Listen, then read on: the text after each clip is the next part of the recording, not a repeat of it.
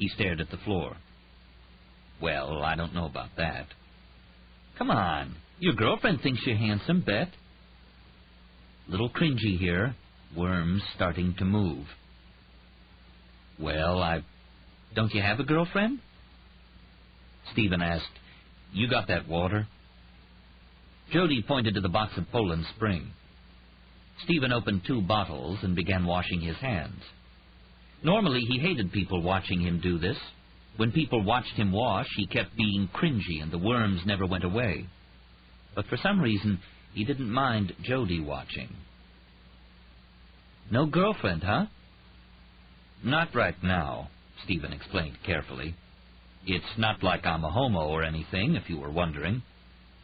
I wasn't. I don't believe in that cult. Now, I don't think my stepfather was right, that AIDS is God's way of getting rid of homosexual people, because if that's what God wanted to do, he'd be smart and just get rid of them. The faggots, I mean. Not make there be a risk that normal people might get sick, too. That makes sense, Jody said from his hazy plateau. I don't have one either, a girlfriend. He laughed bitterly. Well, how could I, right?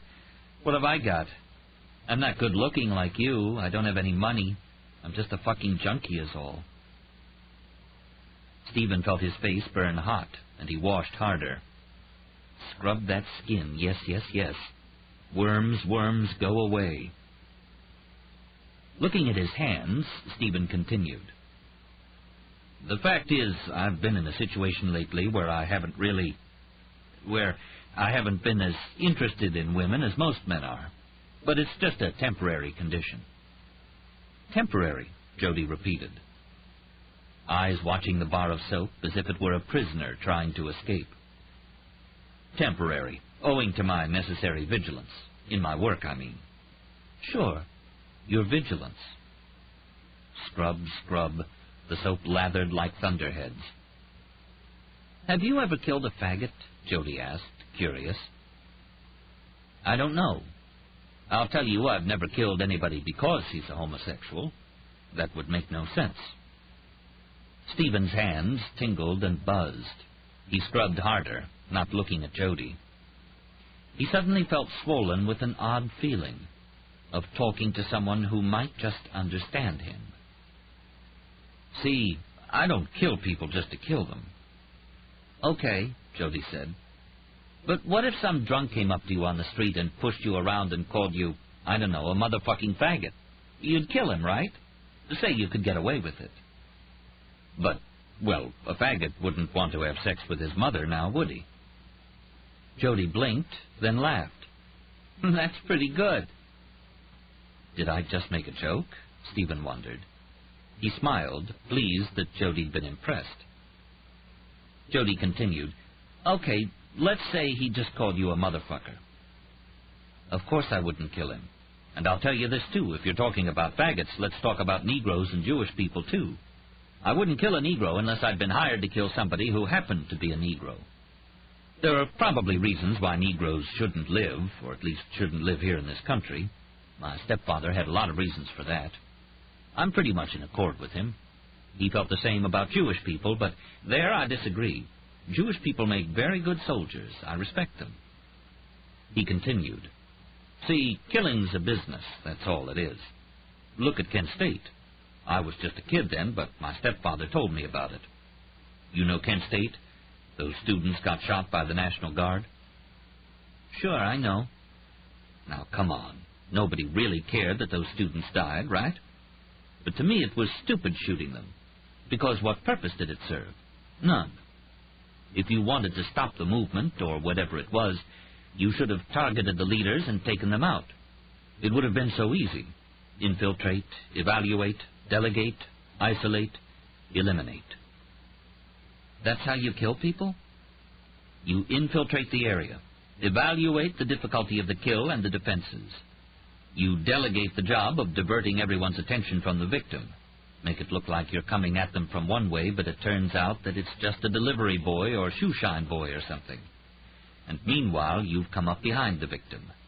Then you isolate him and eliminate him. Jody sipped his orange juice. There were dozens of empty orange juice cans piled in the corner. It seemed to be all he lived on. "You know," he said, wiping his mouth on his sleeve, "you think professional killers would be crazy, but you don't seem crazy." "I don't think I'm crazy," Stephen said, matter-of-factly. "The people you kill, are they bad? Like crooks and mafia people and things?" "Well, they've done something bad to people who pay me to kill them." "Which means they're bad?" "Sure." Jody laughed dopily, eyelids half closed. "Well, some people would say that's not exactly how you figure out what's good or bad." "Okay, what is good and bad?" Stephen responded. "I don't do anything different than God does. Good people die and bad people die in a train wreck, and nobody gets on God's case because of it.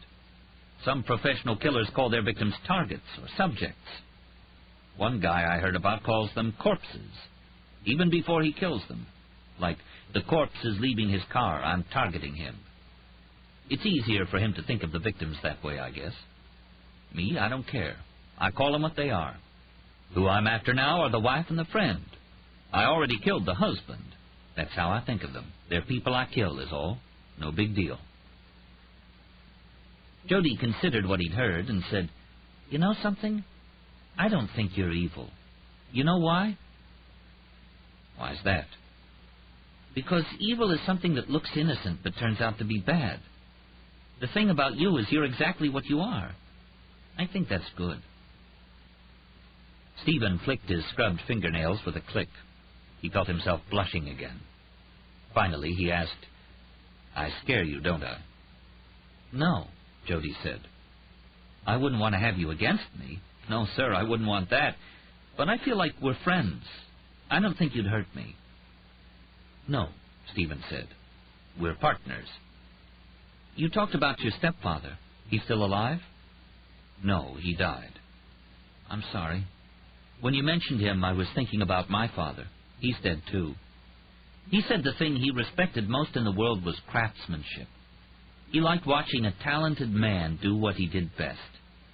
That's kind of like you." "Craftsmanship," Stephen repeated, feeling swollen with inexplicable feelings. He watched Jody hide the cash in a slit in his filthy mattress. "What are you going to do with the money?" Jody sat up and looked at Stephen with dumb but earnest eyes. "Can I show you something?" The drugs made his voice slurred. "Sure." He lifted a book out of his pocket. The title was Dependent No More. "I stole it from this bookstore on St. Mark's Place. It's for people who don't want to be, alcoholics or drug addicts anymore. It's pretty good. It mentions these clinics you can go to. I found this place in New Jersey. You go in there and you spend a month, a whole month, but you come out and you're clean. They say it really works." "That's good of you," Stephen said. "I approve of that." "Yeah, well..." Jody curled up his face. "It costs $14,000. "No shit." "For 1 month, can you believe that?" "Somebody's making some bucks there." Stephen made $150,000 for a hit, but he didn't share this information with Jody, his newfound friend and partner. Jody sighed, wiped his eyes. The drugs had made him weepy, it seemed, like Stephen's stepfather when he drank. "My whole life's been so messed up," he said. "I went to college. Oh, yeah. Didn't do too bad, either. I taught for a while, worked for a company. Then I lost my job. Everything went bad. Lost my apartment. I'd always had a pill problem. Started stealing. Oh, hell." Stephen sat down next to him. "You'll get your money and go into that clinic there. Get your life turned around." Jody smiled blearily at him. "My father had this thing," he said, "when there was something you had to do that was hard, he said, don't think about the hard part as a problem. Just think about it as a factor, like something to consider.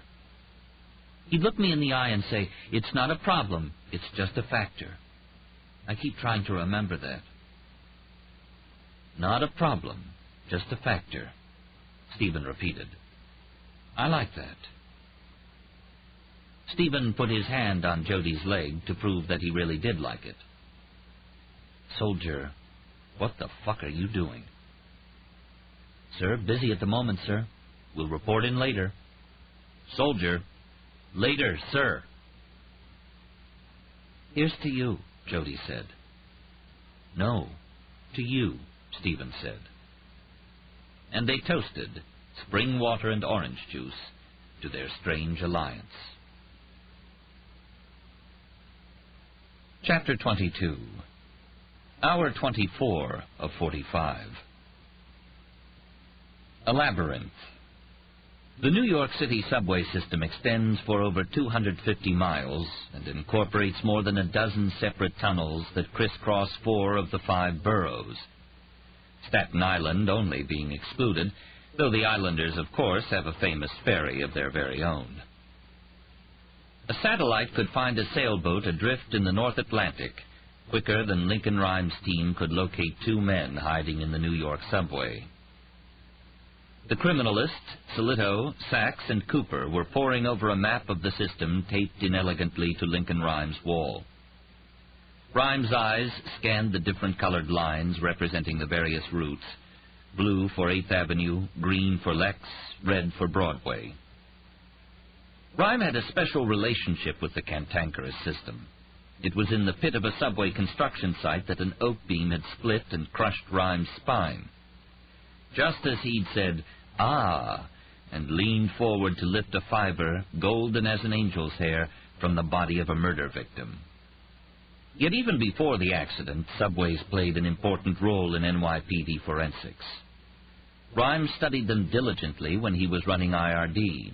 Because they covered so much terrain and incorporated so many different kinds of building materials over the years, you could often link a perp to a particular subway line, if not his neighborhood and station, on the basis of good trace evidence alone. Rhyme had collected subway exemplars for years, some of the samples dating to the prior century.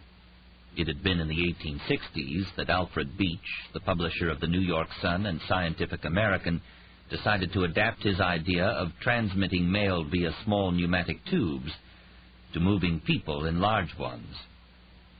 Rhyme now ordered his computer to dial a number, and in a few moments was connected with Sam Huddleston, chief of the Transit Authority Police. Like the housing police, they were regular New York City cops, no different from NYPD, merely assigned to the transportation system. Huddleston knew Rhyme from the old days, and the criminalist could hear in the silence after he identified himself some fast mental tap dancing. Huddleston, like many of Rhyme's former colleagues, didn't know that Rhyme had returned from the near dead. "Should we power off any of the lines?" Huddleston asked after Rhyme briefed him about the dancer and his partner. "Do a field search?"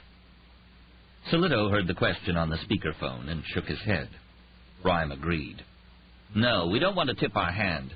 Anyway, I think he's in an abandoned area." "There aren't many empty stations," Huddleston said, "but there are 100 deserted spurs and yards, work areas." "Say, Lincoln, how are you doing?" "Fine, Sam, I'm fine," Rhyme said briskly, deflecting the question as he always did. Then added, "We were talking. We think they're probably going to stick to foot, stay off the trains themselves. So we're guessing they're in Manhattan. We've got a map here, and we're going to need your help in narrowing it down some." "Whatever I can do," the chief said. Rhyme couldn't remember what he looked like. From his voice he sounded fit and athletic, but then Rhyme supposed he himself might seem like an Olympian to someone who couldn't see his destroyed body. Rhyme now considered the rest of the evidence that Sachs had found in the building next to the safe house, the evidence left by the dancer's partner. He said to Huddleston, "The dirt has a high moisture content and is loaded with feldspar and quartz sand." "I remember you always like your dirt, Lincoln." "Useful soil is," he said, then continued. "Very little rock and none of it blasted or chipped. No limestone or Manhattan mica schist. So we're looking at downtown, and from the amount of old wood particles, probably closer to Canal Street." North of 27th Street, the bedrock lies close to the surface of Manhattan. South of that, the ground is dirt, sand, and clay, and it's very damp. When the sandhogs were digging the subways years ago, the soupy ground around Canal Street would flood the shaft. Twice a day, all work had to cease while the tunnel was pumped out and the walls shored up with timber, which over the years had rotted away into the soil. Huddleston wasn't optimistic. Although Rhymes' information limited the geographic area, he explained, there were dozens of connecting tunnels, transfer platforms, and portions of stations themselves that had been closed off over the years. Some of them were as sealed and forgotten as Egyptian tombs. Years after Alfred Beach died, workmen building another subway line broke through a wall and discovered his original tunnel, long abandoned, with its opulent waiting room, which had included murals, a grand piano, and a goldfish tank. "Any chance he's just sleeping in active stations or between stations in a cutout?" Huddleston asked. Solito shook his head. "Not his profile. He's a druggie. He'd be worried about his stash." Rhyme then told Huddleston about the turquoise mosaic. "Impossible to say where that came from, Lincoln. We've done so much work retiling, there's tile, dust, and grout everywhere. Who knows where he could have picked it up?" "So give me a number, Chief," Rhyme said. "How many spots we looking at?" "I'd guess 20 locations," Huddleston's athletic voice said. "Maybe a few less." "Ouch," Rhyme muttered. "Well, fax us a list of the most likely ones." "Sure. When do you need it?" But before Rhyme could answer, Huddleston said, "Never mind. I remember you from the old days, Lincoln. You want it yesterday." "Last week," Rhyme joked, impatient the chief was bantering and not writing. 5 minutes later, the fax machine buzzed. Tom set the piece of paper in front of Rhyme. It listed 15 locations in the subway system. "Okay, Sachs, get going." She nodded as Solito called Howman to have the S&S teams get started. Rhyme added emphatically, "Amelia, you stay in the rear now, okay? Your crime scene, remember? Only crime scene."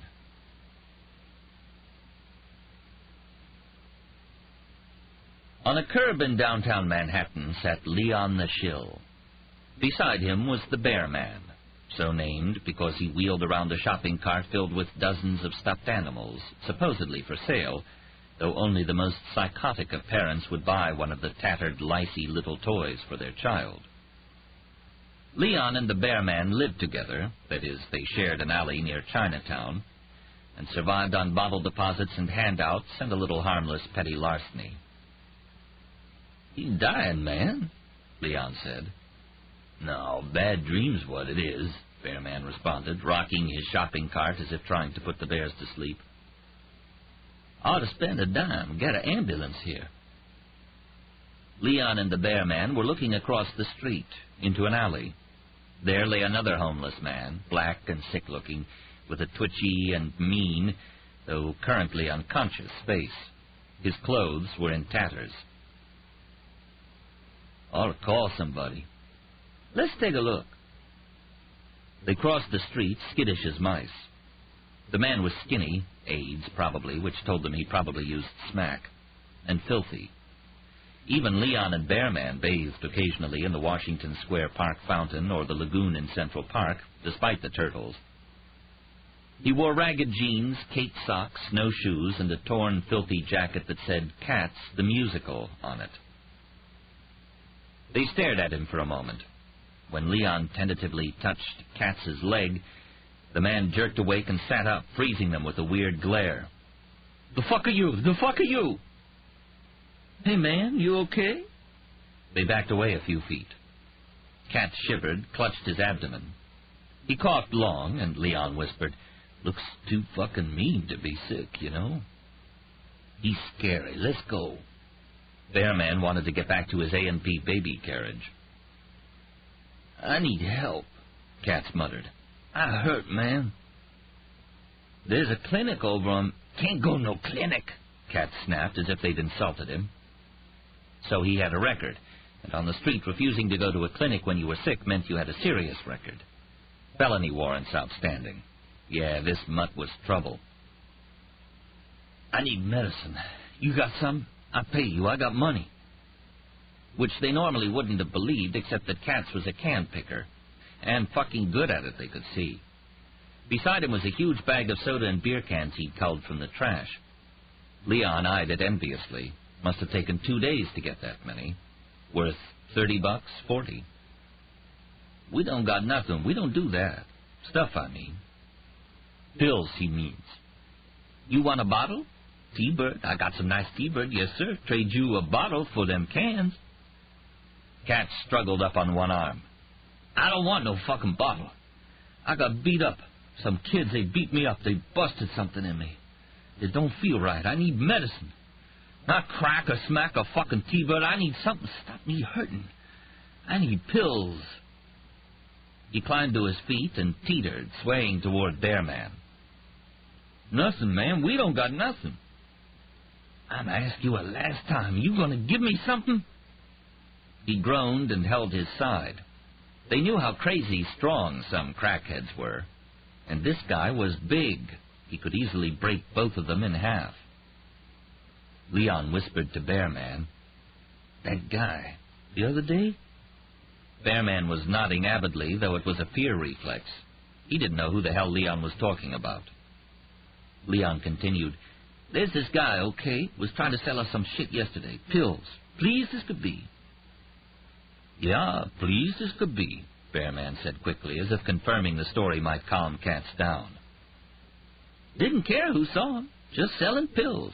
No crack, no smack, no Jane, but uppers, downers, you name it. Yeah, you name it. I got money.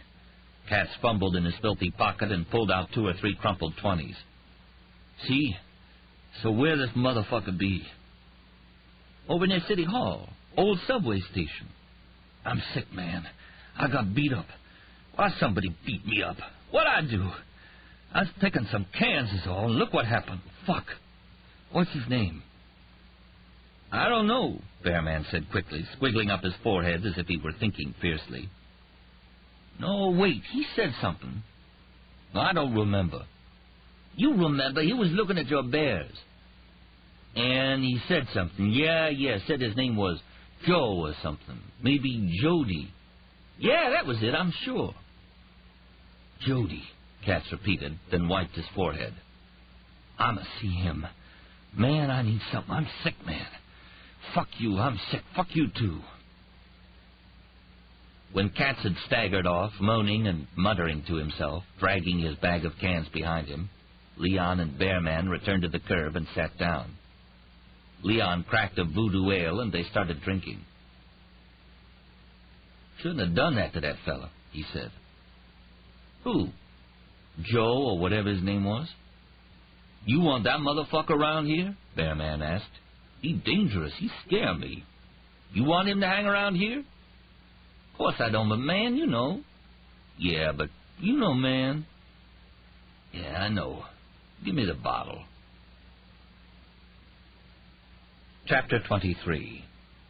Hour 25 of 45. Sitting next to Jody on the mattress, Stephen was listening through the tape box to the Hudson Air phone line. He was listening to Ron's phone. Talbot was his last name, Stephen had learned.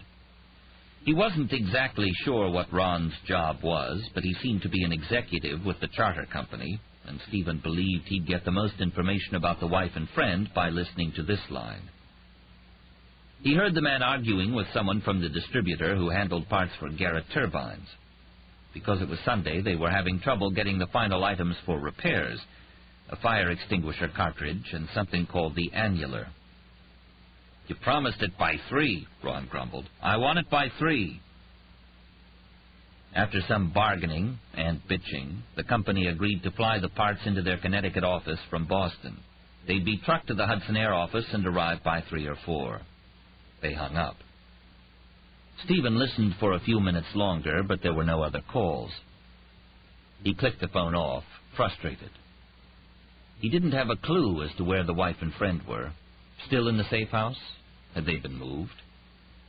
What was wormy Lincoln thinking now? How clever was he? And who was he? Stephen tried to picture him, tried to picture him as a target through the Redfield telescope. He couldn't. All he saw was a mass of worms and a face looking at him calmly through a greasy window. He realized that Jody had said something to him. "What?" "What'd he do, your stepfather?" "Just odd jobs, mostly. Hunted and fished a lot. He was a hero in Vietnam. He went behind enemy lines and killed 54 people. Politicians and people like that, not just soldiers." "He taught you all this about what you do?" The drugs had worn off, and Jody's green eyes were brighter now. "I got most of my practice in Africa and South America, but he started me. I called him WGS, the world's greatest soldier." He laughed at that. At ages 8 and 9 and 10, Stephen would walk behind Lou as they trooped through the hills of West Virginia, hot drops of sweat falling down their noses and into the crooks of their index fingers, which curled around the red triggers of their Winchesters or Rugers. They'd lie in the grass for hours and be quiet, be still. The sweat glistened on Lou's scalp just below the bristly crew cut, both eyes open as they sighted on their targets. "Don't you squint that left eye, soldier." "Never, sir." Squirrel turkeys, deer in season or out, bear when they could find them, dogs on slow days. "Make 'em dead, soldier. Watch me." Carack! The thud against the shoulder, the bewildered eyes of an animal dying. Or on steaming August Sundays, they'd slip the CO2 cartridges into their paintball guns and strip down to their shorts, stalking each other and raising molehills of welts on their chests and thighs with the marble-sized balls that hissed through the air at 300 feet per second. Young Stephen struggling to keep from crying at the awful sting. The paintballs came in every color, but Lou insisted on loading with red, like blood. And at night, sitting in front of a fire in the backyard as the smoke curled toward the sky and into the open window where his mother stood cleaning the supper dishes with a toothbrush, the taut little man, Stephen at 15 was as tall as Lou, would sip from the newly opened bottle of Jack Daniels and talk and talk and talk, whether Stephen was listening or not, as they watched the sparks fly into the sky like orange lightning bugs. "Tomorrow, I want you to bring down a deer with just a knife." "Well, can you do that, soldier?" "Yes, sir, I can." "Now, look here." He'd take another sip. "Where do you think the neck vein is?" Don't be afraid to say you don't know. A good soldier admits his ignorance. But then he does something to correct it." "I don't know where the vein is, sir." "I'll show it on you. It's right here. Feel that? Right there. Feel it?" "Yes, sir, I feel it." "Now, what you do is you find a family, doe and calves. You come up close. That's the hard part, getting up close. To kill the doe, you endanger the calf. You move for her baby. You threaten the calf, and then the mother won't run off. She'll come after you, then swick, cut through her neck. Not sideways, but at an angle, okay? A V shape. You feel that? Good, good. Hey, boy, aren't we having a high old time?" Then Lou would go inside to inspect the plates and bowls and make sure they were lined up on the checkered tablecloth, 4 squares from the edge, and sometimes when they were only 3½ squares from the edge, or there was still a dot of grease on the rim of a melamine plate, Stephen would listen to the slaps and the whimpers from inside the house as he lay on his back beside the fire and watched the sparks fly toward the dead moon. "You've got to be good at something," the man would say later, his wife in bed and he outside again with his bottle. "Otherwise there's no point in being alive." Craftsmanship. He was talking about craftsmanship. Jody now asked, "How come you couldn't be in the Marines? You never told me." "Well, it was stupid," Stephen said, then paused and added, "I got into some trouble when I was a kid. You ever do that?" "Get into trouble? Not much. I was scared to. I didn't want to upset my mother stealing and shit." "What'd you do?" "Something that wasn't real bright. There was this man lived up the road in our town. He was, a bully. I saw him twisting this woman's arm. She was sick, and what was he doing hurting her? So I went up to him and said if he didn't stop, I'd kill him. You said that? Oh, and another thing my stepfather taught me. You don't threaten. You either kill someone or let them be, but you don't threaten. Well, he kept on hassling this woman, and I had to teach him a lesson. I started hitting him. It got out of hand. I grabbed a rock and hit him. I wasn't thinking. I did a couple years for manslaughter. I was just a kid, 15, but it was a criminal record, and that was enough to keep me out of the Marines. I thought I read somewhere that even if you've got a record, you can go into the service, if you go to some special boot camp. I guess maybe because it was manslaughter. Jody's hand pressed Stephen's shoulder. That's not fair, not one bit fair. I didn't think so. I'm real sorry, Jody said. Stephen, who never had any trouble looking any man in the eye, glanced at Jody once, then down immediately. And from somewhere, totally weird, this image came to mind. Jody and Stephen living together in the cabin, going hunting and fishing, cooking dinner over a campfire. What happened to him, your stepfather? Died in an accident. He was hunting and fell off a cliff. Jody said, sounds like it was probably the way he'd have wanted to go. After a moment, Stephen said, maybe it was. He felt Jody's leg brush his. Another electric jolt. Stephen stood quickly and looked out the window again. A police car cruised past, but the cops inside were drinking soda and talking. The street was deserted except for a clutch of homeless men, 4 or 5 whites and 1 Negro. Stephen squinted. The Negro, lugging a big garbage bag full of soda and beer cans, was arguing, looking around, gesturing, offering the bag to one of the white guys who kept shaking his head. He had a crazy look in his eyes, and the whites were scared. Stephen watched them argue for a few minutes, then he returned to the mattress, sat down next to Jody. Stephen put his hand on Jody's shoulder. I want to talk to you about what we're going to do. Okay, all right. I'm listening, partner. There's somebody out there looking for me. Jody laughed. He said, seems to me after what happened back at that building, there's a bunch of people looking for you. Stephen didn't smile. But there's one person in particular. His name's Lincoln. Jody nodded. That's his first name? Stephen shrugged. I don't know. I've never met anyone like him. Who is he? A worm. Maybe a cop, FBI, a consultant or something. I don't know exactly. Stephen remembered the wife describing him to Ron, the way somebody'd talk about a guru or a ghost. He felt cringy again. He slid his hand down Jody's back. It rested at the base of his spine. The bad feeling went away. This is the second time he stopped me, and he almost got me caught. I'm trying to figure him out, and I can't. What do you have to figure out? What he's going to do next, so I can stay ahead of him. Another squeeze to the spine. Jody didn't seem to mind. He didn't look away either. He wasn't timid anymore. And the look he gave Stephen was odd. Was it a look of, well, he didn't know. Admiration, maybe? Stephen realized that it was the way Sheila had looked at him in Starbucks when he was saying all the right things.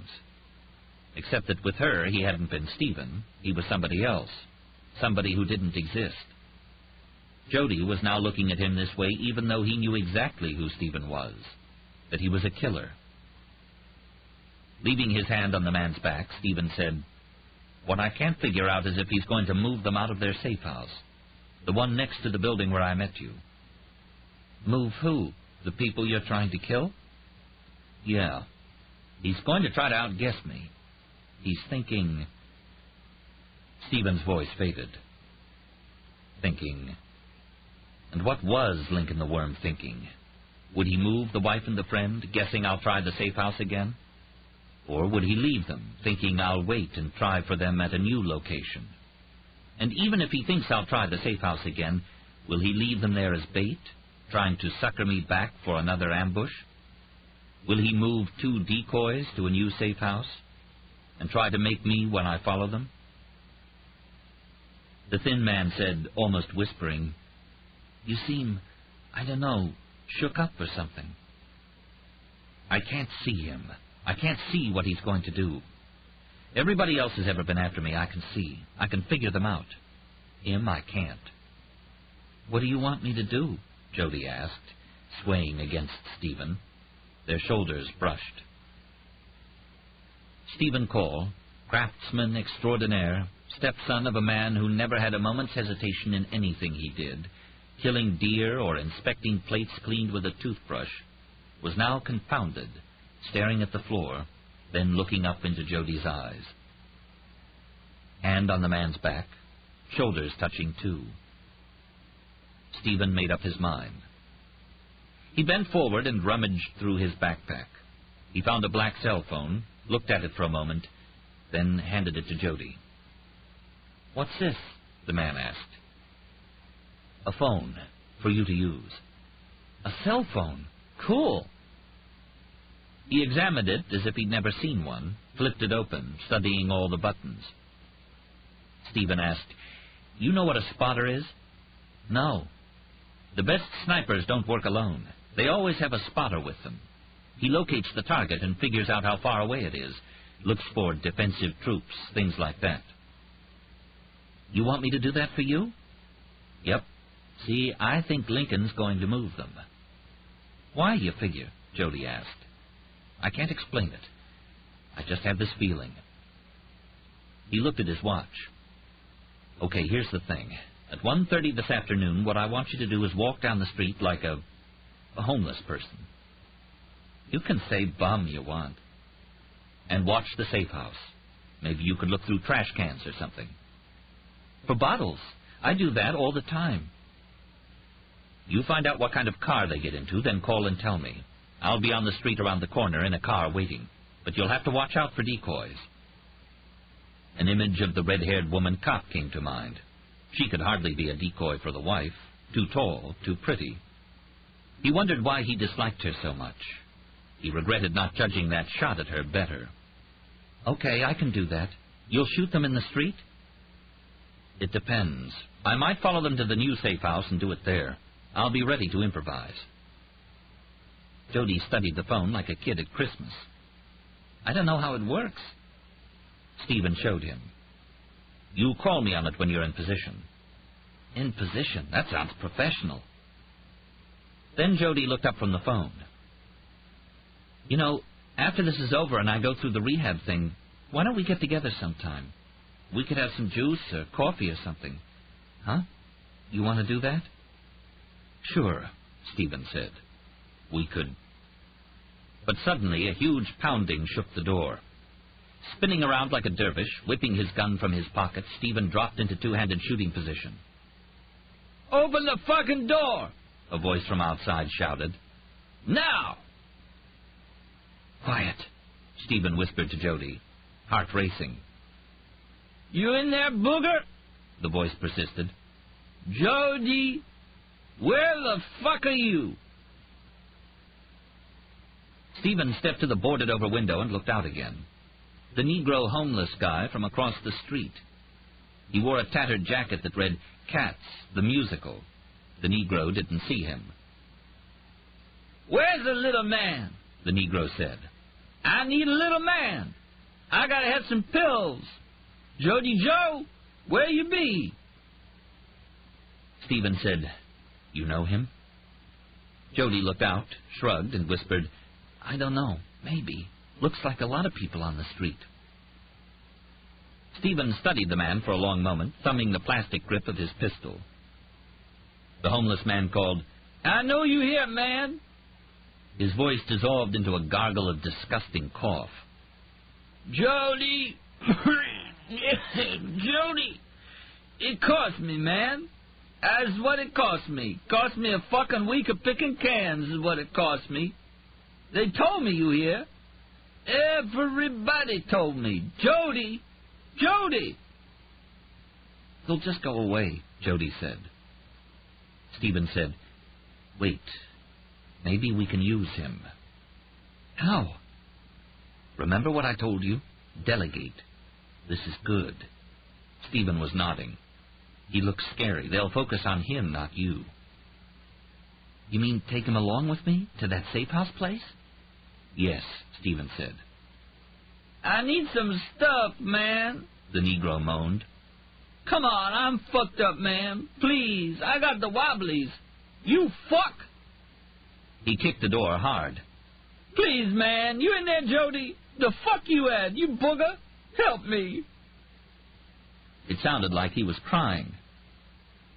"Go on out," Stephen said. "Tell him you'll give him something if he goes along with you. Just have him go through the trash or something across the street from the safe house while you're watching the traffic. It'll be perfect." Jody looked at him. "You mean now? Just go talk to him?" "Yeah, now. Tell him." "You want him to come in?" "No, I don't want him to see me. Just go talk to him." "Well, okay." Jody pried the front door open. "What if he stabs me or something?" "Look at him. He's almost dead. You could beat the crap out of him with one hand." "Looks like he has AIDS." "Go on." "What if he touches—" "Go." Jody took a deep breath, then stepped outside. "Hey, keep it down," he said to the man. "What the hell you want?" Stephen watched the Negro look over Jody with his crazed eyes. "Word up, you selling shit, man. I got money. I got $60. I need pills. Look, I'm sick." "What do you want?" "What you got, man?" "Reds, Bennies, Dexies, Yellow Jackets, Demis." "Yeah, Demis are good shit, man. I pay you. Fuck, I got money. I'm hurt inside. Got beat up. Where my money?" He slapped his pocket several times before realizing he was clutching the precious 20s in his left hand. "But," Jody said, "you got to do something for me first." "Yeah, what I got to do that? You want a blowjob?" "No," Jody snapped, horrified. "I want you to help me go through some trash." "Why I got to do that shit?" "Picking some cans." "Cans?" the man roared, scratching his nose compulsively. "The fuck you need a nickel for? I just give away 100 cans, find out where your ass be. Fuck cans. I pay you money, man." "I give you the Demis for free, only you got to help me get some bottles." "Free?" The man didn't seem to understand this. "You mean free like I don't got to pay?" "Yeah." The Negro looked around as if he was trying to find somebody to explain this. "Wait here," Jody said. "Where I got to look for bottles?" "Just wait." "Where?" he demanded. Jody stepped back inside. He said to Stephen, "He's going to do it." "Good job." Stephen smiled. Jody grinned back. He started to turn back to the door, but Stephen said, "Hey." The little man paused. Stephen blurted suddenly, "It's good I met you." "I'm glad I met you, too." Jody hesitated for a minute. "Partner?" He stuck his hand out. "Partner," Stephen echoed. He had a fierce urge to take his glove off so he could feel Jody's skin on his. But he didn't. Craftsmanship had to come first. This book is continued on Cassette 6, Side 1.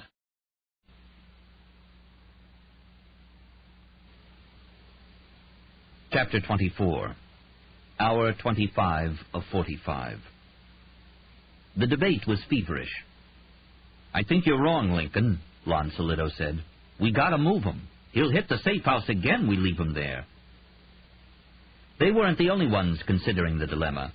Prosecutor Reg Eliopoulos hadn't checked in, not yet, but Thomas Perkins, the FBI special agent in charge of the Manhattan office, was here in person, representing the federal side of the debate. Rhyme wished Delray were here, and Sachs, too, though she was with the Joint City Federal Tactical Force searching abandoned subway locations. So far, they hadn't found any trace of the dancer or his compatriot. I'm being completely proactive in my take on the situation, said Ernest Perkins. We have other facilities. He was appalled that it had taken the dancer only 8 hours to find out where the witnesses were being held and to get within 5 yards of the disguised fire door of the safe house. Better facilities, he added quickly. I think we should expedite immediate transferal. I've gotten a heads up from high levels, Washington itself. They want the witnesses immunized. Meaning, Rhyme assumed, move 'em and move 'em now. No, the criminalist said adamantly. We have to leave them where they are. Prioritizing the variables, Perkins said, I think the answer's pretty clear. Move them. But Rhyme said, he'll come after them wherever they are, a new safe house or the existing one. We know the turf there. We know something about his approach. We've got good ambush coverage. That's a good point, Solito conceded. It'll also throw him off his stride. How so? Perkins asked. He's debating right now, too, you know. He is? Oh, you bet, Rhyme said. He's trying to figure out what we're going to do. If we decide to keep them where they are, he'll do one thing. If we move them, which I think is what he's guessing we'll do, he'll try for a transport hit. And however good security is on the road, it's always worse than fixed premises. No, we have to keep them where they are and be prepared for the next attempt. Anticipate it and be ready to move in. The last time an agent got killed. Rhyme snapped back to the sack. If Immelman had had a backup, it would have gone different. Perkins of the perfect suit was a self-protecting bureaucrat, but he was reasonable. He nodded his concession. But am I right? Rhyme wondered. What is the dancer thinking? Do I really know? Oh, I can look over a silent bedroom or filthy alleyway and read perfectly the story that turned it into a crime scene. I can see in the Rorschach of blood pasted to carpet and tile how close the victim came to escaping, or how little chance he had, and what kind of death he died. I can look at the dust the killer leaves behind and know immediately where he comes from. I can answer who, I can answer why. But what's the dancer going to do? That I can guess at, but I can't say for certain. A figure appeared in the doorway, one of the officers from the front door. He handed Tom an envelope and stepped back to his guard post. What's that? Rhyme eyed it carefully. He wasn't expecting any lab reports, and he was all too conscious of the dancer's predilection for bombs. The package was no more than a sheet of paper thick, however, and was from the FBI. Tom opened it and read. It's from Pert. They tracked down a sand expert. Rhyme explained to Perkins, it's not for this case. It's about that agent who disappeared the other night. Tony? The sack asked. We haven't had a single lead so far. Rhyme glanced at the report. Substance submitted for analysis is not technically sand. It is coral rubble from reef formations and contains spicules, cross-sections of marine worm tubes, gastropod shells, and foraminifers. Most likely source is the Northern Caribbean, Cuba, the Bahamas. Caribbean. Interesting. Well, he'd have to put the evidence on hold for the time being. After the dancer was bagged and tagged, he and Sachs would get back. His headset crinkled. Rhyme, you there? Sachs's voice snapped. Yes, where are you, Sachs? What do you have? We're outside an old subway station near City Hall, all boarded up. S&S says there's somebody inside, at least one, maybe two. Okay, Sachs, he said, heart racing at the thought they might be close to the dancer. Report back. Then he looked up at Solito and Perkins. Looks like we may not have to decide about moving them from the safe house after all. They found him? The detective asked. But the criminalist, a scientist foremost, refused to give voice to his hopes. Afraid he might jinx the operation.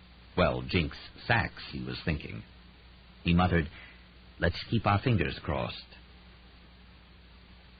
Silently, the ESU troops surrounded the subway station. This was probably the place where the dancer's new partner lived, Amelia Sachs concluded. S&S had found several locals who'd reported a druggie selling pills out of the place. He was a slightly built man, in line with a size 8 shoe. The station was, almost literally, a hole in the wall, supplanted years ago by the fancier City Hall stop a few blocks away. The 32E team went into position, while S&S began to set up their microphones and infrareds, and other officers cleared the street of traffic and the homeless men sitting on curbs or in doorways. The commander moved Sachs away from the main entrance, out of the line of fire. They gave her the demeaning job of guarding a subway exit that had been barred and padlocked for years. She actually wondered if Rhyme had cut a deal with Howman to keep her safe. Her anger from last night, in abeyance in their search for the dancer, now bubbled up again. Sachs nodded toward the rusty lock. He probably won't be getting out this way, she'd offered brightly. Gotta guard all entrances, the masked ESU officer muttered, missing or ignoring her sarcasm, and returned to his comrades. Rain fell around her, a chill rain, dropping straight down from a dirty gray sky, tapping loudly on the refuse banked in front of the bars. Was the dancer inside? If so, there'd be a firefight. Absolutely. She couldn't imagine he'd give it up without a violent struggle. And it infuriated her that she wouldn't be part of it. You're a slick dick when you've got a rifle and a quarter-mile of protection, she thought to the killer. But tell me, asshole, how are you with a handgun at close range? How'd you like to face me down? On her mantel at home were a dozen trophies of gold-plated shooters aiming pistols. The gilt figures were all men, which for some reason tickled Amelia Sachs immensely. She stepped farther down the stairs to the iron bars, then flattened against the wall. Sachs, the criminalist, examined the squalid spot carefully, smelling garbage, rot, urine, the salty smell of the subway. She examined the bars and the chain and padlock. She peered inside the dim tunnel and could see nothing, hear nothing. Where is he? And what are the cops and agents doing? What's the delay? She heard the answer a moment later in her earphone. They were waiting for backup. Howman had decided to call in another 20 ESU officers and a second 32E team. No, she thought. That was all wrong. All the dancer has to do is take one peek outside and see that not a single car or taxi or pedestrian is going by, and he'll know instantly there's a tactical operation underway. There'll be a bloodbath. Don't they get it? Sachs left the crime scene kit at the foot of the stairs and climbed back to street level. A few doors away was a drugstore. She went inside. She bought 2 large cans of butane and borrowed the storekeeper's awning rod, a 5-foot-long piece of steel. Back at the gated subway exit, Sachs slipped the awning rod through one of the chain links that was partially sawn through and twisted until the chain was taut. She pulled on a Nomex glove and emptied the contents of the butane cans on the metal, watching it grow frosty from the freezing gas. Amelia Sachs hadn't walked a beat along the Deuce, 42nd Street at Times Square, for nothing. She knew enough about breaking and entering to take up a second line of work. When the second can was empty, she gripped the rod in both hands and began to twist. The icy gas had made the metal very brittle. With a soft snap, the link cracked in half. She caught the chain before it fell to the ground and set it quietly in a pile of leaves. The hinges were wet with rainwater, but she spit on them for good measure to keep them from squeaking, and pushed inside, sweeping her Glock from its holster, thinking, I missed you at 300 yards. I won't at 30. Rhyme wouldn't have approved of this, of course, but Rhyme didn't know. She thought momentarily about him, about last night, lying in his bed. But the image of his face vanished quickly. Like driving at 150 miles an hour, her mission now left no time for ruing the disaster of her personal life. She disappeared into the dim corridor, leapt over the ancient wooden turnstile, and started along the platform toward the station. She heard the voices before she got more than 20 feet. I have to leave. Understand? I'm saying? Go away. White, male. Was it the dancer? Heart slamming in her chest. Breathe slow, she told herself. Shooting is breathing. But she hadn't been breathing slow at the airport. She'd been gasping in fear. Yo, what you saying? Another voice, black male. Something about it scared her. Something dangerous. I can get money, I can. I can get a shitload of money. I got 60, I tell you that. But I can get more. I can get as much as you want. I had me a good job. Fuckers took it away. I knew too much. The weapon is merely an extension of your arm. Aim yourself, not the weapon. But she hadn't been aiming at all when she'd been at the airport. She'd been on her belly like a scared rabbit, shooting blind, the most pointless and dangerous of practices with a firearm. You understand me? I changed my mind, okay? Let me... and just leave. I'll give Demi's. You ain't told me where we going. Where this place we gotta look through?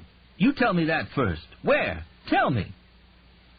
You're not going anywhere. I want you to go away. Sachs started up the stairs slowly, thinking, draw your target, check your background, squeeze 3. Return to cover. Draw, squeeze 3 more if you have to. Cover. Don't get rattled. But she had been rattled at the airport, that terrible bullet snapping past her face. Forget it. Concentrate. Up a few more stairs. And now you saying I don't get them for free, right? Now you saying I gotta pay, you motherfuck! Stairs were the worst. Knees for weak spot. Fucking arthritis. Here's a dozen Demis. Take 'em and go. A dozen? And I ain't gotta pay you? He brayed a laugh. A dozen? Approaching the top of the stairs. She could almost peer into the station itself. She was ready to shoot. He moves any direction more than 6 inches, girl, take him out. Forget the rules. 3 headshots. Pop, pop, pop. Forget the chest. Forget... Suddenly the stairs vanished. Ugh! A grunt from deep in her throat as she fell.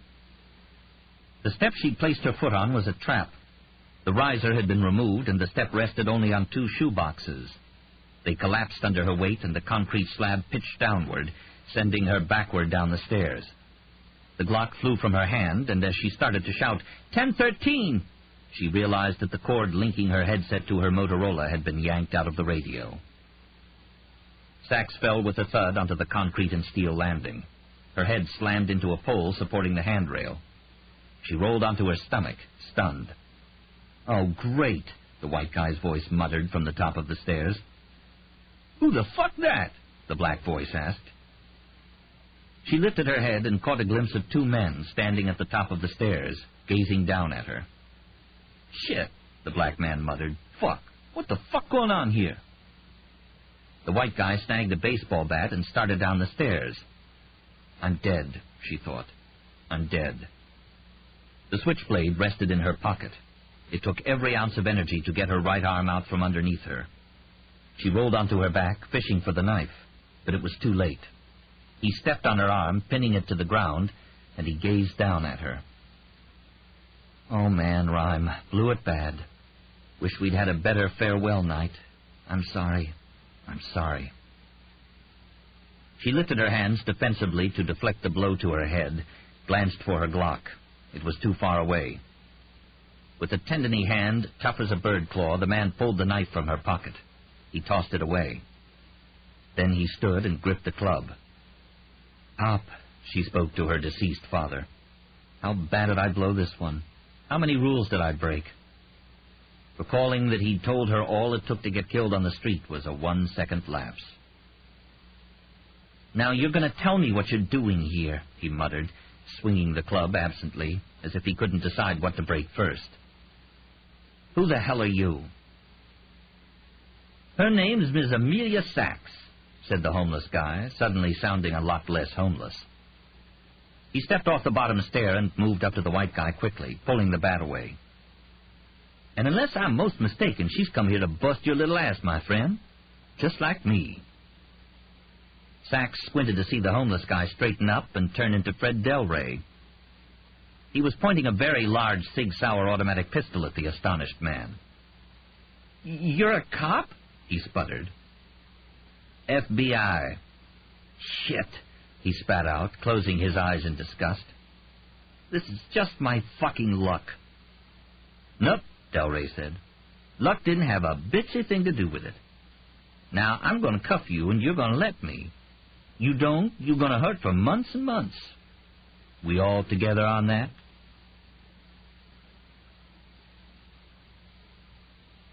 How'd you do it, Fred?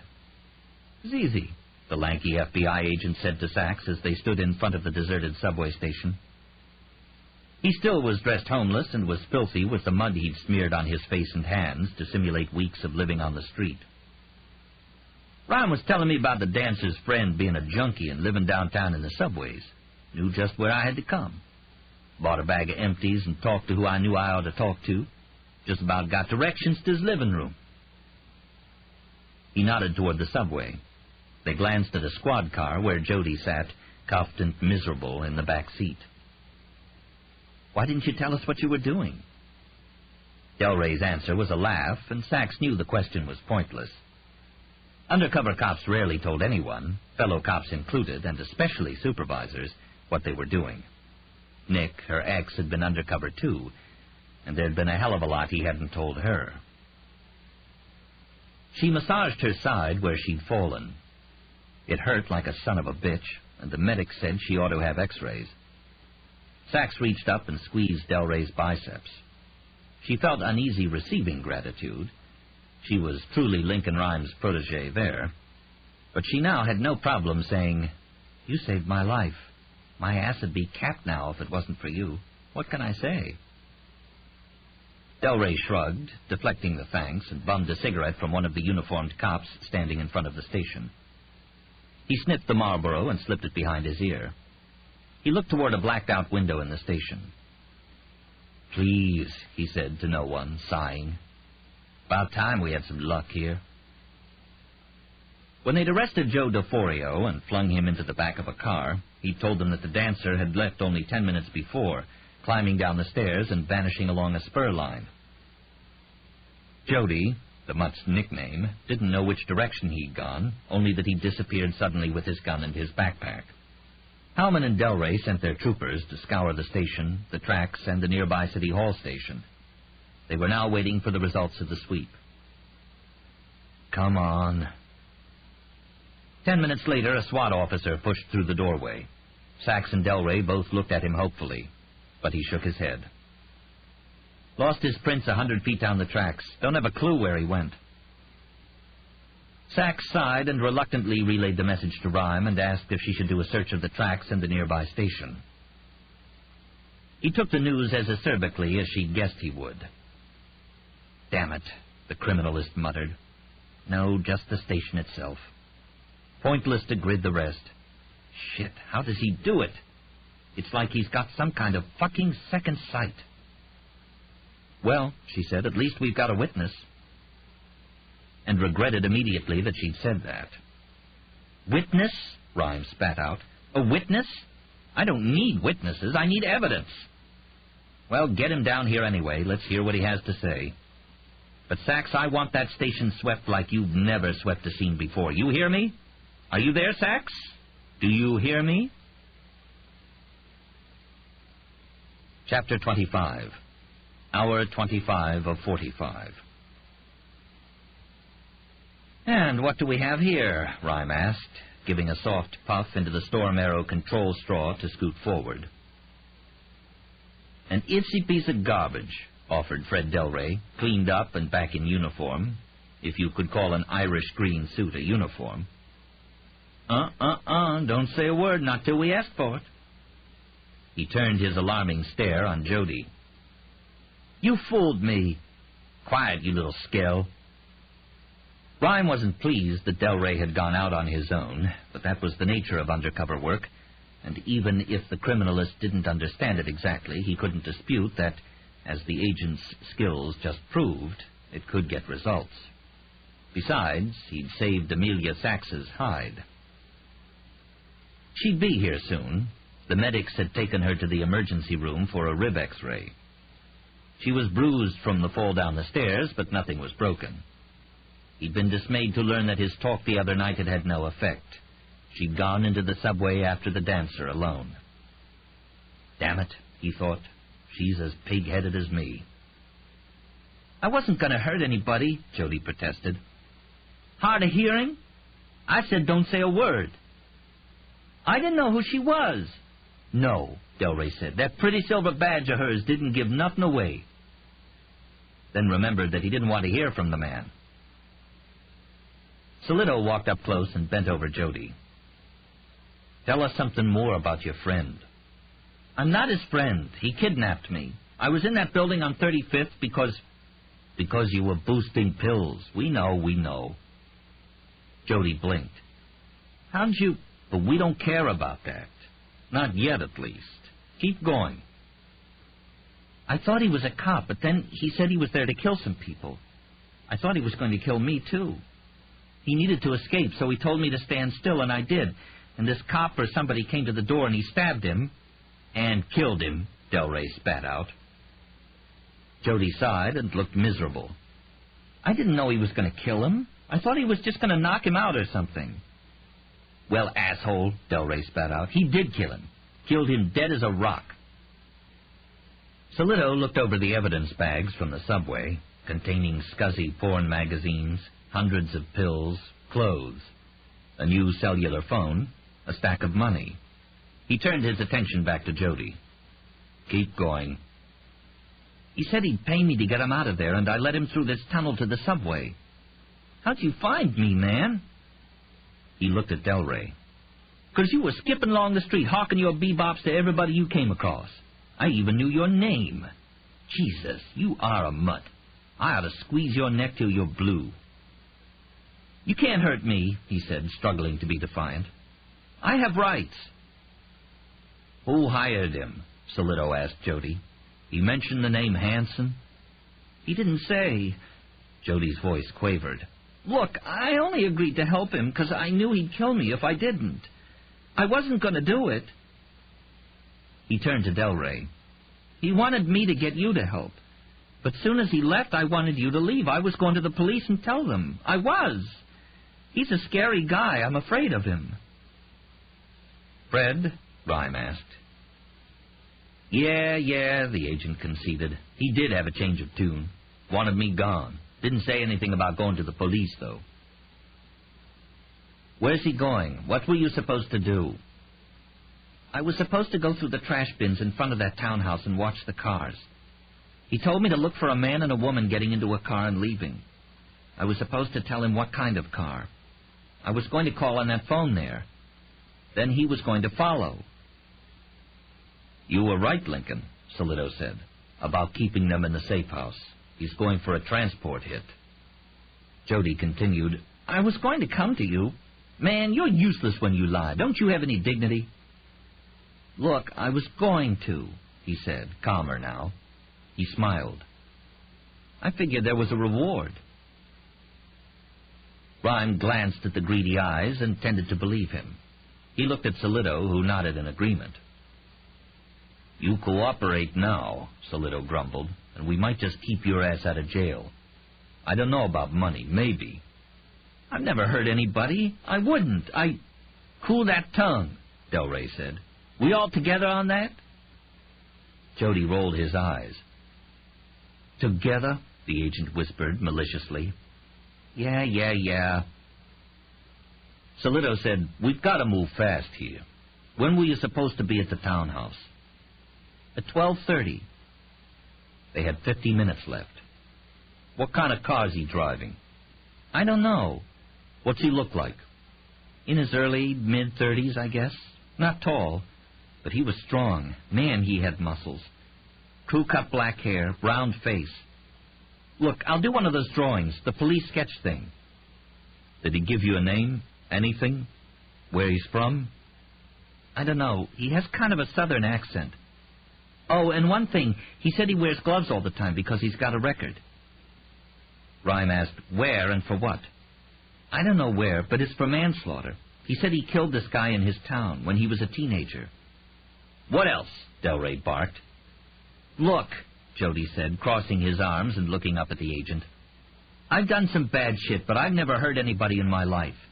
This guy kidnaps me, and he's got all these guns, and is one crazy fucked up guy, and I was scared to death.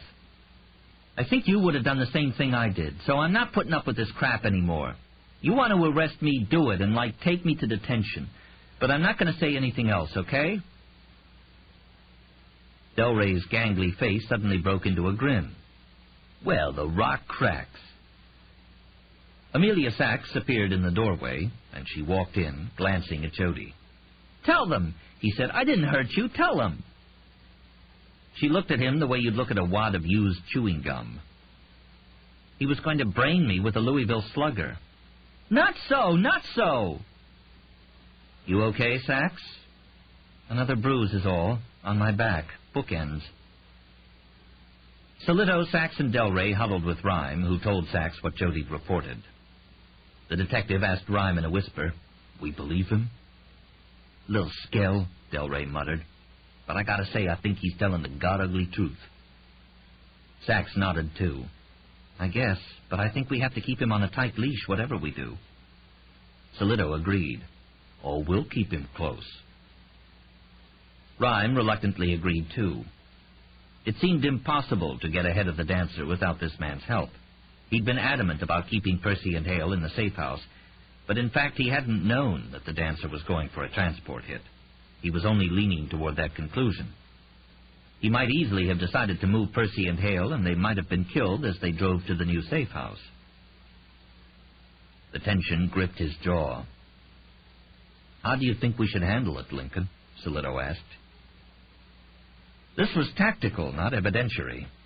Rhyme looked at Delray, who tugged his unlit cigarette out from behind his ear and smelled it for a moment. He finally said, "Have them up make the call and try to get whatever dope you can from the dancer.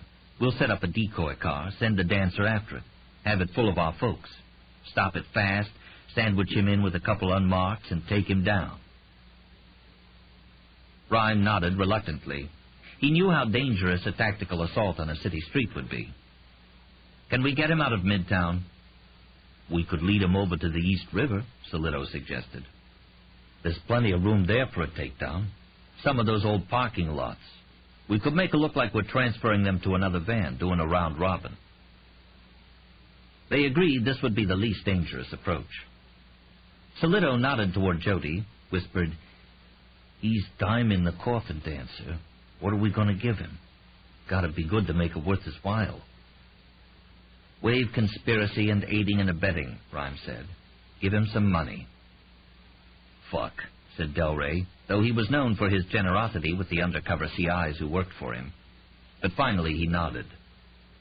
Okay, we'll split the bill, depending on how greedy the rodent is." Solito called him over. "Okay, here's the deal. You help us, you make the call like he wanted, and we get him. Then we'll drop all charges and get you some reward money." "How much?" Jody asked. "Yo, mutt, you're not in any way, shape, or form to negotiate here. I need money for a drug rehab program. I need another $10,000. Is there any way?" Solito looked at Delray. "What's your snitch fund look like?" "We could go there," the agent said. "If you do halvesies, yeah." "Really?" Jody repressed a smile. "Then I'll do whatever you want." Rhyme, Solito, and Delray hashed out the plan. They'd set up a command post on the top floor of the safe house, where Jody would be with the cell phone. Percy and Britt would be on the main floor, with troopers protecting them. Jody would call the dancer and tell him that the couple had just gotten into a van and were leaving. The van would move slowly through traffic to a deserted parking lot on the east side. The dancer would follow. They'd take him in the lot. "All right, let's put it together," Solito said. "Wait," Rhyme ordered. They stopped and looked at him. "We're forgetting the most important part of all." "Which is?" "Amelia searched the scene at the subway. I want to analyze what she found. It might tell us how he's coming at us." "We know how he's coming at us, Link," Solito said, nodding at Jody. "Humor an old crip, will you? Now, Sachs, let's see what we've got." The worm. Stephen was moving through alleys, riding on buses, dodging the cops he saw and the worm he couldn't see. The worm, watching him through every window on every street. The worm getting closer and closer. He thought about the wife and the friend. He thought about the job, about how many bullets he had left, about whether the targets would be wearing body armor, what range he would shoot from, whether this time he should use a suppressor or not. But these were automatic thoughts. He didn't control them any more than he controlled his breathing or heartbeat or the speed of the blood coursing through his body. What his conscious thoughts were consumed with was Jody. What was there about him that was so fascinating? Stephen couldn't say for certain. Maybe it was the way he lived by himself and didn't seem to be lonely. Maybe the way he carried that little self-help book around with him and truly wanted to crawl out of the hole he was in. Or the way he hadn't balked when Stephen told him to stand in the doorway and risk getting shot. Stephen felt funny. You feel what, soldier? Sir, funny, soldier? What the fuck does funny mean? You going soft on me? No, sir, I am not. It wasn't too late to change the plans. There were still alternatives. Plenty of alternatives. Thinking about Jody, about what he'd said to Stephen. Hell, maybe they could get coffee after the job was over. They could go to Starbucks. It would be like when he was talking to Sheila, only this would be real. And he wouldn't have to drink that pissy little tea, but he'd have real coffee, double strong like the kind Stephen's mother made in the morning for his stepfather. Water at a rolling boil for exactly 60 seconds, exactly 2 3/4 level tablespoons per cup, not a single black ground spilled anywhere. And was fishing or hunting totally out of the question? Or the campfire? He could tell Jody to abort the mission. He could take the wife and the friend on his own. Abort, soldier? What are you talking about? Sir, nothing, sir. I am considering all eventualities regarding the assault as I have been instructed, sir. Stephen climbed off the bus and slipped into the alley behind the fire station on Lexington. He rested the book bag behind a dumpster, slipped his knife from the sheath under his jacket. Jody. He pictured the thin arms again, the way the man had looked at him. I'm glad I met you too, partner. Then Stephen shivered suddenly. Like the time in Bosnia when he'd had to jump into a stream to avoid being caught by guerrillas. The month was March and the water just above freezing. He closed his eyes and pressed up against the brick wall, smelled the wet stone. Jody was, Soldier, what the fuck is going on there? Sir, What? Sir, Spit it out, now, soldier. Sir, I have ascertained that the enemy was trying psychological warfare. His attempts have proved unsuccessful, sir. I am ready to proceed as planned. Very good, soldier, but watch your fucking step. And Stephen realized, as he opened the back door to the firehouse and slipped inside, that there'd be no changing the plans now. This was a perfect setup, and he couldn't waste it, particularly when there was a chance not only of killing the wife and the friend, but of killing Lincoln the Worm and the red-headed woman cop, too. Stephen glanced at his watch. Jody would be in position in 15 minutes.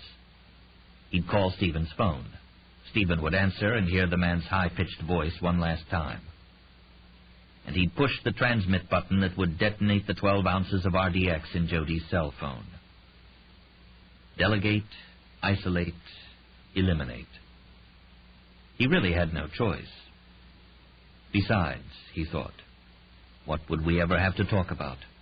What would we ever have to do after we'd finished our coffee?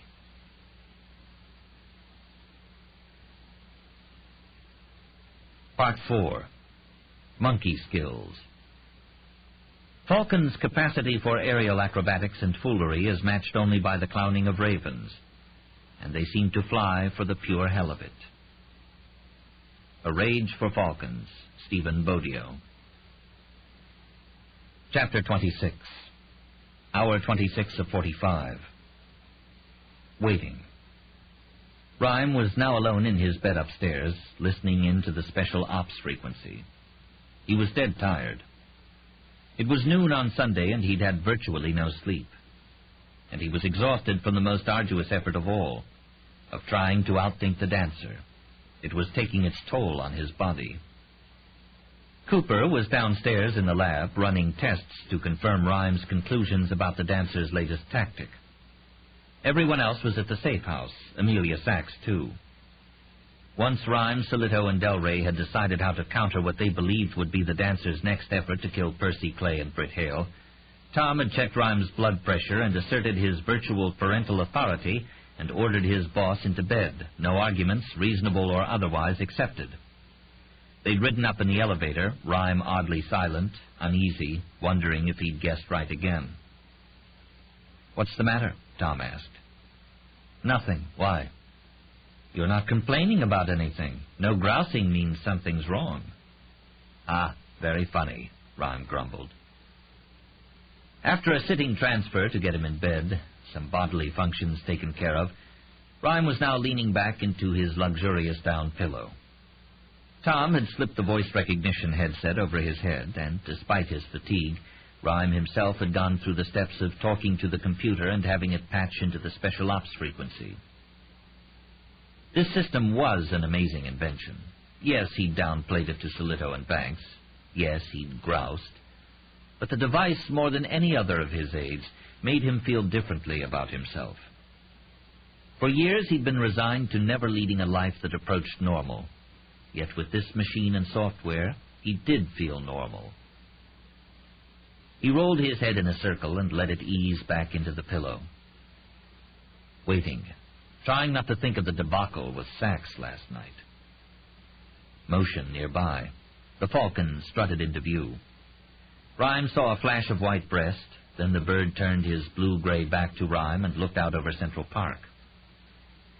It was the male, the Tiercel, he remembered Percy Clay telling him. Smaller and less ruthless than the female. He remembered something else about peregrines. They'd come back from the dead. Not too many years ago, the entire population in eastern North America grew sterile from chemical pesticides, and the birds nearly became extinct. Only through captive breeding efforts and control of pesticides had the creatures thrived. Back from the dead. The radio clattered. It was Amelia Sachs calling in. She sounded tense as she told them that everything was set up at the safe house. "We're all on the top floor with Jody," she said. "Wait, here's the truck." An armored 4x4 with mirrored windows, filled with 4 officers from the tactical team, was being used as the bait. It would be followed by a single unmarked van containing, apparently, 2 plumbing supply contractors. In fact, they were 32E troopers in street clothes. In the back of the van were 4 others. "The decoys are downstairs." Okay. They were using 2 officers from Howman's unit for decoys. Sachs said, "Here they go." Rhyme was pretty sure that given the dancer's new plans, he wouldn't try a sniper shot from the street. Still, he found himself holding his breath. "On the run." A click as the radio went dead. Another click. Static. Solito broadcast, "They made it. Looks good. Starting to drive. The tail cars are ready." "All right," Rhyme said. "Jody's there?" "Right here, in the safe house with us." "Tell him to make the call." "Okay, Link. Here we go." The radio clicked off. Waiting. To see if this time the dancer had faltered. To see if this time Rhyme had outthought the cold brilliance of the man's mind. Waiting. Stephen's cell phone brayed. He flipped it open. "Hello?" "Hi, it's me, "I know," Stephen said. "Don't use names." "Right, sure." Jody sounded nervous as a cornered coon. A pause, then the little man said, "Well, I'm here." "Good. You got that Negro to help you?" Yeah, he's here." "And where are you exactly?" "Across the street from that townhouse. Man, there are a lot of cops. But nobody's paying any attention to me. There's a van just pulled up a minute ago. One of those 4x4s, a big one. A Yukon. It's blue and it's easy to spot." In his discomfort, he was rambling. "It's really, really neat. It has mirrored windows." "That means they're bulletproof." "Oh, really? It's neat how you know all this stuff." "You're going to die," Stephen said to him silently. This man and a woman just ran out of the alley with like 10 cops. I'm sure it's them. Not decoys? Well, they didn't look like cops, and they were pretty freaked out. Are you on Lexington? Yeah. In a car? Jody asked. Of course in a car, Stephen said. I stole some little shit Jap thing. I'm going to follow them. Then wait till they get to some deserted area and do it. How? How what? How are you going to do it? Like a grenade or a machine gun? Stephen thought, wouldn't you like to know? He said, I'm not sure. It depends. You see them? Jody asked, sounding uncomfortable. I see them, Stephen said. I'm behind them. I'm pulling into traffic now. A Jap car, huh? Jody said. Like a Toyota or something? Why, you little asshole traitor, Stephen thought bitterly, stung deeply by the betrayal, even though he'd known it was probably inevitable. Stephen was, in fact, watching the Yukon and backup vans speed past him. He wasn't, however, in any Japanese car, shitty or otherwise. He wasn't in any car at all. Wearing the fireman's uniform he'd just stolen, he was standing on the street corner exactly 100 feet from the house, watching the real version of the events Jody was fictionalizing. He knew they were decoys in the Yukon.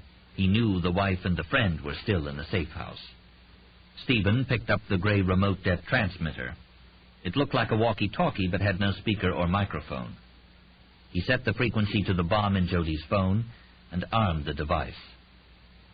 Stand by, he said to Jody. Ha, Jody laughed. Will do, sir. Lincoln Rhyme, just a spectator now, a voyeur, listening through his headset, praying that he was right. Where's the van? Rhyme heard Solito ask. 2 blocks away, Howman said. We're on it. It's moving slowly up Lex. Getting near traffic. Wait. A long pause. What? We've got a couple cars. A Nissan, a Subaru. An Accord, too, but that's got 3 people in it. The Nissan's getting close to the van. That might be it. Can't see inside. Lincoln Rhyme closed his eyes. He felt his left ring finger, his only extant digit, flick nervously on the comforter covering the bed. Hello? Stephen said into the phone. Yeah, Jody responded. I'm still here. Directly across from the safe house? That's right. Stephen was looking at the building. No Jody, no Negro. I want to say something to you. What's that? The little man asked. Stephen remembered the electric sizzle as his knee touched the man's. I can't do it. Soldier. Stephen gripped the remote det box in his left hand. He said, Listen carefully. I'm listening. Stephen pushed the transmit button. This book is continued at this point on the other side of this cassette. The explosion was astonishingly loud, louder than even Stephen expected. It rattled panes and sent a million pigeons reeling into the sky. Stephen saw the glass and wood from the top floor of the safe house go spraying into the alley beside the building, which was even better than he hoped.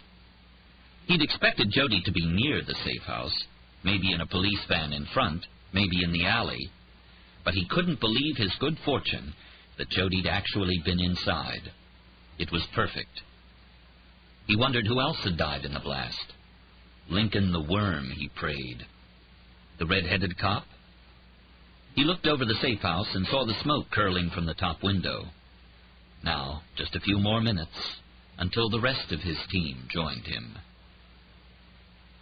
The telephone rang, and Rhyme ordered the computer to shut off the radio and answer the phone. Yes, he said. Lincoln. It was Lon Solito. I'm landline, he said, referring to the phone. Want to keep special ops free for the chase. Okay, go ahead.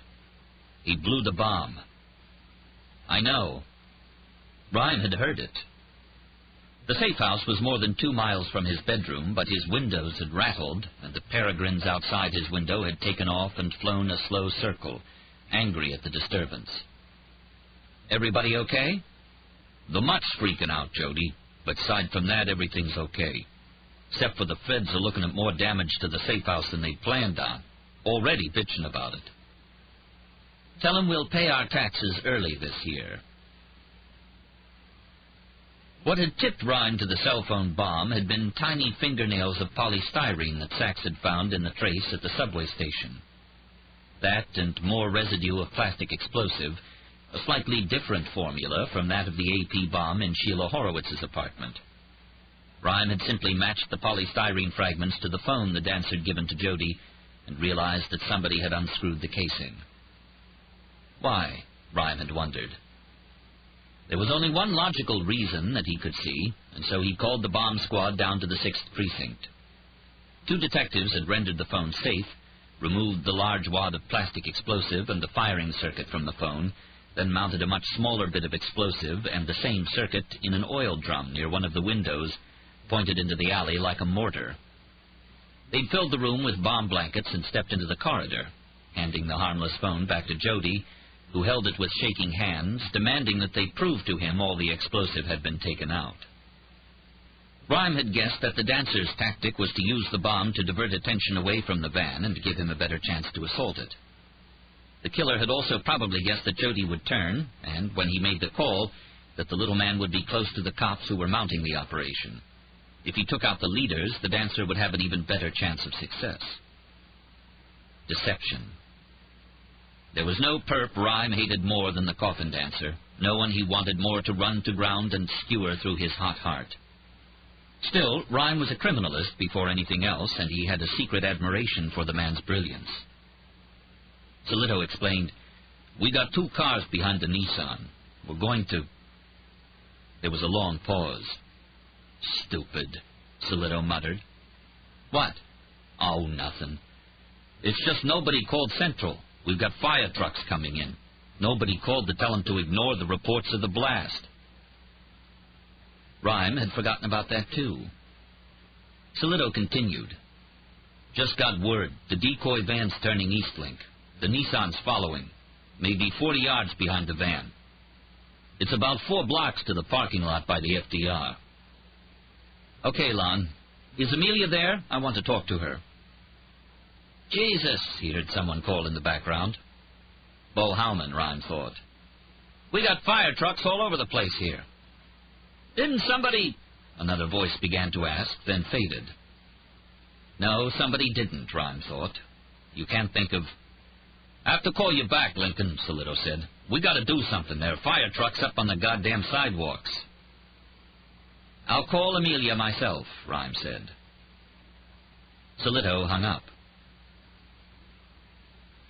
The room darkened, curtains drawn. Percy Clay was afraid. Thinking of her haggard, the falcon, captured by the snare, flapping her muscular wings, the talons and beak slicing the air like honed blades, the mad screech. But the most horrifying of all to Percy, the bird's frightened eyes. Denied her sky, the bird was lost in terror, vulnerable. Percy felt the same. She detested it here in the safe house, closed in, looking at, hating the foolish pictures on the wall, crap from Woolworth or J.C. Penney, the limp rug, the cheap water basin and pitcher, a ratty pink chenille bedspread, a dozen threads pulled out in long loops from a particular corner. Maybe a mob informant had sat there, tugging compulsively on the pink knobby cloth. Another sip from the flask. Rhyme had told her about the trap, that the dancer would be following the van he believed Percy and Hale were in. They'd stop his car and arrest or kill him. Her sacrifice was now going to pay off. In 10 minutes they'd have him, the man who killed Ed, the man who'd changed her life forever. She trusted Lincoln Rhyme and believed him, but she believed him the same way she believed air traffic control when they reported no wind shear, and you suddenly found your aircraft dropping at 3,000 feet a minute when you were only 2,000 feet in the air. Percy tossed her flask on the bed, stood up, and paced. She wanted to be flying, where it was safe, where she had control. Roland Bell had ordered her lights out, had ordered her to stay locked in her room. Everybody was upstairs on the top floor. She'd heard the bang of the explosion.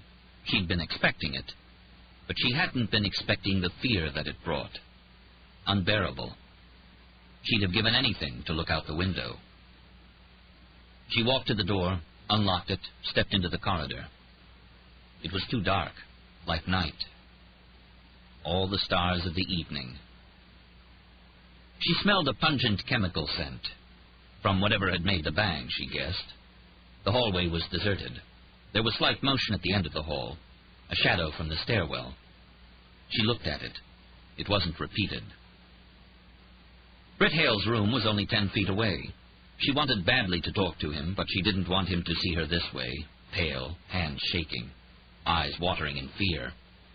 My God, she pulled a 737 out of a wing ice nosedive more calmly than this, looking into that dark corridor. She stepped back into her room. Did she hear footsteps? She closed the door, returned to the bed. More footsteps. Command mode, Lincoln Rhyme instructed. The box dutifully came up on screen. He heard a faint siren in the distance. And it was then that Rhyme realized his mistake. Fire trucks.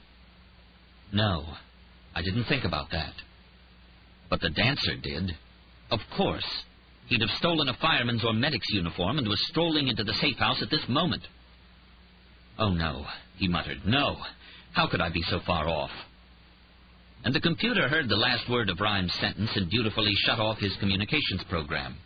No! Rhyme cried. No! But the system couldn't understand his loud, frantic voice, and with a silent flash, the message came up, "Do you really want to shut off your computer?" No, he whispered desperately. For a moment, nothing happened, but the system didn't shut down. A message popped up. "What would you like to do now?" "Tom!" he shouted. "Somebody, please! Mel!" But the door was closed. There was no response from downstairs. Rhyme's left ring finger twitched dramatically. At one time, he'd had a mechanical ECU controller, and he could use his one working finger to dial the phone. The computer system had replaced that, and he now had to use the dictation program to call the safe house and tell them that the dancer was on his way there, dressed as a fireman or rescue worker. "Command mode," he said into the microphone, fighting to stay calm. "I did not understand what you just said. Please try again." Where was the dancer now? Was he inside already? Was he just about to shoot Percy Clay or Britt Hale? Or Amelia Sachs? "Tom! Mel!" "I did not understand." Why wasn't I thinking better? "Command mode," he said breathlessly, trying to master the panic. The command mode message box popped up. The cursor arrow sat at the top of the screen, and a continent away at the bottom was the communications program icon. "Cursor down," he gasped. Nothing happened. "Cursor down," he called louder. The message came back. "I did not understand what you just said. Please try again." "Oh, God damn! I did not understand." Softer, forcing himself to speak in a normal tone, he said, "Cursor down." The glowing white arrow began its leisurely trip down the screen. "We've still got time," he told himself, and it wasn't as though the people in the safe house were unprotected or unarmed. "Cursor left," he gasped. "I did not understand." "Oh, come on!" "I did not understand." "Cursor up." "Cursor left." The cursor moved like a snail over the screen until it came to the icon. Calm, calm. Cursor stop. Double click. Beautifully, an icon of a walkie-talkie popped up on the screen. He pictured the faceless dancer moving up behind Percy Clay with a knife or garrote. In as calm a voice as he could muster, he ordered the cursor to the set frequency box. It seated itself perfectly. 4, Rhyme said, pronouncing the word so very carefully. A 4 popped up into the box. Then he said 8. The letter A appeared in the second box. Lord in heaven. Delete left. I do not understand. No, no. He thought he heard footsteps. "Hello?" he cried. "Is someone there? Tom, Mel!" No answer except from his friend the computer, which placidly offered its contrarian response once again. 8, he said slowly. The number appeared. His next attempt, 3, popped into the box without a problem. Point. The word point appeared. God damn. Delete left. Then decimal. The period popped up. 4. 1 space left. Remember, it's 0, not O. Sweat streaming down his face, he added the final number of the secure ops frequency without a glitch. The radio clicked on. Yes.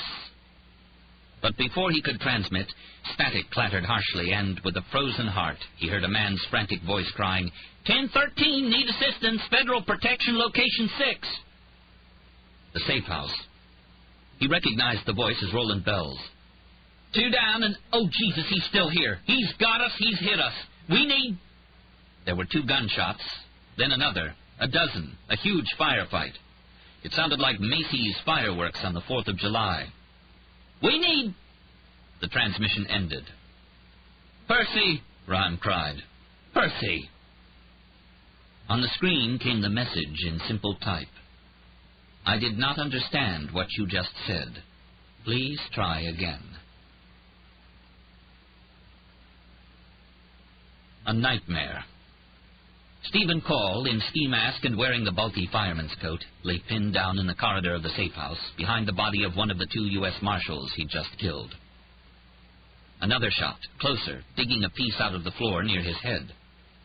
Fired by the detective with the thinning brown hair, the one he'd seen in the window of the safe house that morning. He crouched in the doorway, presenting a fair target, but Stephen couldn't get a clean shot at him.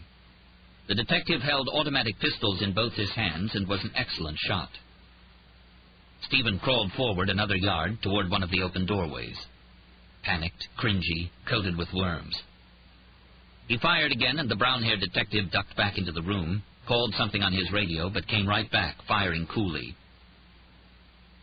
Wearing the fireman's long black coat, the same as 30 or 40 other men and women in front of the safe house, Stephen had blown open the alley door with a cutting charge and run inside, expecting to find the interior a fiery shambles and the wife and friend, as well as half the other people inside, blown to pieces or badly wounded.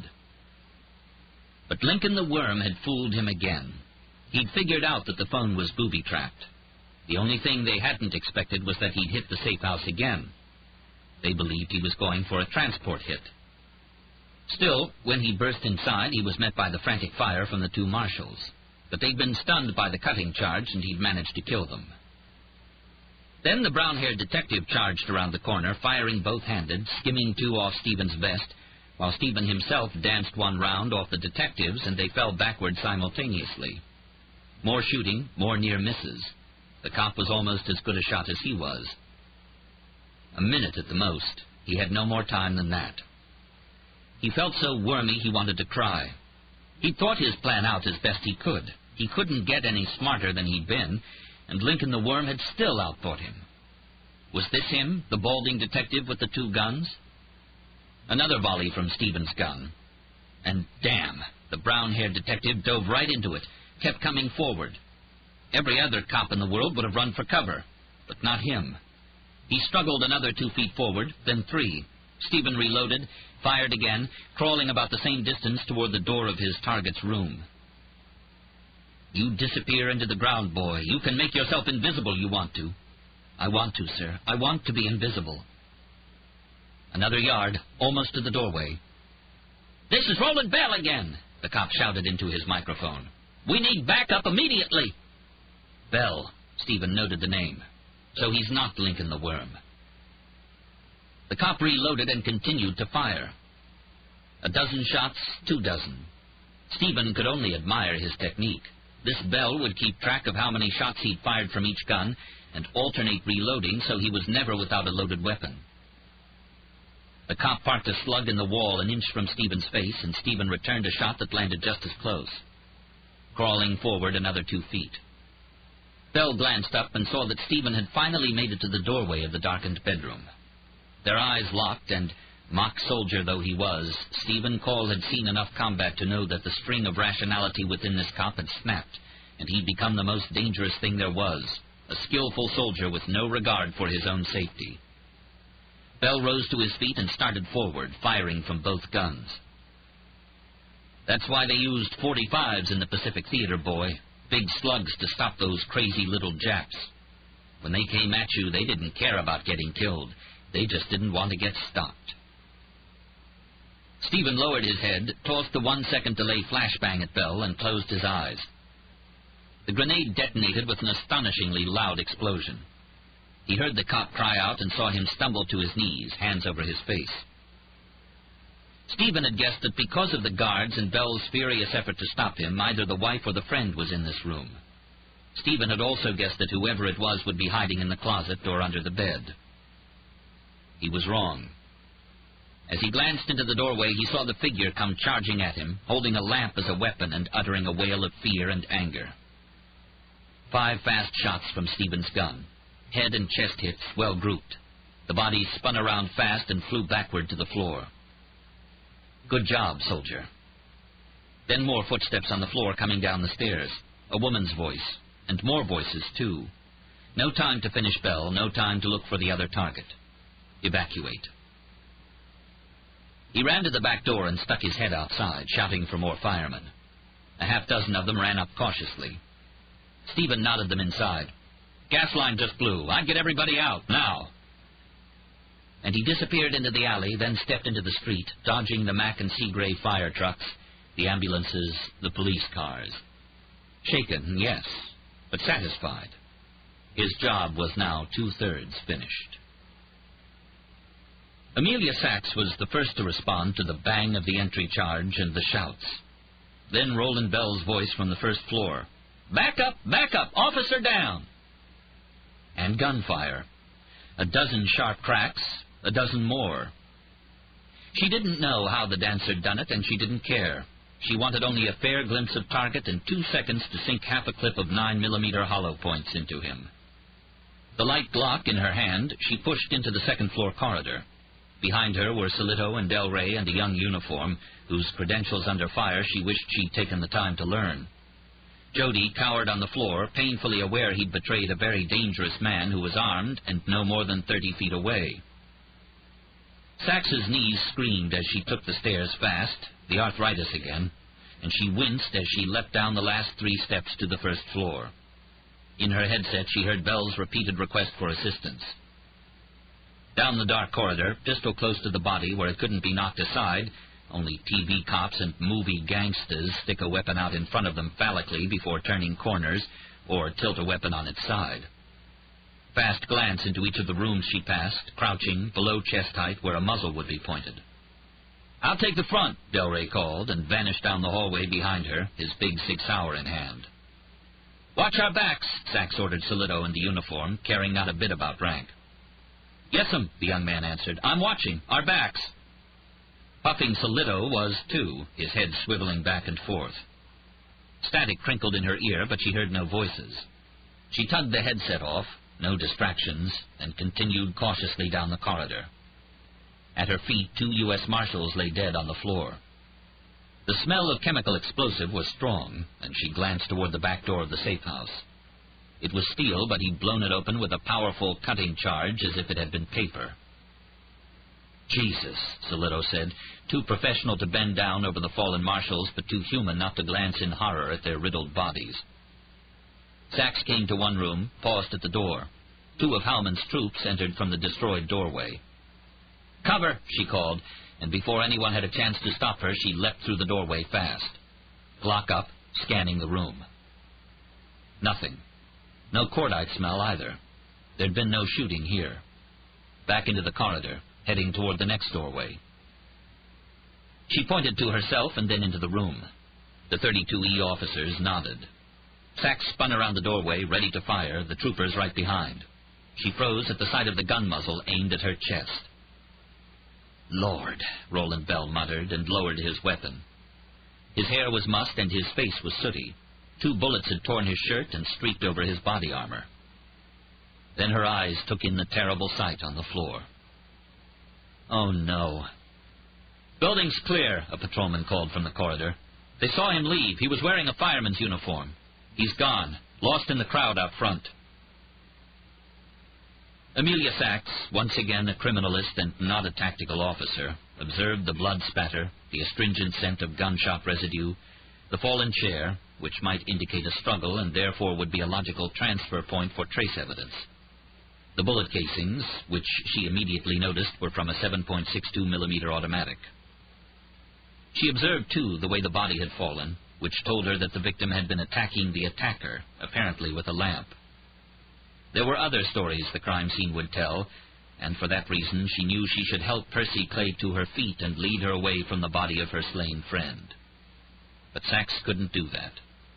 All she could do was watch the small woman with the squat, unpretty face cradle Britt Hale's bloody head, muttering, "Oh, no, oh, no." Her face was a mask, unmoving, untouched by tears. Finally, Sachs nodded to Roland Bell, who slipped his arms around Percy and led her out into the corridor, still vigilant, still clutching his own weapon. 230 yards from the safe house. Red and blue lights from the dozens of emergency vehicles flashed and tried to blind him, but he was sighting through the Redfield telescope and was oblivious to anything but the reticles. He scanned back and forth over the kill zone. Stephen had stripped off the fireman's uniform and was dressed again as a late-blooming college student. He'd recovered the Model 40 from under the water tank where he'd hidden it that morning. The weapon was loaded and locked. The sling was around his arm, and he was ready to murder. At the moment, it wasn't the wife he was after, and it wasn't Jody, the little faggot Judas. He was looking for Lincoln the Worm, the man who'd outthought him once again. Who was he? Which of them? Cringy. Lincoln, Prince of Worms. Where are you? Are you right in front of me now? In that crowd standing around the smoking building? Was he that large lump of a cop sweating like a hog? The tall, thin Negro in the green suit? He looked familiar. Where had Stephen seen him before? An unmarked car streaked up, and several men in suits climbed out. Maybe Lincoln was one of them. The red-haired policewoman stepped outside. She was wearing latex gloves. "Crime scene, are you? Well, I treat my casings and slugs, darling," he said to her silently as the reticles of the telescope picked out a pretty target on her neck. "And you'll have to fly to Singapore before you pick up a lead to my gun." He figured he had time to fire just one shot and then be driven into the alley by the fusillade that would follow. "Who are you?" "Lincoln. Lincoln." But he had no clue. Then the front door swung open, and Jody appeared, stepping out the door uneasily. He looked around, squinted, shrank back against the building. "You." The electric sizzle again, even at this distance. Stephen easily moved the reticles onto his chest. "Go ahead, soldier. Fire your weapon. He's a logical target. He can identify you." "Sir, I am adjusting for tracking and windage." Stephen upped the poundage on his trigger. "Jody." "He betrayed you, soldier. Take him out." "Sir, yes, sir. He is ice cold. He is dead meat. Sir, vultures are already hovering." "Soldier, the USMC Sniper's Manual dictates that you increase poundage on the trigger of your Model 40 imperceptibly so that you are not aware of the exact moment your weapon will discharge. Is that correct, soldier?" "Sir, yes, sir." "Then why the fuck aren't you doing it?" He squeezed harder. Slowly, slowly. But the gun wasn't firing. He lifted the sights to Jody's head. And as it happened, Jody's eyes, which had been scanning the rooftops, saw him. He'd waited too long. "Shoot, soldier, shoot!" A whisper of a pause. Then he jerked the trigger like a boy on the .22 rifle range at summer camp. Just as Jody leapt out of the way, pushing the cops with him aside. "How the fuck did you miss that shot, soldier? Repeat fire!" "Sir, yes, sir." He got off 2 more rounds, but Jody and everyone else was under cover or crawling fast along the sidewalk and street. And then the return fire began. First a dozen guns, then a dozen more. Mostly pistols, but some H&Ks too, spewing the bullets so fast they sounded like unmuffled car engines. Bullets were striking the elevator tower behind him, showering him with bits of brick and concrete and lead and sharp, craggy copper jackets from the slugs, cutting his forearms and the backs of his hands. Stephen fell backward, covering his face with his hands. He felt the cuts and saw tiny drops of his blood fall on the tar paper roof. Why did I wait? Why? I could have shot him and been gone. Why? The sound of a helicopter speeding toward the building. More sirens. Evacuate, soldier, evacuate! He glanced down to see Jody scrambling to safety behind a car. Stephen threw the Model 40 into the case, slung the backpack over his shoulder, and slid down the fire escape into the alley. The second tragedy. Percy Clay had changed her clothes and stepped into the corridor, slumped against the strong figure of Roland Bell. He put his arm around her. The second of three. It hadn't been their mechanic quitting or problems with the charter. It had been the death of her dear friend. Oh, Britt. Imagining him, eyes wide, mouth open in a soundless shout, charged toward the terrible man. Trying to stop him, appalled that someone would actually be trying to kill him, to kill Percy. More indignant and betrayed than scared. Your life was so precise, she thought to him. Even your risks were calculated. The inverted flight at 50 feet, the tailspins, the skydiving. To spectators it looked impossible, but you knew what you were doing. And if you thought about the chance of an early death, you believed it would be from a bum linkage or a clogged fuel line or some careless student who intruded into your airspace. The great aviation writer Ernest K. Gann wrote that fate was a hunter.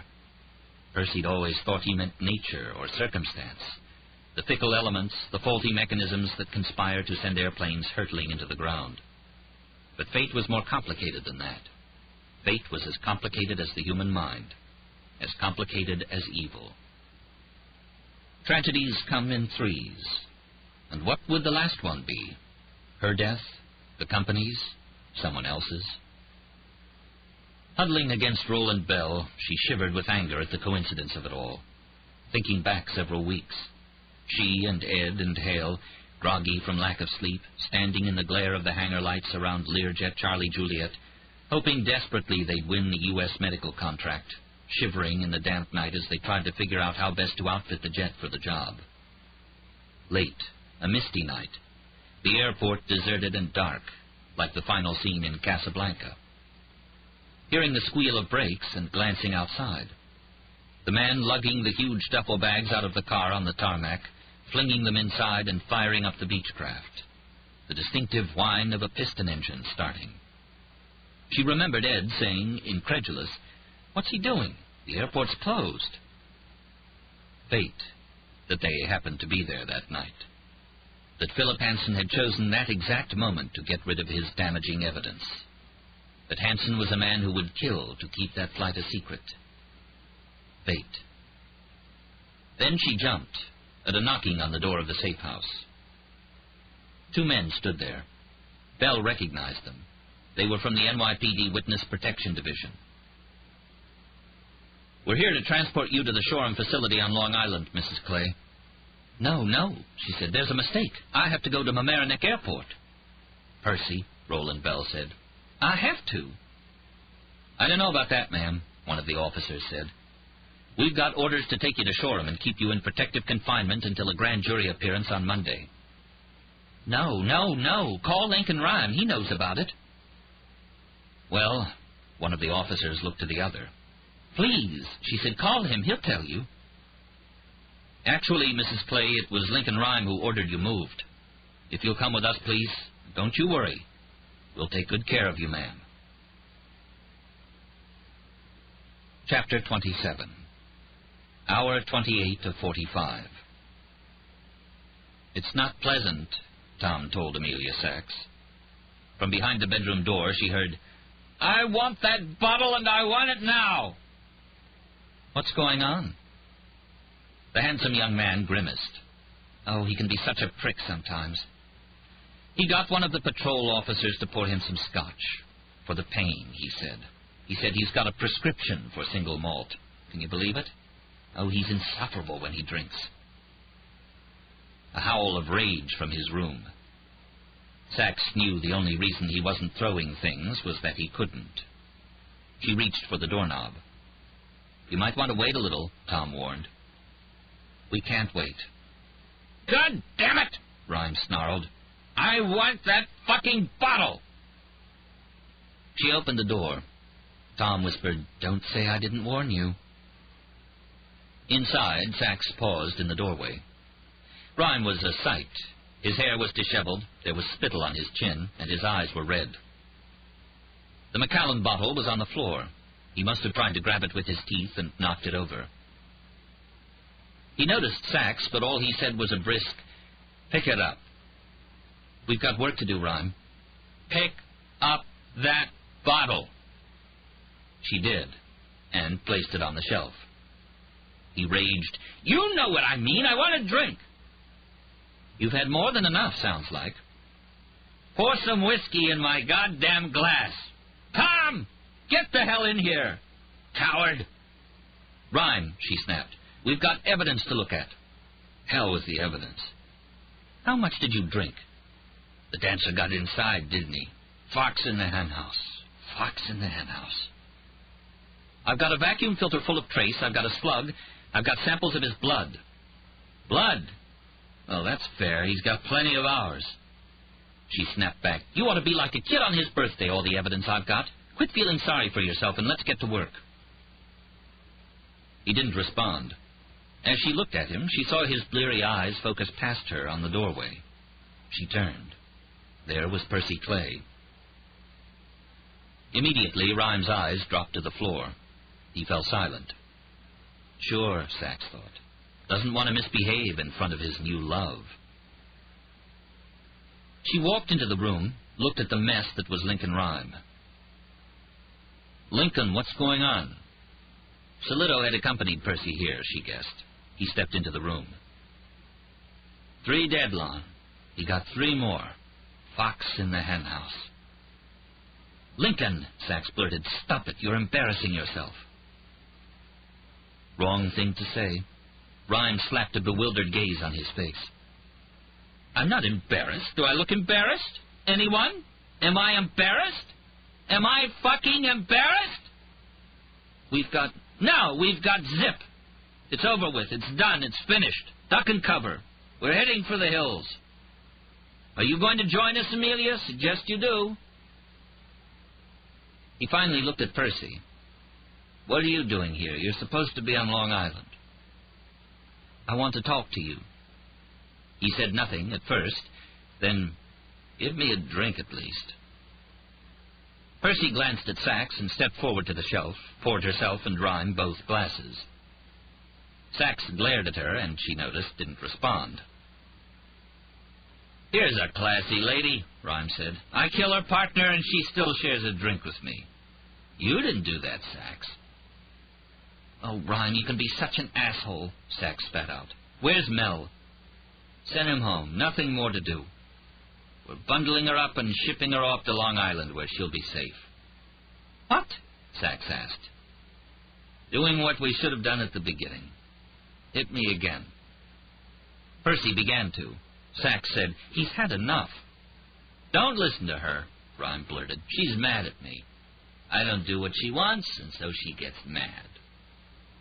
"Oh, thank you, Rhyme. Let's air linen in public, why don't we?" She turned her beautiful cold eyes on him. He didn't even notice. He was gazing at Percy Clay, who said, "You made a deal with me. The next thing I know, there are 2 agents about to take me off to Long Island. I thought I could trust you." "But if you trust me, you'll die." "It was a risk," Percy said. "You told us there was a chance he'd get into the safe house." "Sure, but you didn't know that I figured it out." "You... what?" Sachs frowned, listened. Rhyme continued. "I figured out he was going to hit the safe house. I figured out he was in a fireman's uniform. I fucking figured out he'd use a cutting charge on the back door. I'll bet it was an Accuracy Systems 520 or 521 with an Instadet firing system, am I right?" Am I right? A 521, Sachs said. See, I figured all that out. I knew it 5 minutes before he got in. It's just that I couldn't fucking call anyone and tell them. I couldn't pick up the fucking phone and tell anybody what was going to happen. And your friend died because of me. Sachs felt pity for him, and it was sour. She was torn apart by his pain, yet she didn't have a clue what she might say to comfort him. There was moisture on his chin. Tom stepped forward with a tissue, but he waved the aide away with a furious nod of his handsome jaw. He nodded toward the computer. Oh, I got cocky. I got to thinking I was pretty normal, driving around like a race car driver in the storm arrow, flipping on lights and changing CDs. What bullshit. He closed his eyes and pressed his head back in the pillow. A sharp laugh, surprising everyone, filled the room. Percy Clay poured some more scotch into her glass, then a little more for Rhyme, too. There's bullshit here, that's for sure, but it's only what I'm hearing from you. Rhyme opened his eyes, glaring. Percy laughed again. Don't, Rhyme warned ambiguously. Oh, please, she muttered dismissingly. Don't what? Sachs watched Percy's eyes narrow.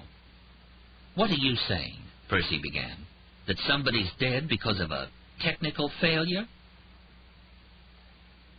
Sachs realized that Rhyme had been expecting her to say something else. He was caught off guard. After a moment, he said, Yes, that's exactly what I'm saying. If I'd been able to pick up the phone... She cut him off. And what? That gives you the right to have a goddamn tantrum? To renege on your promises? She tossed back her liquor and gave an exasperated sigh. Oh, for God's sake. Do you have any idea what I do for a living? To her astonishment, Sachs saw that Rhyme was calm now. He started to speak, but Percy cut him off. Think about this. Her drawl was back. I sit in a little aluminum tube going 400 knots an hour, 6 miles above the ground. It's 60 below zero outside, and the winds are 100 miles an hour. I'm not even talking about lightning, wind shear, and ice. Jesus Christ, I'm only alive because of machines. Another laugh. How's that different from you? You don't understand, he said snippily. You're not answering my question. How? She demanded, unrelenting. How's it different? You can walk around. You can pick up the phone.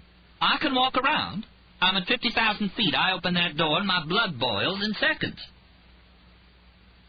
For the first time she'd known him, Sachs thought, Rhymes met his match. He's speechless. Percy continued, I'm sorry, Detective, but I don't see a lick of difference between us. We're products of 20th century science. God damn it, if I had wings, I'd be flying on my own, but I don't and never will. To do what we have to do, both of us, we rely. Okay. He grinned devilishly. Come on, Rhyme, Sachs thought. Let her have it. How badly Sachs wanted him to win, to boot this woman off to Long Island, to have done with her forever. The criminalist said, but if I screw up, people die. Oh? And what happens if my de-icer fails? What happens if my yaw damper goes? What if a pigeon flies into my pitot tube on an ILS approach? I am dead. Flameouts, hydraulic failures, mechanics who forget to replace bum circuit breakers. Redundant systems fail. In your case, they might get a chance to recover from their gunshots. But my aircraft hits the ground at 300 miles an hour. There ain't nothing left. Rhyme seemed completely sober now.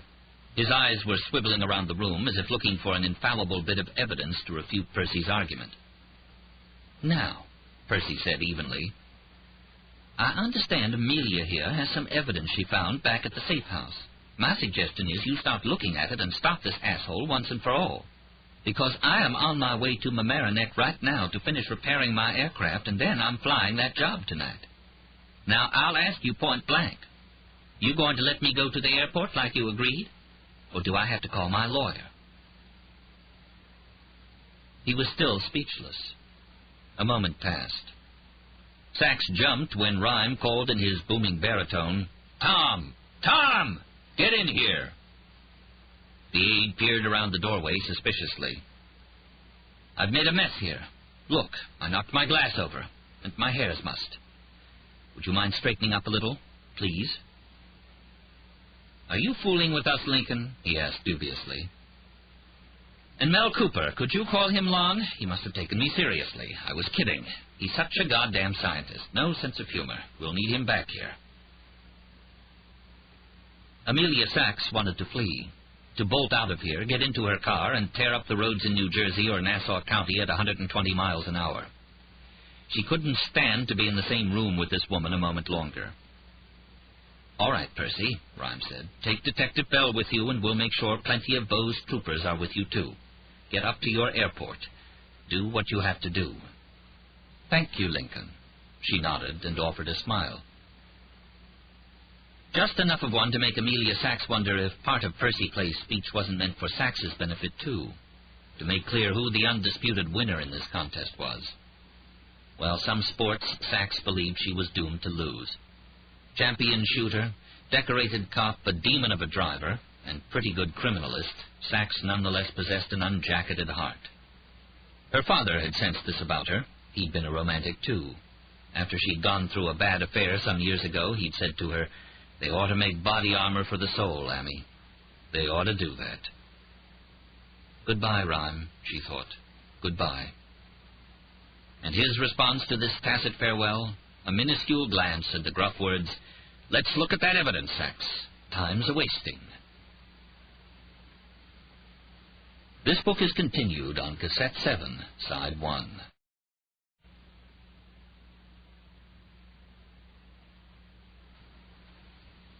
Chapter 28, Hour 29 of 45. Individuation is the goal of the criminalist.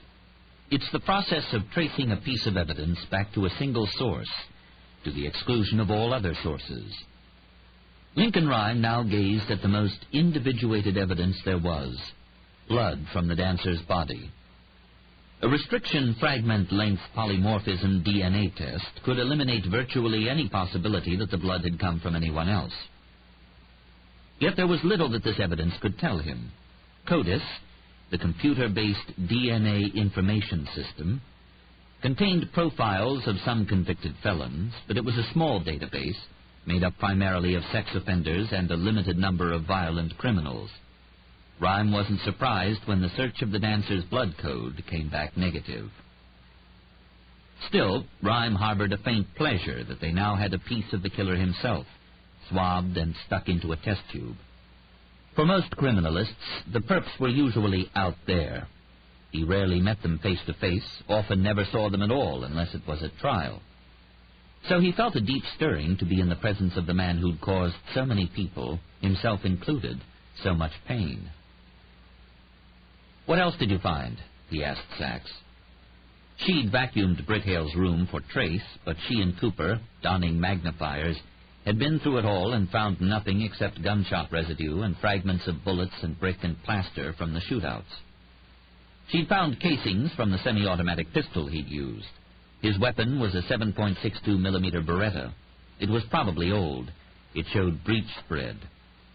The casings, all of which Sachs had recovered, had been dipped in cleansers to eliminate even the prints of the employees of the ammunition company, so no one could trace the purchase back to a certain shift at one of the Remington plants and then forward to a shipment that ended up in a particular location. And the dancer had apparently loaded them with his knuckles to avoid prints, an old trick. "Keep going," Rhyme said to Sachs. "Pistol slugs." Cooper looked over the bullets, 3 flattened, and 1 in pretty good shape. 2 were covered with Britt Hale's black cauterized blood. "Scan them for prints," Rhyme ordered. "I did," she said, her voice clipped. "Try the laser." Cooper did. "Nothing, Lincoln." The tech looked at a piece of cotton in a plastic bag. He asked, "What's that?" Sachs said, "Oh, I got one of his rifle slugs, too." "What?" "He took a couple shots at Jody. 2 of them hit the wall and exploded. This one hit dirt, a bed of flowers, and didn't go off. I found a hole in one of the geraniums and—" "Wait." Cooper blinked. That's one of the explosive rounds? Sachs said, right, but it didn't go off. He gingerly set the bag on the table and stepped back, pulling Sachs, 2 inches taller than he was, along with him. What's the matter? Explosive bullets are very unstable. Powder grains could be smoldering right now. It could go off at any minute. A piece of shrapnel could kill you. You saw the fragments of the other ones, Mel, Rhymes said. How's it made? It's nasty, Lincoln, the tech said uneasily, his bald crown dotted with sweat. A PETM filling, smokeless powder is the primary. That makes it unstable. Sachs asked, why didn't it go off? The dirt'd be soft impact, and he makes them himself. Maybe his quality control wasn't so good for that one. He makes them himself? Rhyme asked.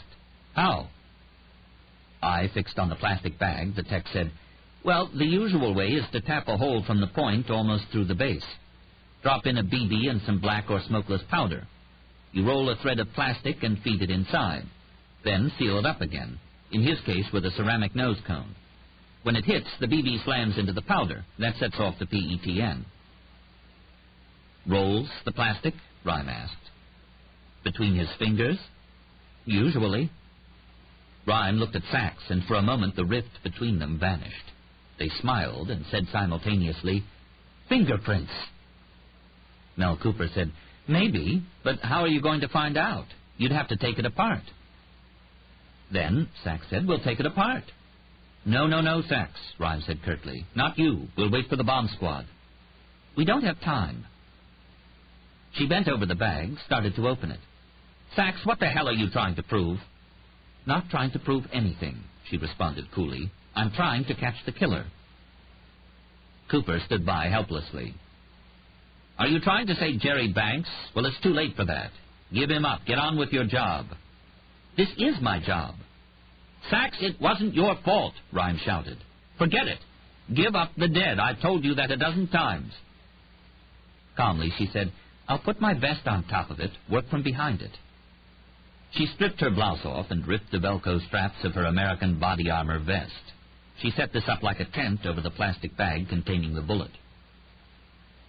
Cooper said, you're behind the armor, but your hands won't be. Bomb suits don't have hand protection either, she pointed out, and pulled her shooting earplugs from her pocket, screwed them into her ears. You'll have to shout, she said to Cooper. What do I do? No, Sachs, no, Rhyme thought. If you don't tell me, I'll just cut it apart. She picked up a forensic razor saw. The blade hovered over the bag. She paused. Rhyme sighed, nodded to Cooper. Tell her what to do. The tech swallowed. All right. Unwrap it, but carefully. Here, put it on this towel. Don't jar it. That's the worst thing you can do. She exposed the bullet, a surprisingly tiny piece of metal with an off-white tip. That cone, Cooper continued, if the bullet goes off, the cone will go right through the body armor and at least 1 or 2 walls. It's Teflon-coated. Okay. She turned it aside toward the wall. Sachs, Rhyme said soothingly, use forceps, not your fingers. It won't make any difference if it blows, Rhyme, and I need the control. Please. She hesitated and took the hemostat that Cooper offered her. She gripped the base of the slug. How do I open it up? Cut it? You can't cut through the lead, Cooper called. The heat from the friction will set off the black powder. You'll have to work the cone off and pull the wad of plastic out. Sweat was rolling down her face. Okay, with pliers? Cooper picked up a pair of needle-nose pliers from the work table and walked to her side. He put them in her right hand, then retreated. You'll have to grip it and twist hard. He glued it on with epoxy. That doesn't bond well with lead, so it should just pop off. But don't squeeze too hard. If it fractures, you'll never get it off without drilling, and that'll set it off. Hard, but not too hard, she muttered. Think of all those cars you worked on, Sachs, Rhyme said. What? Trying to get those old spark plugs out. Hard enough to unseat them, not so hard you broke the ceramic. She nodded absently, and he didn't know if she'd heard him. Sachs lowered her head behind the teepee of her body armor. Rhyme saw her eyes squinting shut. Oh, Sachs. He never saw any motion. He just heard a very faint snap. She froze for a moment, then looked over the armor. It came off. It's open. Cooper said, "Do you see the explosive?" She looked inside. "Yes." He handed her a can of light machine oil. "Drip some of this inside, then tilt it. The plastic should fall out. We can't pull it, or the fingerprints will be ruined." She added the oil, then tilted the slug, open end down, toward the towel. Nothing happened. "Damn," she muttered. "Don't." She shook it, hard. "Shake it," Cooper shouted. "Sachs," Rhyme gasped. She shook harder. "Damn it." "No." A tiny white thread fell out, followed by some grains of black powder. "Okay," Cooper said, exhaling. "It's safe." He walked over and, using a needle probe, rolled the plastic onto a glass slide. He walked in the smooth gait of criminalists around the world, back straight, hand buoyed, and carrying the sample rock steady, to the microscope. He mounted the explosive. "Magna brush?" Cooper asked, referring to a fine gray fingerprint powder.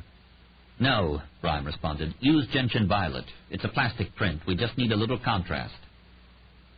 Cooper sprayed it, then mounted the slide on the scope. The image popped onto the screen of Rhyme's computer simultaneously. "Yes!" he shouted. "There it is!" The whorls and bifurcations were very visible. "You nailed it, Sachs. Good job!" As Cooper slowly rotated the plug of explosive, Rhyme made progressive screen captures, bitmap images, and saved them on the hard drive. He then assembled them and printed out a single two-dimensional sliver of print. But when the tech examined it, he sighed. "What?" Rhyme asked. "Still not enough for a match. Only a 1/4 inch by 5/8. No AFIS in the world could pick up anything from this." "Jesus," Rhyme spat out. "All that effort. Wasted." A sudden laugh. From Amelia Sachs. She was staring at the wall, the evidence charts. CS1, CS2... "Put them together," she said. "What?" "We've got 3 partials," she explained. "They're probably all from his index finger. Can't you fit them together?" Cooper looked at Rhyme. "I've never heard of doing that." Neither had Rhyme. The bulk of forensic work was analyzing evidence for presentation at trial. Forensic means relating to legal proceedings. And a defense lawyer'd go to town if cops started assembling fragments of Perp's fingerprints. But their priority was finding the dancer, not making a case against him. "Sure," Rhyme said. "Do it." Cooper grabbed the other pictures of the dancer's prints from the wall and rested them on the table in front of him. They started to work, Sachs and the tech. Cooper made photocopies of the prints, reducing 2 so they were all the same size. Then he and Sachs began fitting them together like a jigsaw puzzle. They were like children, trying variations, rearranging, arguing playfully. Sachs went so far as to take out a pen and connect several lines over a gap in the print. "Cheating," Cooper joked. "But it fits," she said triumphantly. Finally, they cut and pasted a print together. It represented about 3/4 of a friction ridge print, probably the right index finger. Cooper held it up. "I have my doubts about this, Lincoln." But Rhyme said, "It's art, Mel. It's beautiful." "Don't tell anyone at the Identification Association or they'll drum us out." "Put it through AFIS. Authorize a priority search. All states." "Ooh," Cooper said, "that'll cost my annual salary." He scanned the print into the computer. "It could take a half hour," said Cooper, more realistic than pessimistic. But it didn't take that long at all. 5 minutes later, long enough only for Rhyme to speculate whom he could con into pouring him a drink, Sachs or Cooper, the screen fluttered, and a new image came up. "Your request has found 1 match, 14 points of comparison. Statistical probability of identity, 97%. "Oh, my God," Sachs muttered. "We've got him."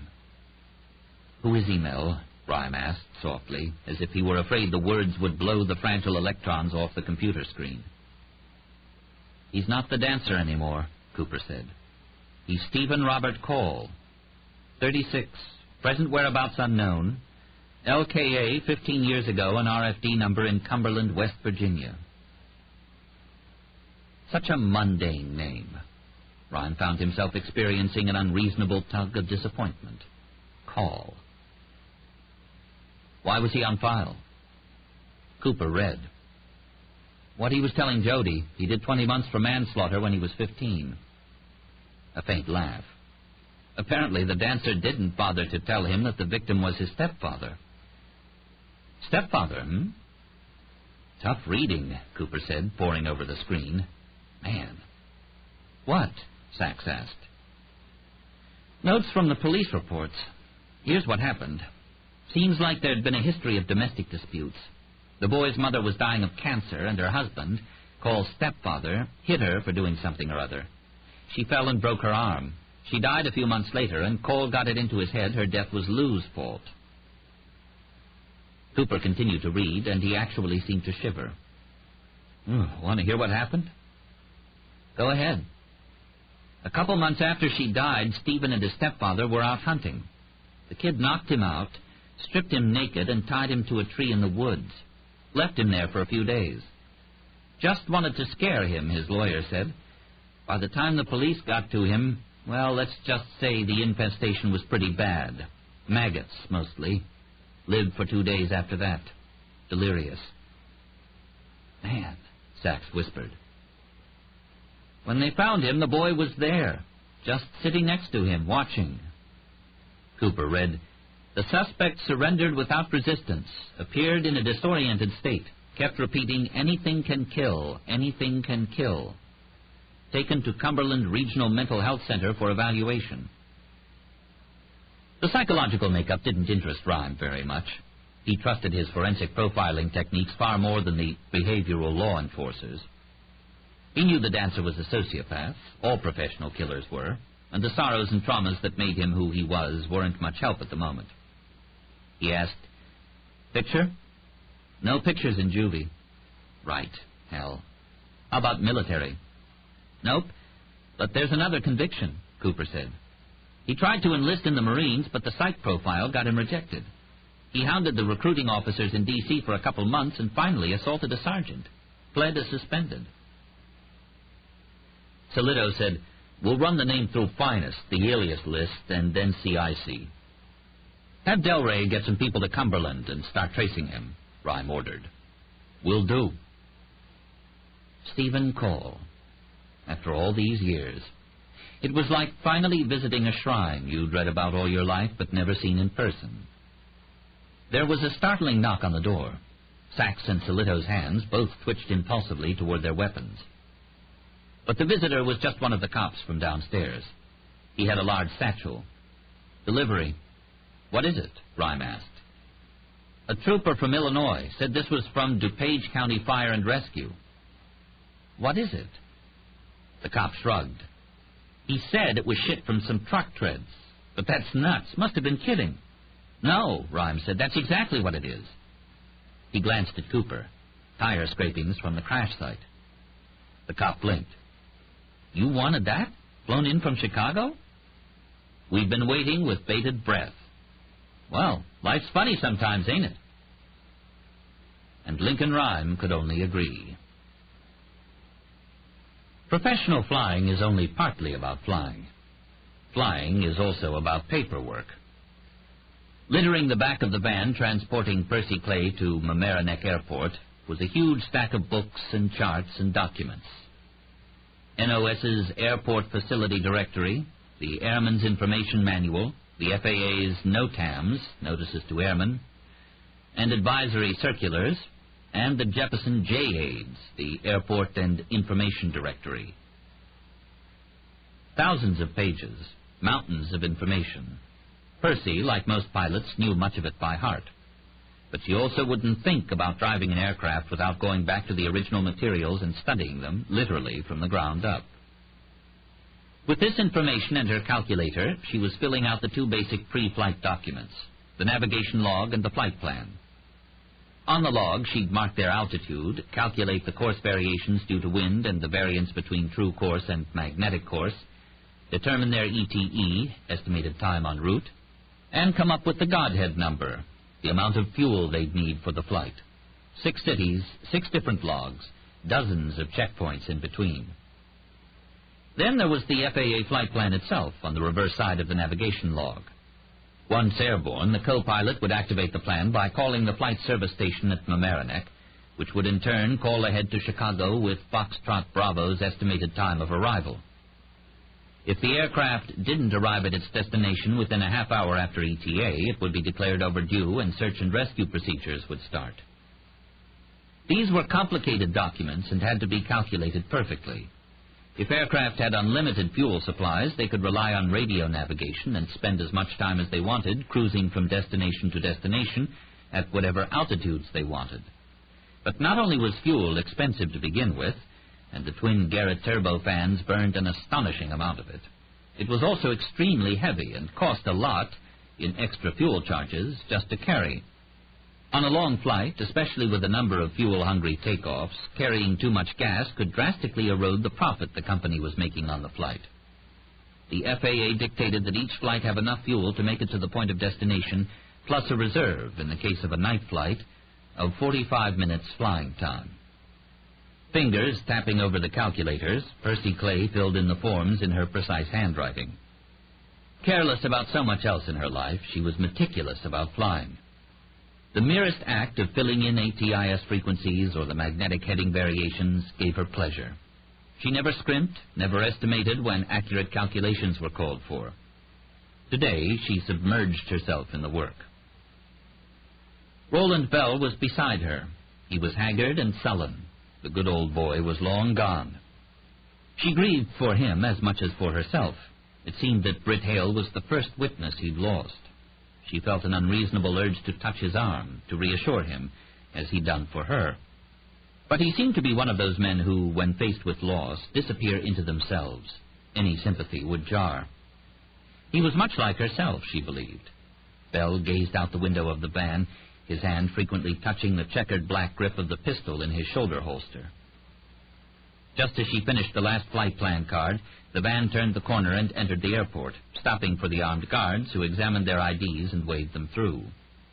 Percy directed them to the hangar, but she noticed that the lights were still on in the office.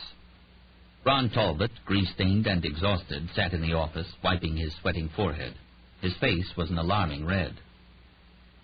"Ron," she hurried forward, "are you all right?" They embraced. "Britt," he said, shaking his head, gasping. "He got Britt, too. Percy, you shouldn't be here. Go someplace safe. Forget about the flight. It isn't worth it." She stepped back. "What's wrong? You sick?" "Just tired." She took the cigarette out of his hand and stubbed it out.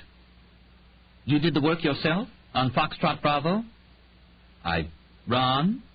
"Most of it. It's almost finished. The guy from Northeast delivered the fire extinguisher cartridge and the annular about an hour ago. I started to mount them. Just got a little tired." "Chest pains?" "No, not really." "Ron, go home." "Ron," she snapped. "I've lost 2 dear people in the last 2 days. I'm not going to lose a third. I can mount an annular. It's a piece of cake." Talbot looked like he couldn't even lift a wrench, much less a heavy combustor. Percy asked, "Where's Brad?" "The FO for the flight." "On his way. Be here in an hour." She kissed his sweaty forehead. "You get home and lay off the weeds, for God's sake. You crazy?" He hugged her. "Percy, about Britt." She hushed him with a finger to her lips. "Home. Get some sleep. When you wake up, I'll be in Erie, and we'll have ourselves that contract. Signed, sealed, and delivered." He struggled to his feet, stood for a moment looking out the window at Foxtrot Bravo.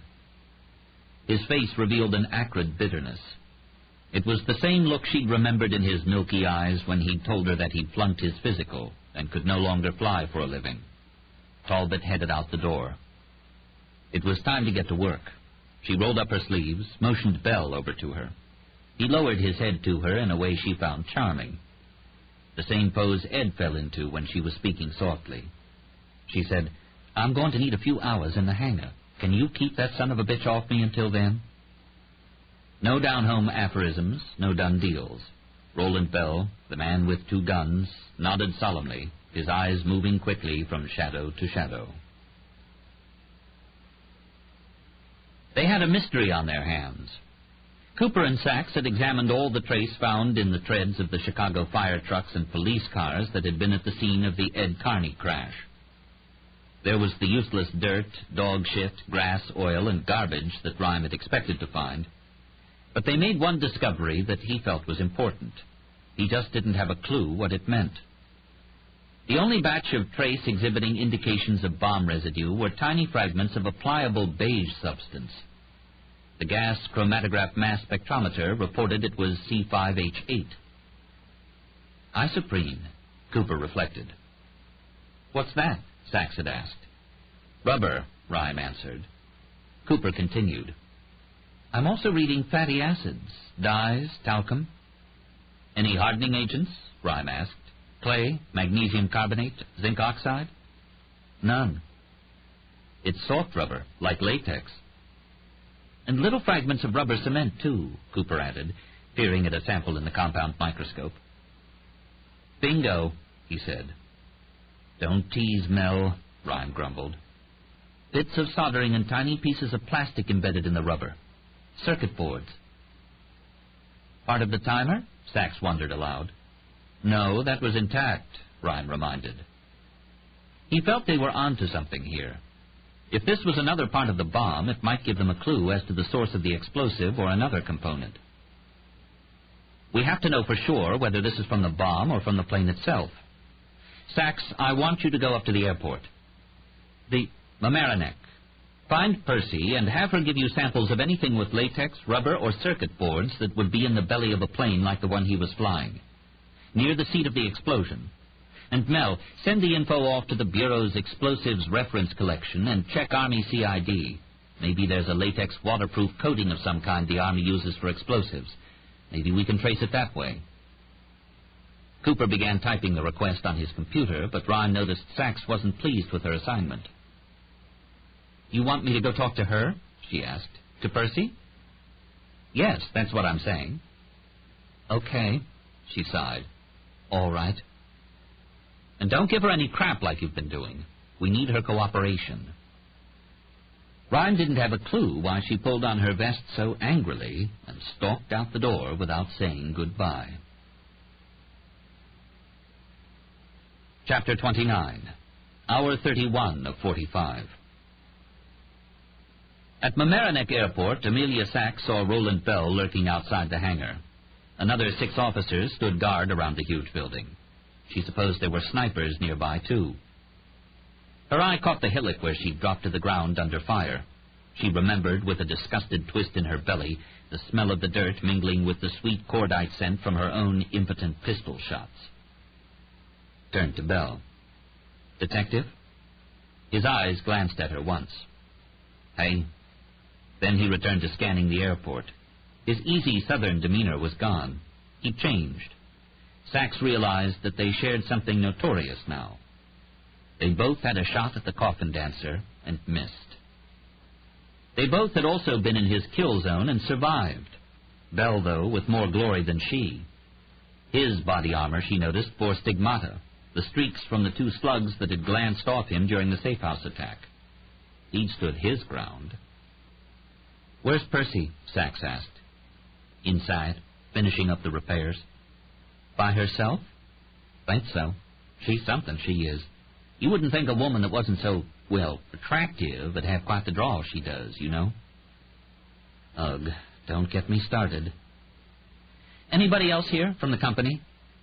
She nodded toward the Hudson Air office. There was a light on inside. Percy sent most everybody home. Fella's going to be her co-pilot's due here any time. And somebody from operations inside. Needs to be on duty when there's a flight going on, I guess. I checked him out. He's okay. So she's really going to fly? Sachs asked. Looks that way. The plane's been guarded the whole time? Yep, since yesterday. What are you doing here? Need some samples for analysis. That Rhyme, he's something, too. Uh-huh. All 2 of you go back a ways? We've worked a few cases, she said dismissingly. He saved me from public affairs. That's his good deed. Say, I hear you can really drive a nail. I can shoot. Sidearms, you're on a team. And here I am at the site of my latest competition, she thought bitterly. Just weekend sport, she muttered. I do some pistol work myself, but I'll tell you, even on a good day, with a nice long barrel and firing single action, 50, 60 yards is all the far I can shoot. She appreciated his comments, but recognized that they were just an attempt to reassure her about yesterday's fiasco. The words meant nothing to her. Better talk to Percy now. Right through there, officer. Sachs pushed into the huge hangar. She walked slowly, looking at all the places the dancer could hide. Sachs paused behind a tall row of boxes. Percy didn't see her. The woman was standing on a small scaffolding, hands on her hips, as she gazed at the complicated network of pipes and tubes of the open engine. She'd rolled her sleeves up and her hands were covered with grease. She nodded to herself, then reached forward into the compartment. Sachs was fascinated, watching the woman's hands fly over the machinery, adjusting, probing, seating metal to metal, and tightening the fixtures down with judicious swipes of her thin arms. She mounted a large red cylinder, a fire extinguisher, Sachs guessed, in about 10 seconds flat. But one part, it looked like a big metal inner tube, wouldn't fit correctly. Percy climbed off the scaffolding, selected a socket wrench, and climbed up again. She loosened bolts, removed another part to give her more room to maneuver, and tried again to push the big ring into place. Wouldn't budge. She shouldered it, didn't move an inch. She removed yet another part, meticulously setting each screw and bolt in a plastic tray at her feet. Percy's face turned bright red as she struggled to mount the metal ring. Her chest heaved as she fought the part. Suddenly it slipped, dropping completely out of position, and knocked her backward off the scaffolding. She twisted and landed on her hands and knees. The tools and bolts that she'd arranged so carefully on the tray spilled to the floor beneath the plane's tail. "No!" Percy cried. "No!" Sachs stepped forward to see if she was hurt, but noticed immediately that the outburst had nothing to do with pain. Percy grabbed a large wrench and slammed it furiously into the floor of the hangar. The policewoman stopped, stepped into the shadow beside a large carton. "No, no, no!" Percy cried, hammering the smooth concrete. Sachs remained where she was. "Oh, Ed." She dropped the wrench. "I can't do it alone."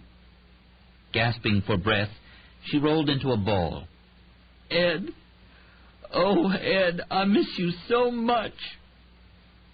She lay, curled like a frail leaf, on the shiny floor and wept. Then, suddenly, the attack was over.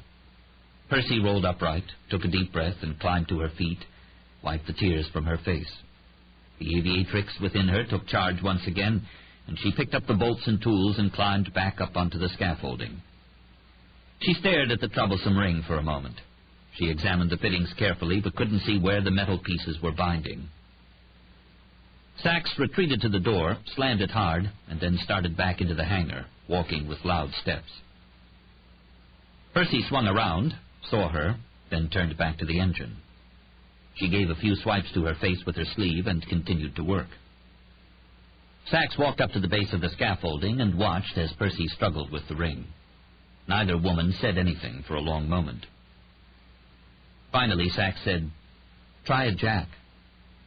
Percy glanced back at her, said nothing. "It's just that the tolerance is close," Sachs continued. "All you need is more muscle, the old coercion technique. They don't teach it in mechanics school." Percy looked carefully at the mounting brackets on the pieces of metal. "I don't know." "I do. You're talking to an expert." The flyer asked, "You've mounted a combustor in a Lear?" "Nope, spark plugs in a Chevy Monza. You have to jack up the engine to reach them. Well, only in the V8. But who'd buy a 4-cylinder car? I mean, what's the point?" Percy looked back at the engine. "So," Sachs persisted, "a jack?" "It'll bend the outer housing. Not if you put it there." Sachs pointed to a structural member connecting the engine to the support that went to the fuselage. Percy studied the fitting. "I don't have a jack, not one small enough to fit." "I do. I'll get it." Sachs stepped outside to the IRV and returned with the accordion jack. She climbed up on the scaffolding, her knees protesting the effort. "Try right there." She touched the base of the engine. "That's I-beam steel." As Percy positioned the jack, Sachs admired the intricacies of the engine. "How much horsepower?" Percy laughed. "We don't rate in horsepower. We rate in pounds of thrust. These are Garrett TFE 731s. They give up about 3,500 pounds each." "Incredible," Sachs laughed. "Brother." She hooked the handle into the jack, then felt the familiar resistance as she started turning the crank. "I've never been this close to a turbine engine," she said. "It was always a dream of mine to take a jet car out to the salt flats." "This isn't a pure turbine. There aren't many of those left anymore. Just the Concorde. Military jets, of course. These are turbo fans, like the airliners. Look in the front. See those blades? That's nothing more than a fixed-pitch propeller. Pure jets are inefficient at low altitudes. These are about 40% more fuel efficient." Sachs breathed hard as she struggled to turn the jack handle. Percy put her shoulder against the ring again and shoved. The part didn't seem large, but it was very heavy. "You know cars, huh?" Percy asked, also gasping. "My father, he loved them. We'd spend the afternoon taking them apart and putting them back together, when he wasn't walking a beat." "A beat?" "He was a cop, too." "And you got the mechanic bug?" Percy asked. "Nah, I got the speed bug. And when you get that, you better get the suspension bug and the transmission bug and the engine bug, or you ain't going anywhere fast." Percy asked, "You ever driven an aircraft?" "Driven?" Sachs smiled at the word. "No, but maybe I'll think about it, knowing you've got that much oomph under the hood." She cranked some more, her muscles aching. The ring groaned slightly and scraped as it rose into its fittings. "I don't know," Percy said uncertainly. "Almost there." With a loud metallic clang, the ring popped onto the mounts perfectly. Percy's squat face broke into a faint smile. "You torque 'em?" Sachs asked, fitting bolts into the slots on the ring and looking for a wrench. "Yeah," Percy said. "The poundage I use is till there's no way in hell they'll come loose." Sachs tightened the bolts down with a ratcheting socket. The clicking of the tool took her back to high school, cool Saturday afternoons with her father, the smells of gasoline, of fall air, of meaty casseroles cooking in the kitchen of their Brooklyn attached house. Percy checked Sachs's handiwork, then said, "I'll do the rest."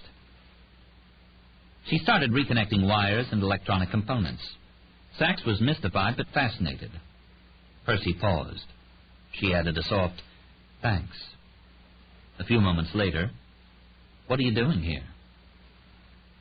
"We found some other materials we think might be from the bomb, but Lincoln didn't know if it was part of the plane or not. Bits of beige latex, circuit board. Sound familiar?" Percy shrugged. "There are thousands of gaskets in Aaliyah. They could be latex. I don't have any idea.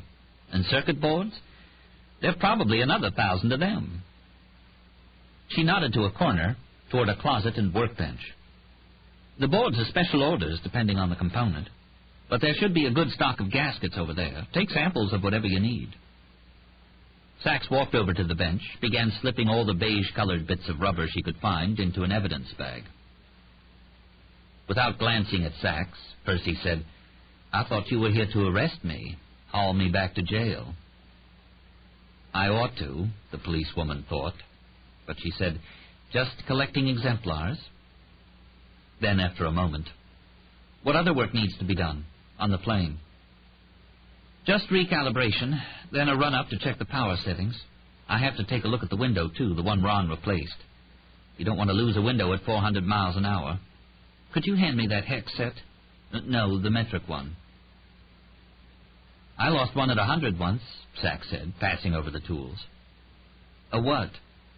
"A window. A perp I was chasing had a shotgun. Double-aught buckshot. I ducked in time, but it blew the windshield clean out. I'll tell you, I caught a few bugs in my teeth before I collared him." "And I thought I lived an adventurous life," Percy said. Most of it's dull. They pay you for the 5% that's adrenaline. I hear that, Percy said. She hooked up a laptop computer to components in the engine itself. She typed on the keyboard, read the screen. Without looking down, she asked, "So, what is it?" Eyes on the computer, the numbers flicking past, Sachs asked, "What do you mean?" "This, tension between us, you and me? You nearly got a friend of mine killed." Percy shook her head. She said reasonably, "That's not it. There are risks in your job. You decide if you're going to assume them or not. Jerry Banks wasn't a rookie. It's something else. I felt it before Jerry got shot. When I first saw you in Lincoln Rhymes' room." Sachs said nothing. She lifted the jack out of the engine compartment and set it on a table, absently wound it closed. 3 pieces of metal slipped into place around the engine, and Percy applied her screwdriver like a conductor's baton. Her hands were truly magic. Finally, she said, "It's about him, isn't it?" "Who?" "You know who I mean. Lincoln Rhyme." "You think I'm jealous?" Sachs laughed. "Yes, I do." "Ridiculous." "It's more than just work between you. I think you're in love with him." "Of course I'm not. That's crazy." Percy offered a telling glance and then carefully twined excess wire into a bundle and nestled it into a cutout in the engine compartment. "Whatever you saw is just respect for his talent, that's all." She lifted a grease-stained hand toward herself. "Come on, Amelia, look at me. I'd make a lousy lover. I'm short, I'm bossy, I'm not good-looking." "You're—" Sachs began. Percy interrupted. "The ugly duckling story? You know, the bird that everybody thought was ugly until it turned out to be a swan? I read that 1,000,000 times when I was little, but I never turned into a swan.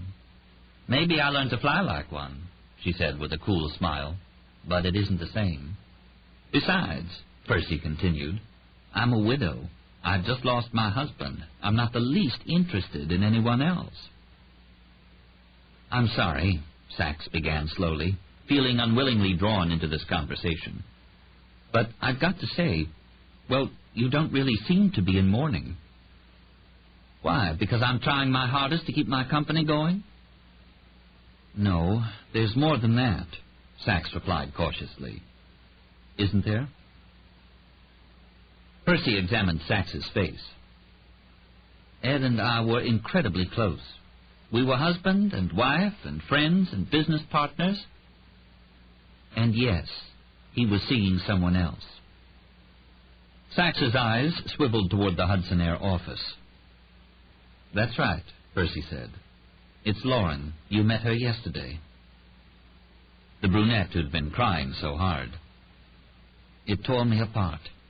Hell, it tore Ed apart, too. He loved me, but he needed his beautiful lovers. Always did. And you know, I think it was harder on them, because he always came home to me." She paused for a moment and fought the tears. "That's what love is, I think. Who you come home to." "And you? Was I faithful?" Percy asked. She gave another of her wry laughs, the laugh of someone who has keen self-awareness but who doesn't like all the insights. "I didn't have a lot of opportunities. I'm hardly the kind of girl gets picked up walking down the street." She examined the socket wrench absently. "But yeah, after I found out about Ed and his girlfriends a few years ago, I was mad. It hurt a lot. I saw some other men. Ron Talbot, spent some time together, a few months." She smiled. "He even proposed to me, said I deserved better than Ed. And I suppose I did. But even with those other women in his life, Ed was the man I had to be with. That never changed."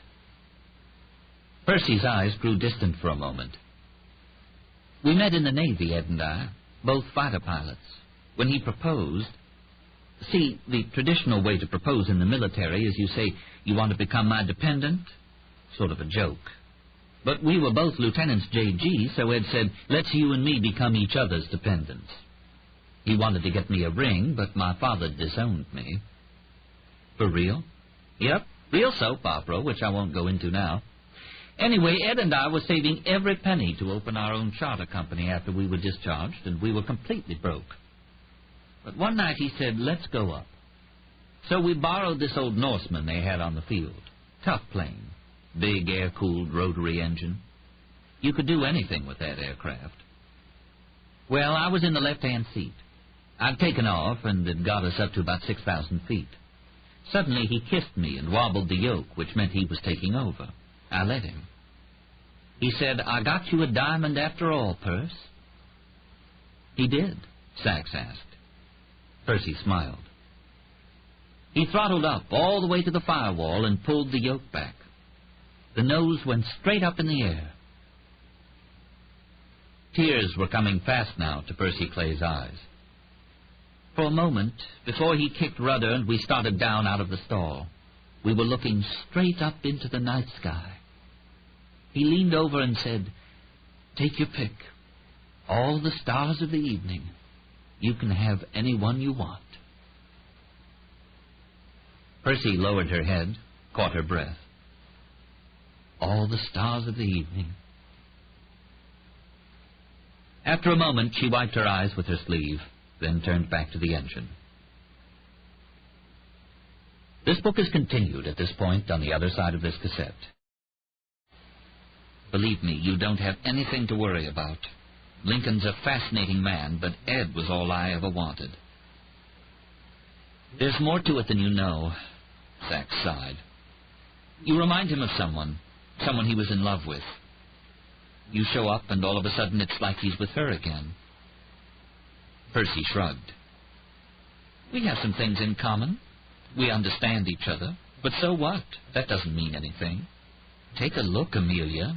Rhyme loves you. Sachs laughed. Oh, I don't think so. Percy gave her another look that said, whatever, and began replacing the equipment in boxes as meticulously as she'd worked with the tools and computers. Roland Bell ambled inside, checking windows and scanning the shadows. All quiet? He asked. Not a peep. Got a message to pass on. The folk from U.S. Medical just left Westchester Hospital. The shipment will be here in an hour. I've got a car of my people behind them just to be on the safe side. But don't worry that it'll spook them and be bad for business. My guys are top-notch. The driver will never know he's being followed. Percy looked at her watch. Okay. She glanced at Bell, who was looking uncertainly at the open engine compartment, like a snake at a mongoose. She asked, we don't need babysitters on the flat, do we? Bell's sigh was loud. After what happened at the safe house, he said in a low, solemn voice, I'm not letting you out of my sight. He shook his head, and already looking airsick, he walked back to the front door and disappeared into the cool, late afternoon air. Her head in the engine compartment, studying her work carefully, Percy said in a reverberating voice, looking at Rhyme and looking at you, I wouldn't give it much more than 50-50, I've got to say. She turned and looked down at Sachs. But you know, I had this flight instructor a long time ago. And? When we'd fly multi-engine, he had this game of throttling back one engine to idle and feathering the prop, then telling us to land. A lot of instructors will cut power for a few minutes with altitude just to see how you can handle it. But they always throttle up again before landing. This instructor, though, he'd make us land on one engine. Students would always be asking him, isn't that risky? His answer was, God don't give out certain. Sometimes you just gotta play the odds. Percy lowered the flap of the engine cowl and clamped it into place. All right, this is done. Damn aircraft may actually fly. She swatted the glossy skin like a cowgirl patting a rodeo rider's butt. Chapter 30. Hour 32 of 45.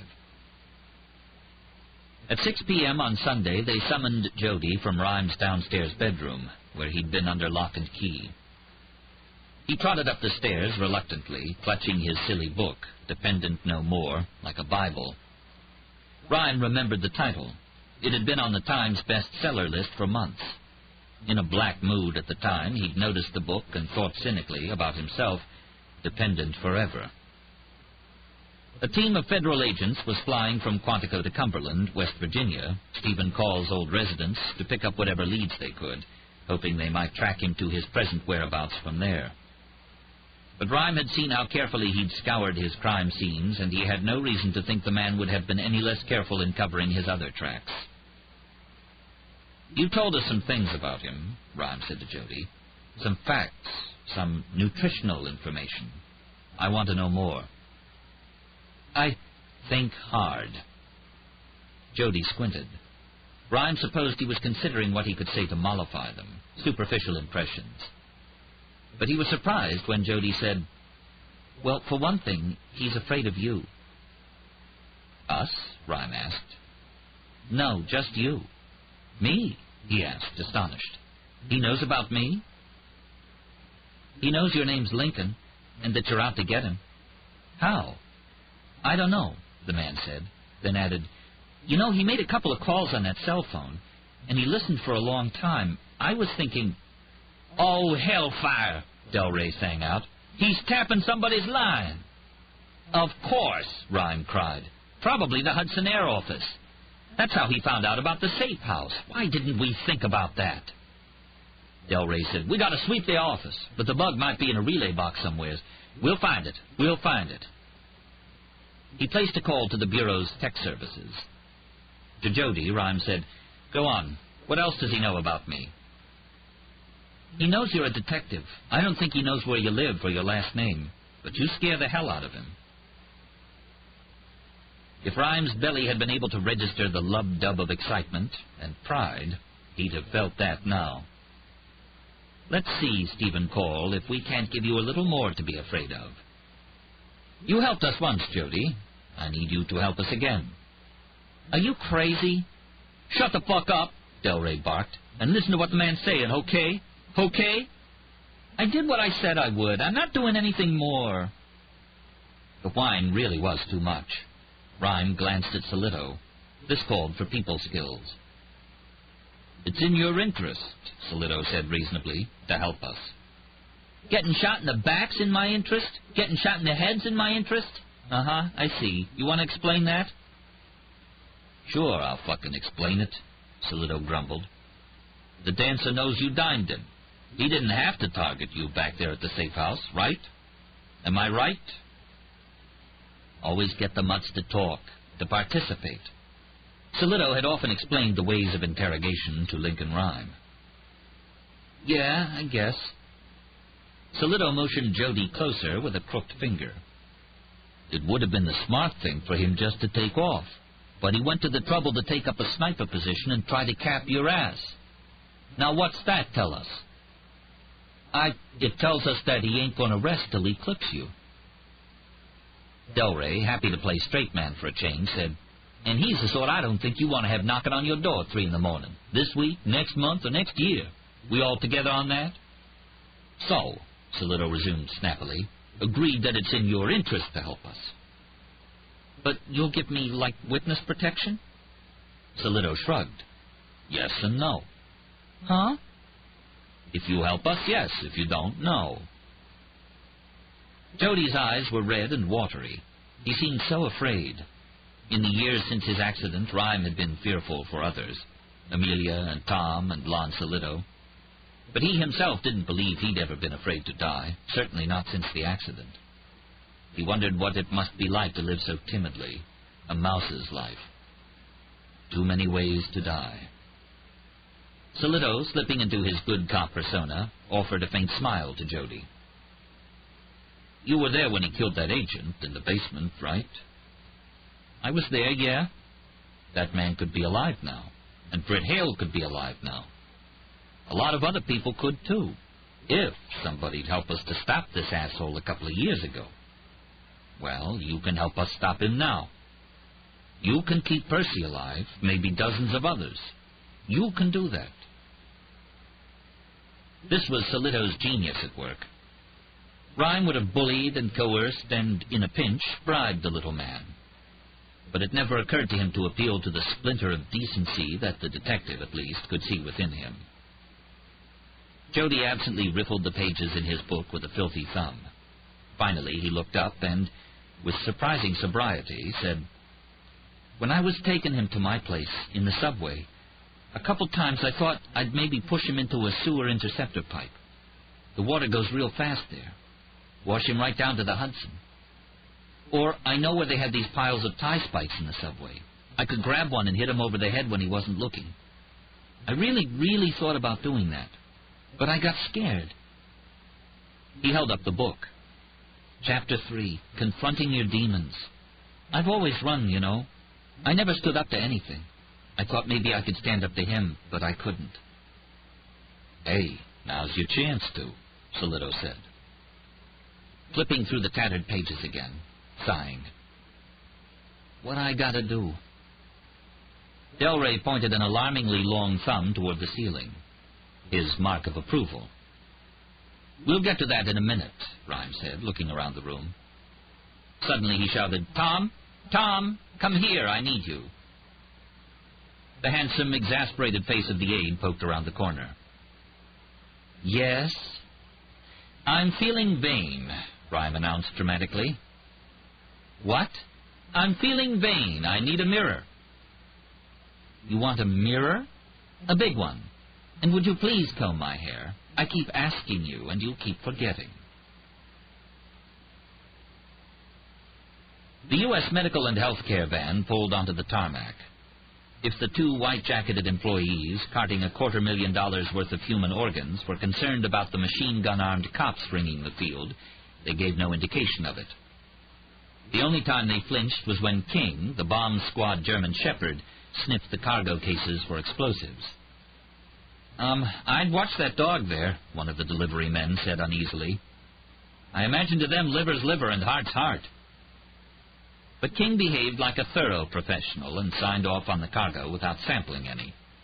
The men carried the containers on board, loaded them into the refrigeration units. Percy returned to the cockpit where Brad Torgeson, a sandy-haired young pilot who flew occasional freelance jobs for Hudson Air, was going through the pre-flight check. They'd both already done the walk-around, accompanied by Bell, 3 troopers, and King. There was no way the Dancer could have gotten to the plane in the first place, but the killer now had a reputation of materializing out of thin air. This was the most meticulous pre-flight visual in the history of aviation. Looking back into the passenger compartment, Percy could see the lights of the refrigeration units. She felt that tug of satisfaction she always felt when inanimate machinery, built and honed by humans, came to life. The proof of God for Percy Clay could be found in the hum of servomotors and the buoyancy of a sleek metal wing at that instant when the airfoil creates negative top pressure and you become weightless. Continuing with the pre-flight checklist, Percy was startled by the sound of heavy breathing next to her. "Whoa," Brad said, as King decided there were no explosives in his crotch and continued his examination of the inside of the plane. Rhyme had spoken to Percy not long ago and told her that he and Amelia Sachs had examined the gaskets and tubing and found no match for the latex discovered at the crash site in Chicago. Rhyme got the idea that he might have used the rubber to seal the explosives so that the dogs couldn't smell it. So he had Percy and Brad stand down for a few minutes while tech services went through the entire plane, inside and out, with hypersensitive microphones, listening for a detonator timer. Clean. When the plane rolled out, the taxiway would be guarded by uniformed patrolmen. Fred Delray had contacted the FAA to arrange that the flight plan be sealed, so that the Dancer couldn't learn where the plane was going, even if he knew that Percy was at the helm. The agent had also contacted the FBI field offices in each of the arrival cities and arranged for tactical agents to be on the tarmac when the shipments were delivered. Now, engines started, Brad in the right-hand seat and Roland Bell shifting uneasily in one of the 2 remaining passenger seats. Percy Clay spoke to the tower. "Leah 6905 Foxtrot Bravo at Hudson Air. Ready for taxi." "Roger, 905 Foxtrot Bravo. Cleared onto taxiway 09 right." 09 right. 905 Foxtrot Bravo." A touch to the smooth throttles, and the sprightly plane turned onto the taxiway and proceeded through the gray, early spring evening. Percy was driving. Co-pilots have flight authority, but only the pilot can steer the plane on the ground. "You having fun, officer?" she called back to Bell. I'm just tickled, he said, looking sourly out the large round window. You know you can see straight down? I mean, the windows go so far round. Why'd they make it that way? Percy laughed. She called out, on airliners, they try to keep you from realizing you're flying. Movies, food, small windows. Where's the fun? What's the point? I can see a point or two, he said, chewing his Wrigley's with energetic teeth. He closed the curtain. Percy's eyes were on the taxiway, checking left and right, always vigilant. To Brad, she said, I'll do the briefing now, okay? Yes'm. This'll be a rolling takeoff with flaps set to 15 degrees, Percy said. I'll advance the throttles. You call airspeed, 80 knots, cross-check, V1, rotate, V2, and positive rate. I'll command gear up and you raise it. Got that? Airspeed, 80, V1, rotate, V2, positive rate, gear. Good. You'll monitor all instruments and the annunciator panel. Now, if we get a red panel light or there's an engine malfunction before V1, sing out abort loud and clear, and I'll make a go, no-go decision.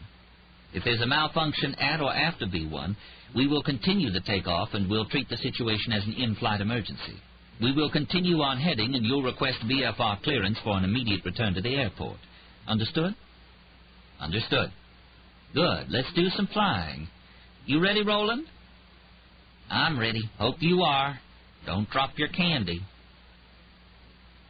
Percy laughed again. Their housekeeper in Richmond had used that expression. It meant don't screw up. She wobbled the throttles a little closer to the firewall. The engines gave a grinding sound, and the Learjet sped forward.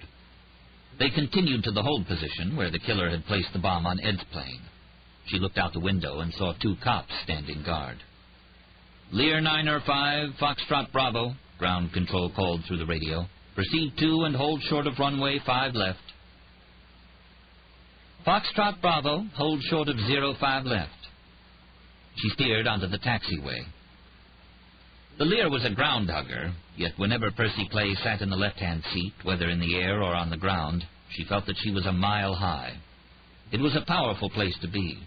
All the decisions would be hers, followed unquestioningly. All the responsibility was on her shoulders. She was the captain. Eyes scanning the instruments. Flaps 15-15 green, she said, repeating the degree setting. Doubling the redundancy, Brad said, flaps 15-15 green. ATC called, Lear 905 Foxtrot Bravo, turn into position. Cleared for takeoff, runway 5 left. 5 left, Foxtrot Bravo, cleared for takeoff. Brad concluded the takeoff checklist. Pressurization normal. Temperature select is in auto. Transponder and exterior lights on. Ignition, pitot heat, and strobes your side. Percy checked those controls, said, ignition, pitot heat, and strobes on. She turned the Lear onto the runway, straightened the nose wheel, and lined up with centerline. She glanced at the compass. All heading indicators, check 05, runway 5L. I'm setting power. She pushed the throttles forward. They began racing down the middle of the concrete strip.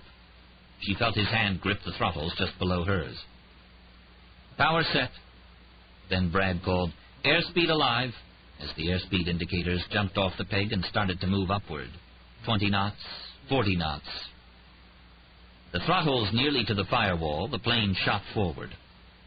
She heard a wail from Roland Bell and repressed a smile.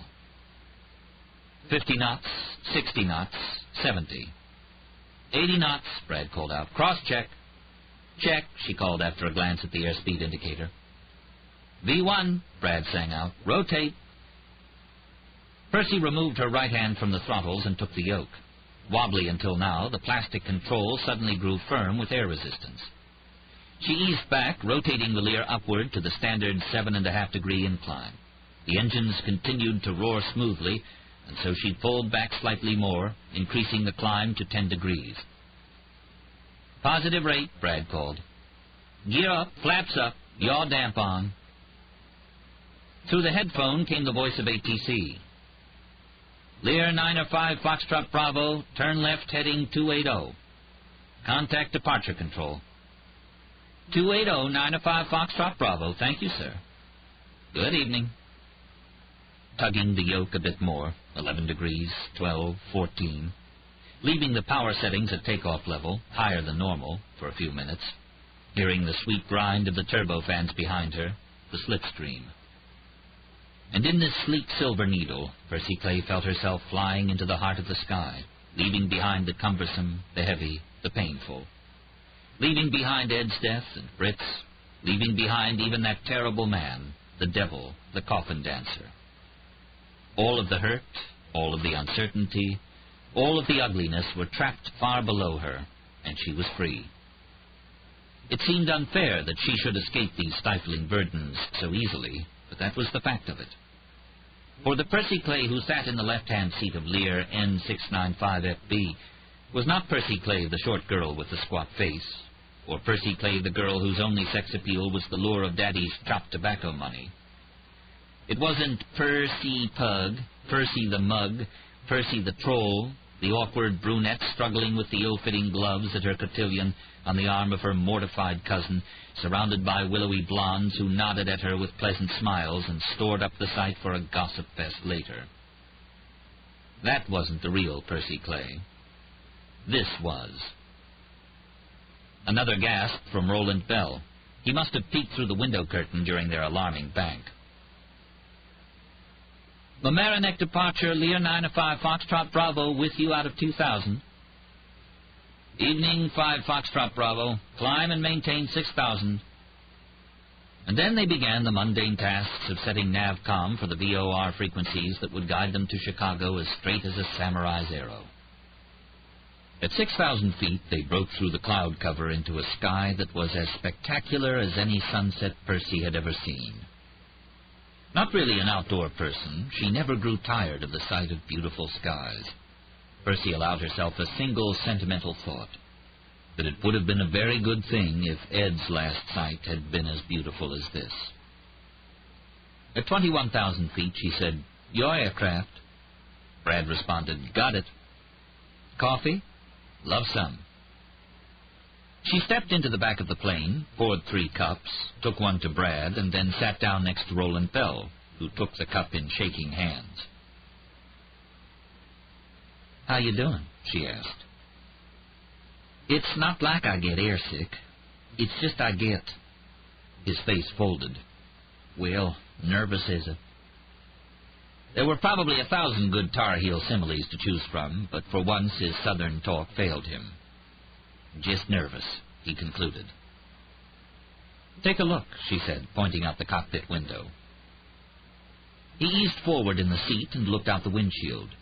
She watched his craggy face blossom in surprise as they stared into the maw of the sunset. Bell whistled. "Well, now, look at that. Say, that was a real rush takeoff." "She's a sweet bird. You ever hear of Brooke Knapp?" "Don't believe so." "Businesswoman in California. Setting around the world speed record in a Lear 35A, what we're in right now. Took her a hair over 50 hours. I'm going to break that someday." "I don't doubt you are." Calmer now, eyes on the controls. "Looks awful complicated." She sipped the coffee. "There's a trick to flying we don't tell people, sort of a trade secret. It's a lot simpler than you'd think." "What's that?" he asked eagerly. "The trick." "Well, look outside. You see those colored lights on the wingtips?" He didn't want to look, but he did. "Okay, got it." "There's one on the tail, too." "Uh-huh. Remember seeing that, I think." "All we have to do is make sure we keep the plane in between those lights, and everything will go fine." In between. It took a moment for the joke to register. He gazed at her deadpan face for a minute, then smiled. "You get a lot of people with that one?" "A few." But the joke didn't really amuse him. His eyes were still on the carpet. After a long moment of silence, she said, "Britt Hale could have said no, Roland. He knew the risks." "No, he didn't," Bell answered. "Nope. He went along with what we had in mind, not knowing much of anything. I should have thought better. I should have guessed about the fire trucks. Should have guessed that the killer'd know where your rooms were. I could have put you in the basement or someplace. And I could have shot better, too. Belle seemed so despondent that Percy could think of nothing to say.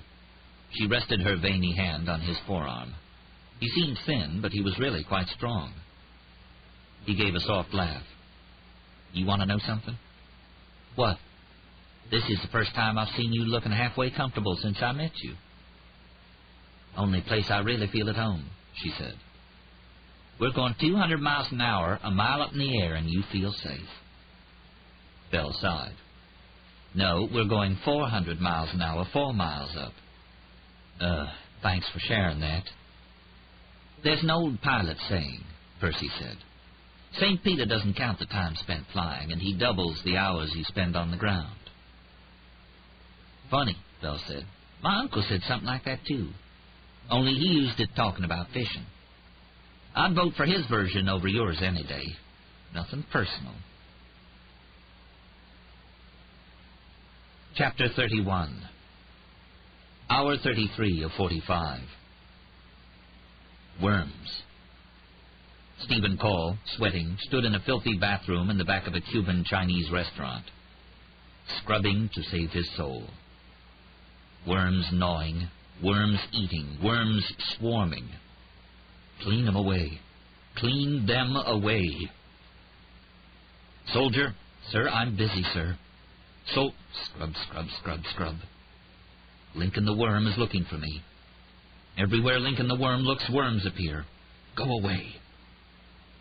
The brush moved, whisk, whisk, back and forth until his cuticles bled. Soldier, that blood is evidence. You can't. Go away. He dried his hands, then grabbed the Fender guitar case and the book bag, pushed into the restaurant. Soldier, your gloves. The alarmed patrons stared at his bloody hands, his crazed expression. Worms, he muttered in explanation to the entire restaurant. Fucking worms. Then burst outside onto the street. Hurrying down the sidewalk, calming. He was thinking about what he had to do. He had to kill Jody, of course. Have to kill him, have to kill him, have to... Not because he was a traitor, but because he'd given away so much information. And why the fuck did you do that, soldier? About himself to the man. And he had to kill Lincoln the Worm because the worms would get him if he didn't. Have to kill. Have to. Are you listening to me, soldier? Are you? That was all there was left to do. Then he'd leave this city, head back to West Virginia, back to the hills. Lincoln, dead. Jody, dead. Have to kill. Have to. Nothing more to keep him here. As for the wife, he looked at his watch. Just after 7 p.m. Well, she was probably dead already. It's bulletproof. Against those bullets? Jody asked. You said they blow up. Delray assured him it was effective.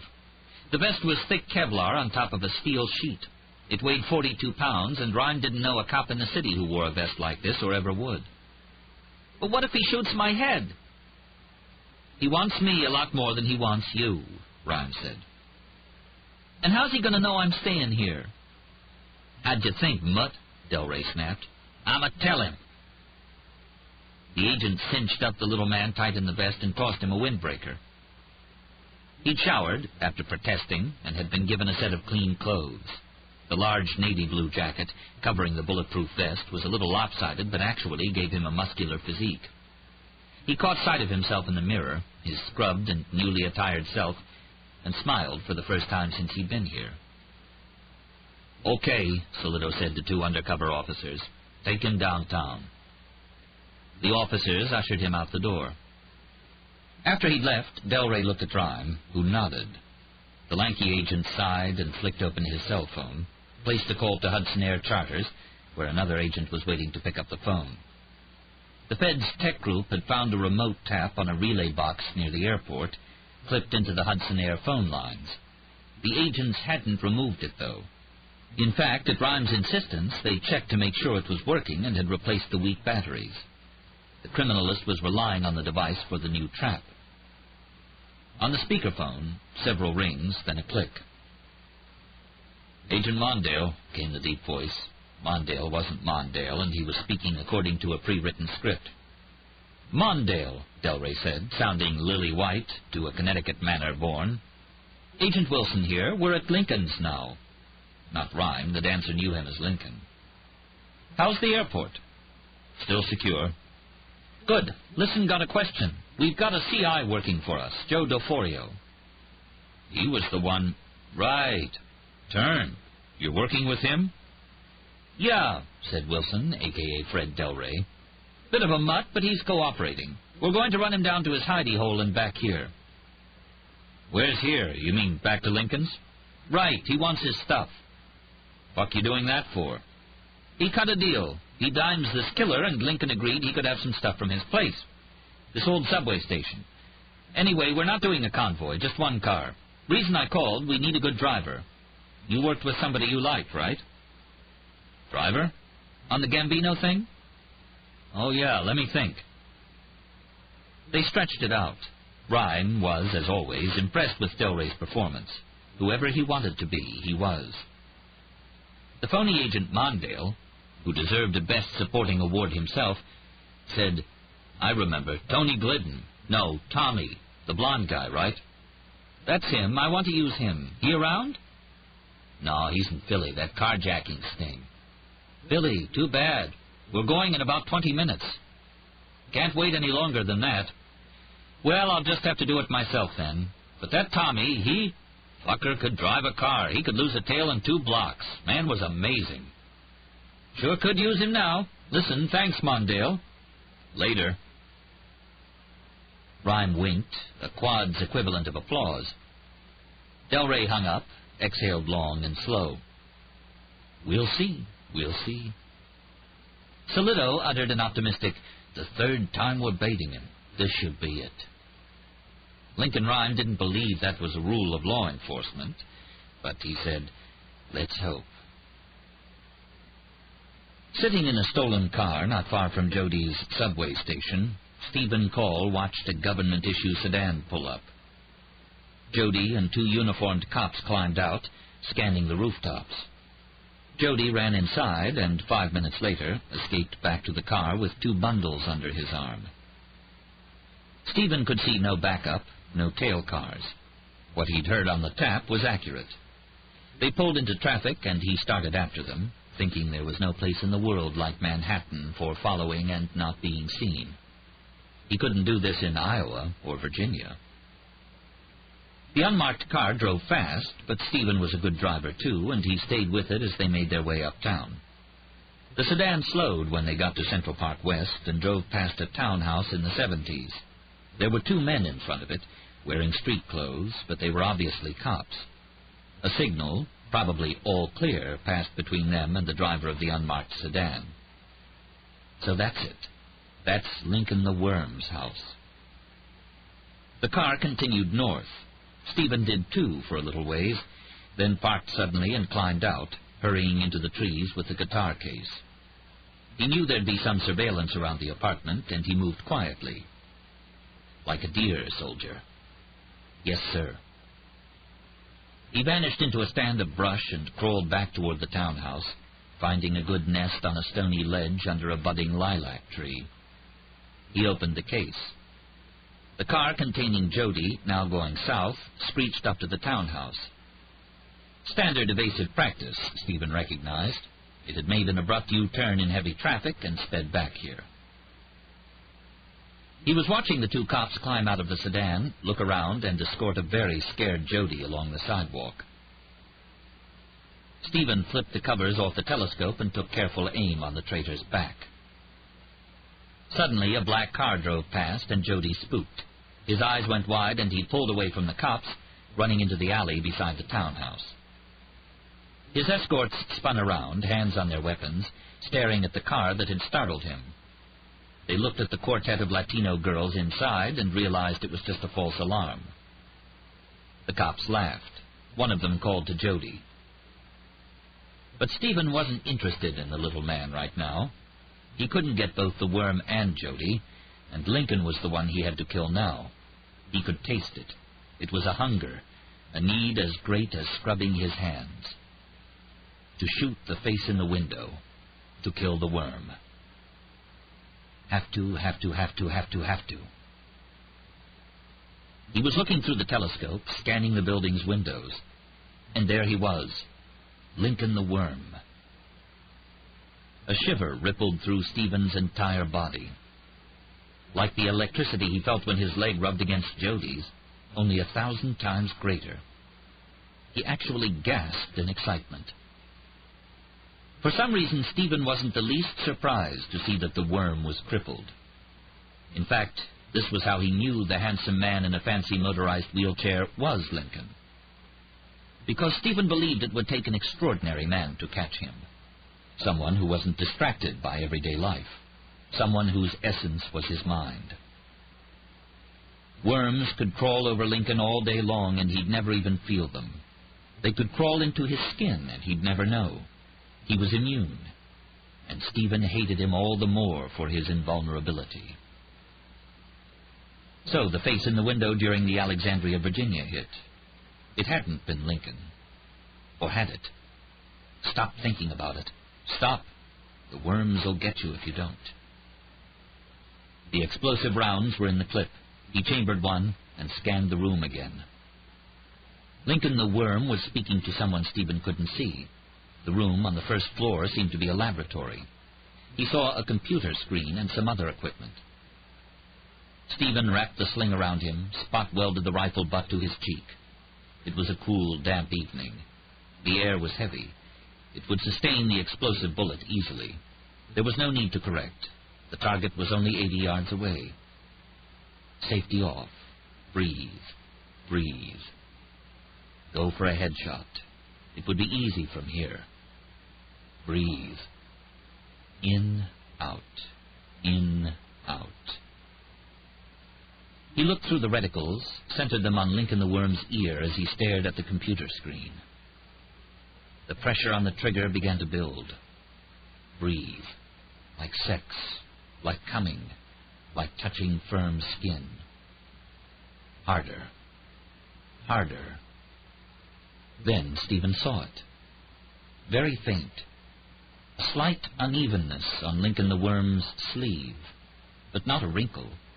It was a distortion. He relaxed his trigger finger and studied the image through the telescope for a moment. Stephen clicked to a higher resolution on the Redfield telescope. He looked at the type on the computer screen. The letters were backwards. A mirror. He was sighting on a mirror. It was another trap. Stephen closed his eyes. He'd almost given his position away. Cringy now, smothering in worms, choking on worms. He looked around. He knew there must be a dozen search and surveillance troopers in the park with big ears microphones just waiting to pinpoint the gunshot.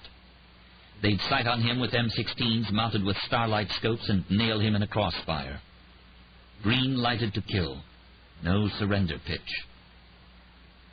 Quickly, but in absolute silence, he removed the telescope with shaking hands and replaced it and the gun in the guitar case, fighting down the nausea, the cringe. Soldier. Sir, go away, sir. Soldier, what are you...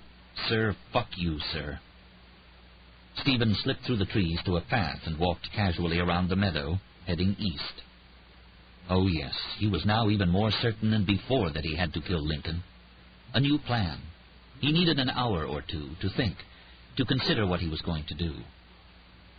He turned suddenly off the path, paused in the bushes for a long moment, listening, looking around him. They'd been worried he'd be suspicious if he noticed that the park was deserted, so they hadn't closed the entrances. That was their mistake. Stephen saw a group of men about his age, yuppies from the look of them, dressed in sweats or jogging outfits. They were carrying racquetball cases and backpacks and headed for the Upper East Side, talking loudly as they walked. Their hair glistened from the showers they'd just had at a nearby athletic club. Stephen waited until they were just past, then fell in behind them, as if he were a part of the group. Offered one of them a big smile. Walking briskly, swinging the guitar case jauntily, he followed them toward the tunnel that led to the east side. Chapter 32. Hour 34 of 45. Dusk surrounded them. Percy Clay, once again in the left-hand seat of the Learjet, saw the cusp of light that was Chicago in front of them. Chicago Center cleared them down to 12,000 feet. "Starting descent," she announced, easing back on the throttles. "ATIS." Brad clicked his radio to the automated airport information system and repeated out loud what the recorded voice told him. "Chicago information, Whiskey, clear and forever. Wind 250 at 3, temperature 59 degrees, altimeter 30.11. Brad set the altimeter as Percy said into her microphone, "Chicago approach, this is Lear 905 Foxtrot Bravo, with you inbound at 12,000, heading 280. Evening Foxtrot Bravo, descend and maintain 10,000. Expect vectors runway 27 right. Roger, descend and maintain 10, vectors 27 right. 905 Foxtrot Bravo." Percy refused to look down. Somewhere below and ahead of them was the grave of her husband and his aircraft. She didn't know if he'd been cleared to land on O'Hare's runway 27 right, but it was likely that he had, and if so, ATC would have vectored Ed through exactly the same airspace she was now sailing through. Maybe he'd started to call her right about here. No, don't think about it, she ordered herself. Fly the aircraft. In a low, calm voice, she said, "Brad, this will be a visual approach to runway 27 right. Monitor the approach and call all assigned altitudes. When we turn on final, please monitor airspeed, altitude, and rate of descent. Warn me of a sink rate greater than 1,000 FPM. Go around will be at 92%. Roger. Flaps 10 degrees. Flaps 10 green." The radio crackled. "Lear 905 Foxtrot Bravo, turn left heading 240, descend and maintain 4,000. 5 Foxtrot Bravo out of 10 for 4, heading 240. She eased back on the throttle and the plane settled slightly. The grinding sound of the engines diminished, and she could hear the whoosh of the air like a whisper of wind over bedsheets beside an open window at night.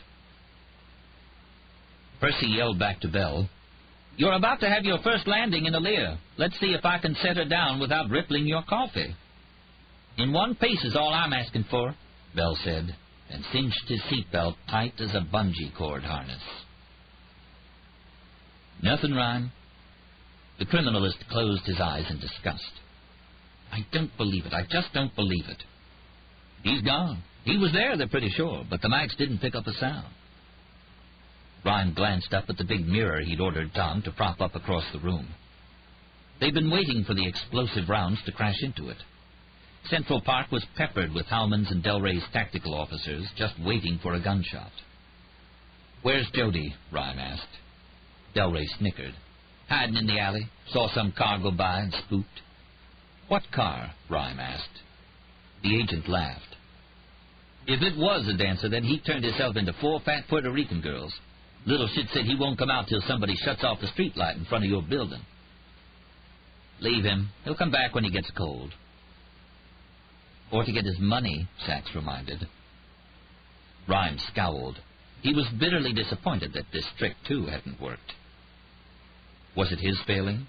Or was there some uncanny instinct that the dancer had? A sixth sense? The idea was repugnant to Lincoln Rhyme, the scientist, but he couldn't discount it completely. After all, even the NYPD used psychics from time to time. Sachs started toward the window. "No," Rhyme said to her. "We still don't know for certain he's gone." Solito stood away from the glass as he drew the drapes shut. Oddly, it was scarier not knowing exactly where the dancer was than thinking he was pointing a large rifle through a window 20 feet away. It was then that Cooper's phone rang. He took the call. "Lincoln, it's the Bureau's bomb people. They've checked the explosives reference collection. They say they've got a possible match on those bits of latex." "What did they say?" Cooper listened to the agent for a moment. "No leads on the specific type of rubber, but they say it's not inconsistent with the material used in altimeter detonators.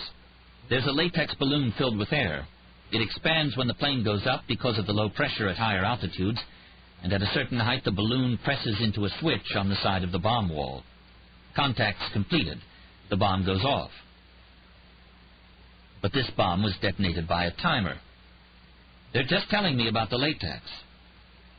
Rhyme looked at the plastic bags containing components of the bomb. This book is continued on Cassette 8, Side 1. Rhyme looked at the plastic bags containing components of the bomb. His eyes fell to the timer, and he thought, why is it in such perfect shape? Because it had been mounted behind the overhanging lip of steel.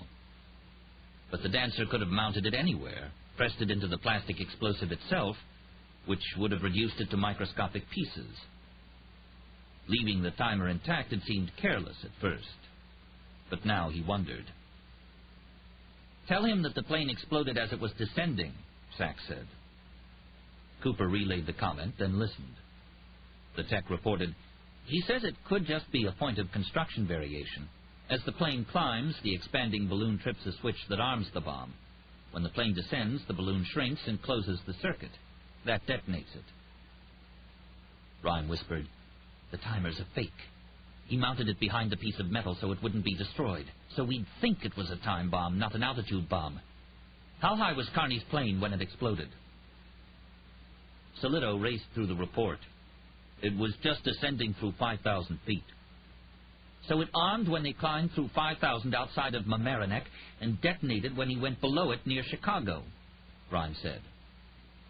Why on descent? The detective asked. So the plane would be farther away? Sachs suggested. Right, Rhyme said. It'd give the dancer a better chance to get away from the airport before it blew. But, Cooper asked, why go to all the trouble to fool us into thinking it was one kind of bomb and not another? Rhyme saw that Sachs figured it out just as fast as he did. Oh, no, she cried. Solito still didn't get it. What? Because, she said, the bomb squad was looking for a time bomb when they searched Percy's plane tonight, listening for the timer. Which means, Rhyme spat out, Percy and Bell have got an altitude bomb on board, too. Sink rate 1,200 feet per minute, Brad sang out. Percy gentled the yoke of the Lear back slightly, slowing the descent. They passed through 5,500 feet. Then she heard it, a strange chirping sound. She'd never heard any sound like it, not in a Lear 35A. It sounded like a warning buzzer of some kind, but distant. Percy scanned the panels, but could see no red lights. It chirped again. 5,300 feet, Brad called. What's that noise? It stopped abruptly. Percy shrugged. An instant later, she heard a voice shouting beside her, Pull up! Go higher, now! Roland Bell's hot breath was on her cheek. He was beside her in a crouch, brandishing his cell phone. What? There's a bomb on. Altitude bomb. It goes off when we hit 5,000 feet. But we're above. I know. Pull up. Up. Percy shouted, Set power 98%. Call out altitude. Without a second's hesitation, Brad shoved the throttles forward. Percy pulled the Lear into a 10-degree rotation. Bell stumbled backward and landed with a crash on the floor. Brad said, 5,002, 515, 52, 5,003, 54, 58, 6,000 feet. Percy Clay had never declared an emergency in all her years flying. Once she declared a pan-pan, indicating an emergency situation, when an unfortunate flock of pelicans decided to commit suicide in her number 2 engine and clog up her pitot tube to boot. But now, for the first time in her career, she said, Mayday, Mayday, Lear 6905, Foxtrot Bravo. Go ahead, Foxtrot Bravo. Be advised, Chicago approach. We have reports of a bomb on board. Need immediate clearance to 10,000 feet and a heading for holding pattern over unpopulated area. Roger, 95er Foxtrot Bravo, the ATC controller said calmly. Maintain present heading of 240, cleared to 10,000 feet. We are vectoring all aircraft around you. Change transponder code to 7700 and squawk. Brad glanced uneasily at Percy as he changed the transponder setting to the code that automatically sent a warning signal to all radar facilities in the area that Foxtrot Bravo was in trouble. squawking meant sending out a signal from the transponder to let everyone at ATC and other aircraft know exactly which blip was the Lear. She heard Bell say into his phone, "The only person got close to the plane, except for me and Percy, was the business manager, Ron Talbot. And nothing personal to him, but my boys or I watched him like a hawk while he was doing the work, stood over his shoulder the whole time. Oh, and that guy delivered some of the engine parts came by, too, from Northeast Aircraft Distributors in Greenwich. But I checked him out good. Even got his home phone and called his wife, had them talk, to make sure he was legit." Bell listened for a moment more, then hung up. "They'll call us back." Percy looked at Brad and at Bell, then returned to the task of piloting her aircraft. "Fuel?" she asked her co-pilot. "How much time?" "We're under our estimated. Headwinds have been good." He did the calculations. 105 minutes. She thanked God, or fate, or her own intuition, for deciding not to refuel at Chicago, but to load enough to get them to St. Louis, plus the FAA requirement for an additional 45 minutes flying time.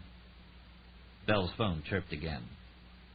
He listened, sighed, then asked Percy, "Did that Northeast company deliver a fire extinguisher cartridge?" "Shit, did he put it in there?" she asked bitterly. "Looks like it. The delivery truck had a flat tire just after it left the warehouse on the way to make that delivery to you. Driver was busy for about 20 minutes. Connecticut trooper just found a mess of what looks like carbon dioxide foam in the bushes right near where it happened." "God damn!" Percy glanced involuntarily toward the engine. "And I installed the fucker myself." Bell asked, "Ryan wants to know about heat. Wouldn't it blow the bomb?" "Some parts are hot, some aren't. It's not that hot by the cartridge." Bell told this to Rhyme. Then he said, "He's going to call you directly." A moment later, through the radio, Percy heard the patch of a Unicom call. It was Lincoln Rhyme. "Percy, can you hear me?" "Loud and clear. That prick pulled a fast one, "Looks like it. How much flying time do you have?" "Hour 45 minutes, about." Okay, the criminalist said. A pause. "All right. Can you get to the engine from the inside?" "No." Another pause. "Could you somehow disconnect the whole engine, unbolt it or something, let it drop off?" "Not from the inside." "Is there any way you could refuel in midair?" "Refuel? Not with this plane." Rhyme asked, "Could you fly high enough to freeze the bomb mechanism?" She was amazed at how fast his mind worked. These were things that wouldn't have occurred to her. "Maybe, but even at emergency descent rate, I'm talking nosedive, it'd still take 8 and 9 minutes to get down. I don't think any bomb parts would stay very frozen for that long, and the Mach buffet would probably tear us apart." Rhyme continued, "Okay, what about getting a plane in front of you and tethering some parachutes back?" Her initial thought was that she would never abandon her aircraft. But the realistic answer, the one she gave him, was that given the stall speed of a Lear 35A and the configuration of door, wings, and engines, it was unlikely that anyone could leap from the aircraft without being killed. Rhyme was again silent for a moment. Brad swallowed and wiped his hands on his razor-creased slacks. "Brother." Roland Bell rocked back and forth. Hopeless, she thought, staring down at the murky blue dusk. "Lincoln," Percy asked, "are you there?" She heard his voice. He was calling to someone in his lab, or bedroom. In a testy tone, he was demanding, "Not that map. You know which one I mean." "Well, why would I want that one? No. Silence. "Oh, Ed," Percy thought. "Our lives have always followed parallel paths. Maybe our deaths will, too." She was most upset about Roland Bell, though. The thought of leaving his children orphans was unbearable. Then she heard Rhyme asking, "On the fuel you've got left, how far can you fly?" "At the most efficient power settings." She looked at Brad, who was punching in the figures. He said, "If we got some altitude, say 800 miles. "Got an idea," Rhyme said. "Can you make it to Denver?" Chapter 33. Hour 36 of 45. Airport elevation's 5180 feet, Brad said, reviewing the Airman's Guide of Denver International. We were about that outside of Chicago and the thing didn't blow. How far? Percy asked. From present location, 902 miles. Percy debated for no more than a few seconds, nodded. We go for it. Give me a dead reckoning heading, just something to play with until we get VORs. Then into the radio. We're going to try it, Lincoln. The gas will be real close. We've got a lot to do. I'll get back to you. We'll be here. Brad eyeballed the map and referred to the flight log. Turn left heading 266. 266, she repeated, then called ATC. Chicago Center, 905 Foxtrot Bravo. We're heading for Denver International. Apparently we've got an altitude-sensitive bomb on board. We need to get on the ground at 5,000 feet or higher. Request immediate VORs for vectoring to Denver. Roger, Foxtrot Bravo. We'll have those in a minute. Brad asked, please advise the weather en route, Chicago Center. High pressure front moving through Denver right now. Headwinds vary from 15 to 40 at 10,000, increasing to 60, 70 knots at 25. Ouch, Brad muttered, then returned to his calculations. After a moment, he said, fuel depletion about 55 miles short of Denver. Bell asked, can you set it down on the highway? In a big ball of flames, we can, Percy said. ATC asked, Foxtrot Bravo ready to copy VOR frequencies? While Brad took down the information, Percy stretched, pressed her head into the back of her seat.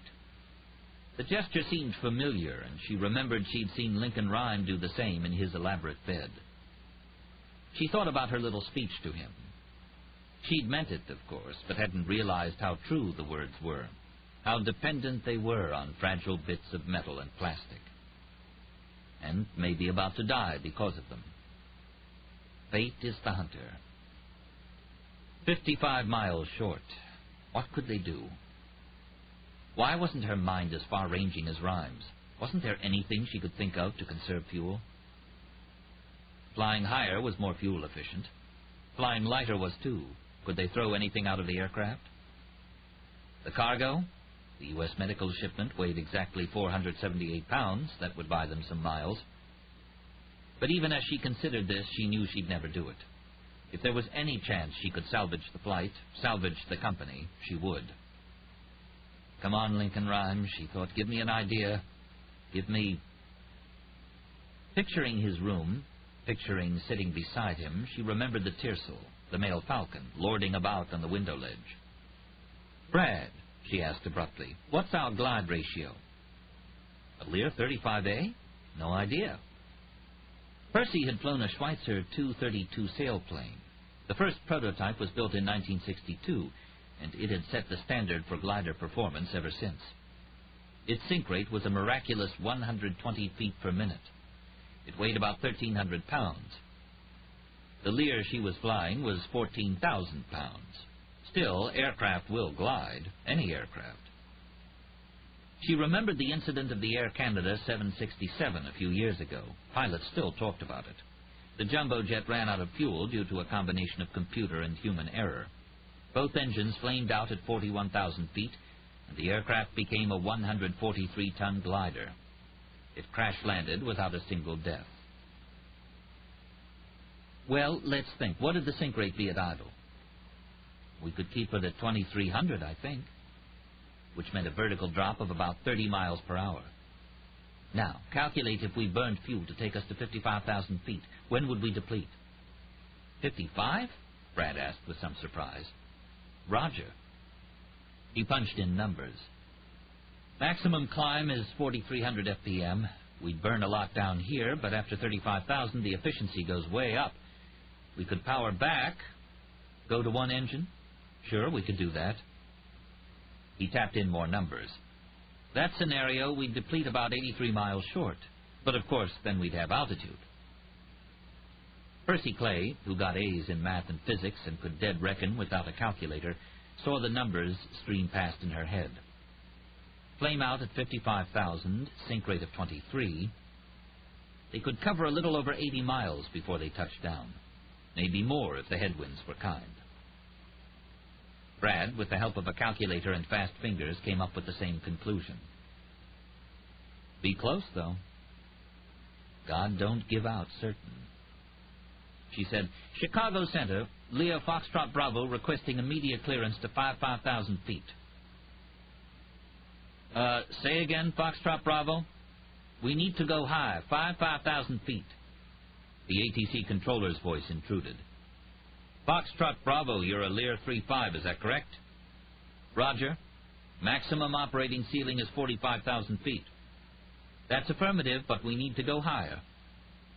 Your seals have been checked lately? Pressure seals, doors and windows, what kept the aircraft from exploding. They're fine, she said, neglecting to mention that Foxtrot Bravo had been shot full of holes and jerry-rigged back together just that afternoon. ATC answered, Roger, you're cleared to 5,000 feet, Foxtrot Bravo. And Percy said something that few, if any, Lear pilots had ever said. Roger, out of 10 for 55,000. Percy commanded, power to 88%. Call-out rate of climb and altitude at 40, 50, and 55,000. Roger, Brad said placidly. She rotated the plane, and it began to rise. They sailed upward. All the stars of evening. 10 minutes later, Brad called out, 5,000. They leveled off. It seemed to Percy that she could actually hear the groaning of the aircraft's seams. She recalled her high-altitude physiology. If the window Ron had replaced were to blow out or any pressure seal burst, if it didn't tear the aircraft apart, hypoxia would knock them out in about 5 seconds. Even if they were wearing masks, the pressure difference would make their blood boil. Go to oxygen. Increase cabin pressure to 10,000 feet. Pressure to 10,000, he said. This would at least relieve some of the terrible pressure on the fragile hull. Good idea, Brad said. How'd you think of that? Monkey skills. Dunno, she responded. Let's cut power in number 2. Throttle closed, auto throttle disengaged. Closed, disengaged, Brad echoed. Fuel pumps off, ignition off. Pumps off, ignition off. She felt the slight swerve as their left side thrust vanished. Percy compensated for the yaw with a slight adjustment to the rudder trim tabs. It didn't take much. Because the jets were mounted on the rear of the fuselage and not on the wings, losing one power plant didn't affect the stability of the aircraft much. Brad asked, What do we do now? I'm having a cup of coffee, Percy said, climbing out of her seat like a tomboy jumping from a treehouse. Hey, Roland, how do you like yours again? For a torturous 40 minutes, there was silence in Rhymes' room. No one's phone rang. No faxes came in. No computer voices reported, You've got mail. Then, at last, Delray's phone brayed. He nodded as he spoke, but Rhyme could see the news wasn't good. He clicked the phone off. Cumberland? Delray nodded. But it's a bust. Carl hasn't been there for years. Oh, the locals are still talking about the time the boy tied his stepdaddy up and let the worms get him. Sort of a legend. But no family left in the area, and nobody knows nothing, or is willing to say. It was then that Solito's phone chirped. The detective unfolded it and said, Yeah? A lead, Rhyme prayed. Please, let it be a lead. He looked at the cop's doughy, stoic face. He flipped the phone closed. That was Roland Bell, he said. He just wanted us to know. They're out of gas. Chapter 34. Hour 38 of 45. 3 different warning buzzers went off simultaneously. Low fuel, low oil pressure, low engine temperature.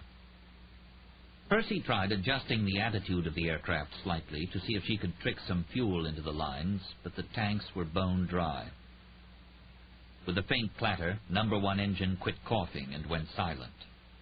And the cockpit went completely dark, black as a closet.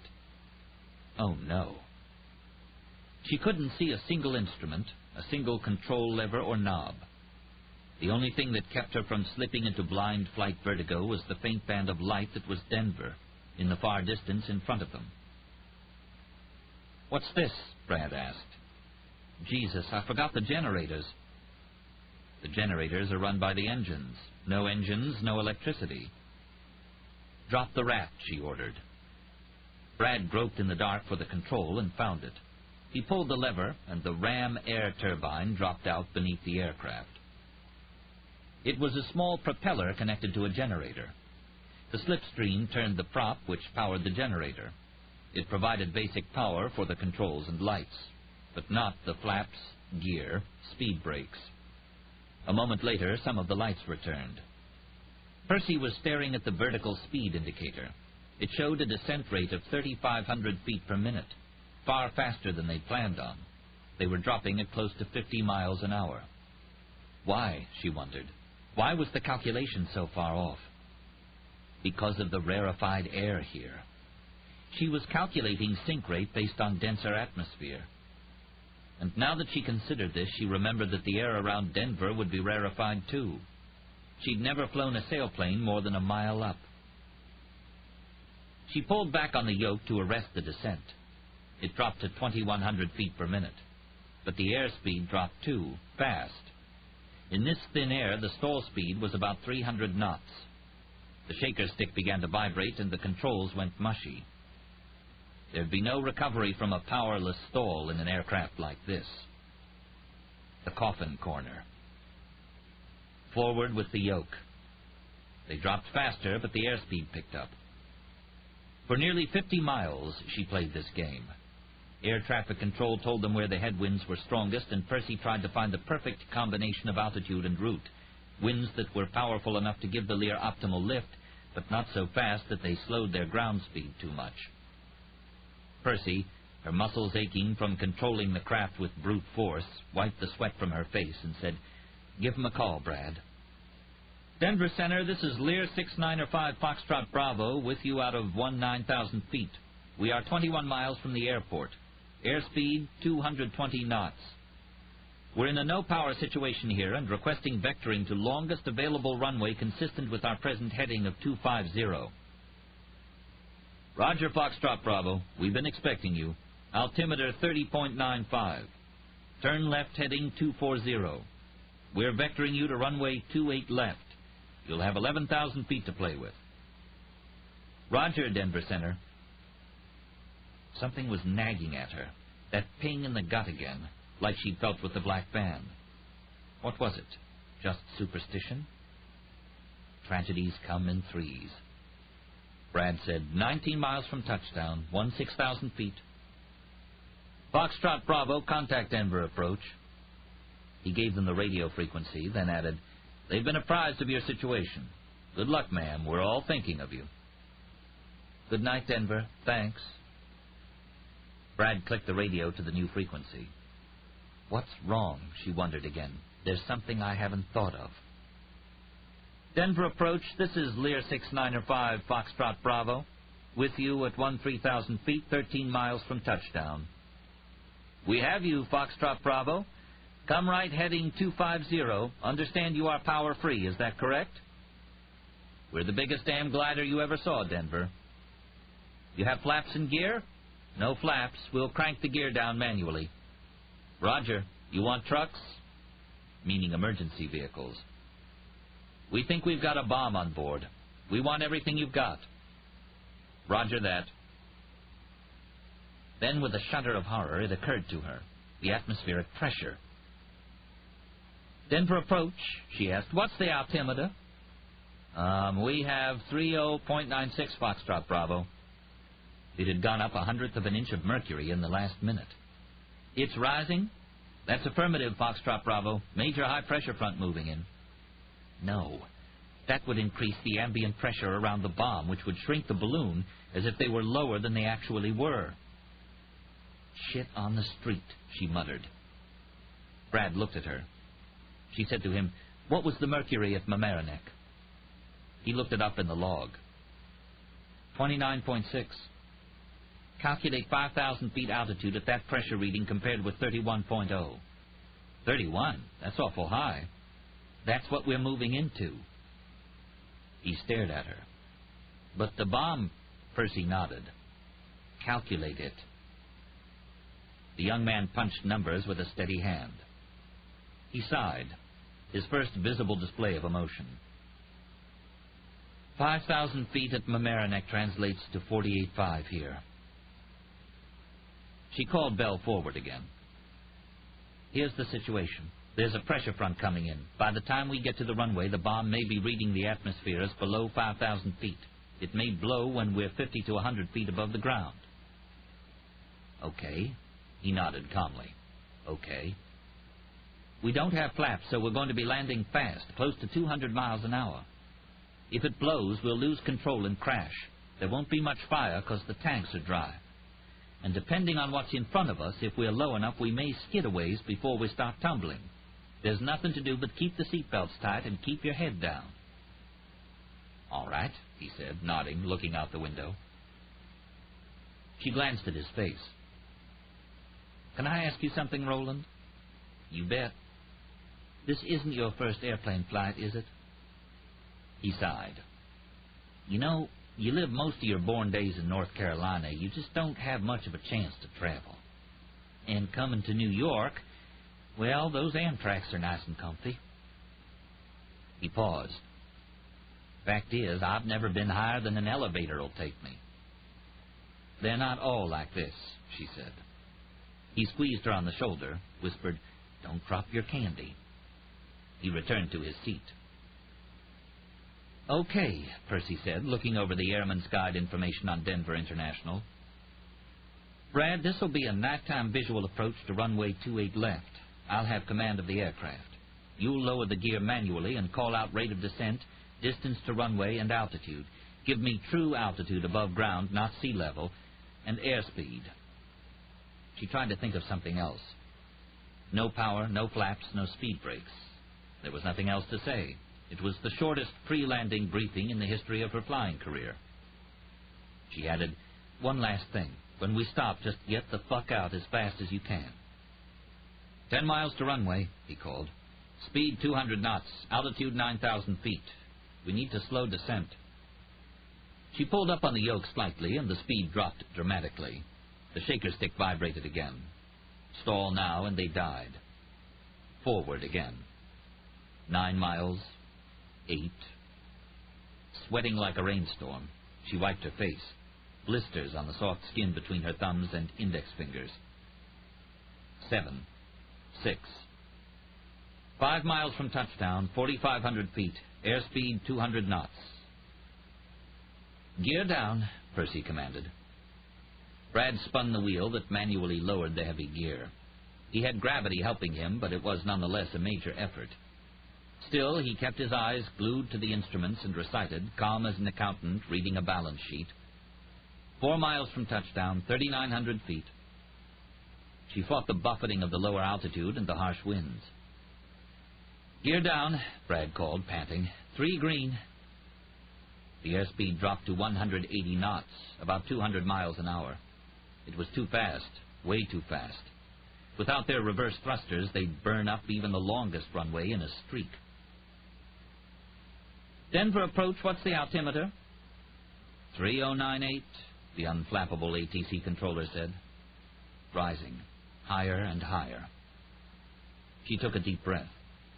According to the bomb, the runway was slightly less than 5,000 feet above sea level. How accurate had the Coffin Dancer been when he'd made the detonator? The gear's dragging, sync rate's 2,600, which meant a vertical speed of about 38 miles per hour.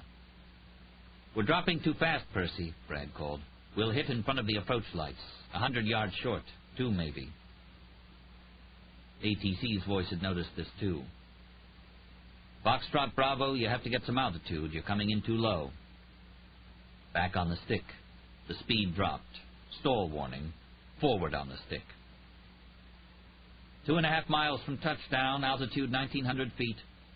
Too low, Foxtrot Bravo, the ATC controller warned again. She looked out over the silver nose. There were all the lights, the strobes of the approach lights beckoning them forward, the blue dots of the taxiway, the orange-red of the runway, and lights that Percy'd never seen before on approach. Hundreds of flashing lights, white and red, all the emergency vehicles. lights everywhere. All the stars of evening. "Still low," Brad called.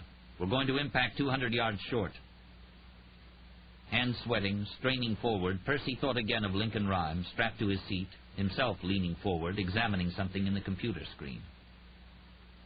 "Too low, Foxtrot Bravo," ATC repeated. "I'm moving emergency vehicles to the field in front of the runway."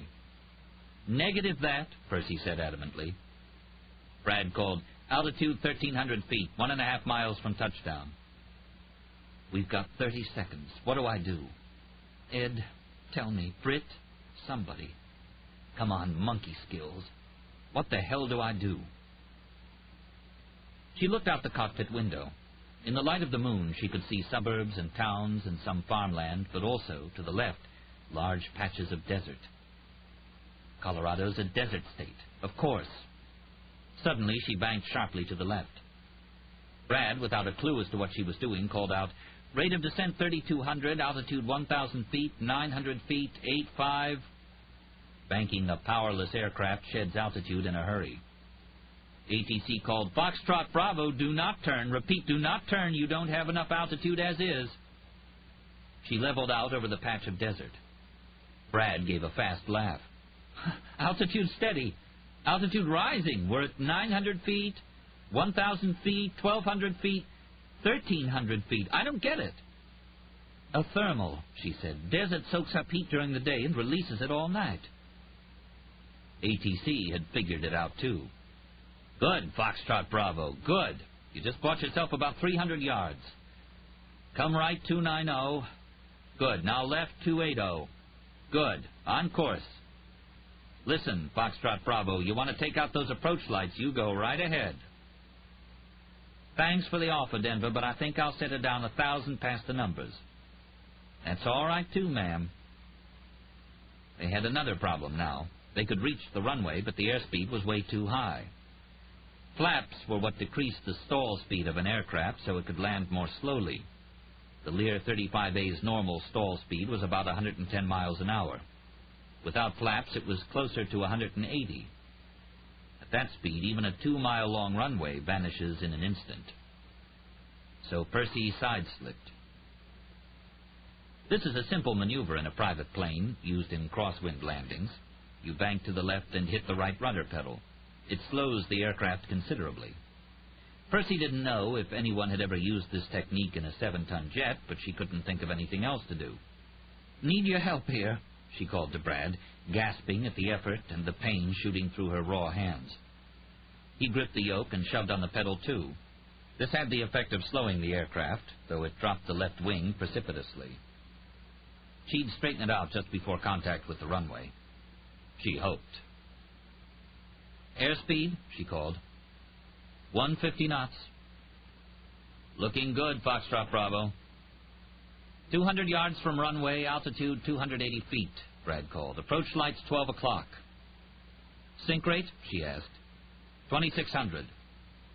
Too fast. Landing at that sink rate could destroy the undercarriage, and might very well set off the bomb, too. There were the approach strobes right in front of her, guiding them forward. Down, down, down. Just as they hurtled toward the scaffolding of the lights, Percy shouted, "My aircraft!" Brad released the yoke. Percy straightened from the side slip and brought the nose up. The plane flared beautifully and grabbed air, halting the precipitous descent right over the numbers at the end of the runway. Grabbed air so well, in fact, that it wouldn't land. In the thicker air of the relatively lower atmosphere, the speeding plane, lighter without fuel, refused to touch down. She glimpsed the yellow-green of the emergency vehicles scattered along the side of the runway. 1,000 feet past the numbers, still 30 feet above the concrete.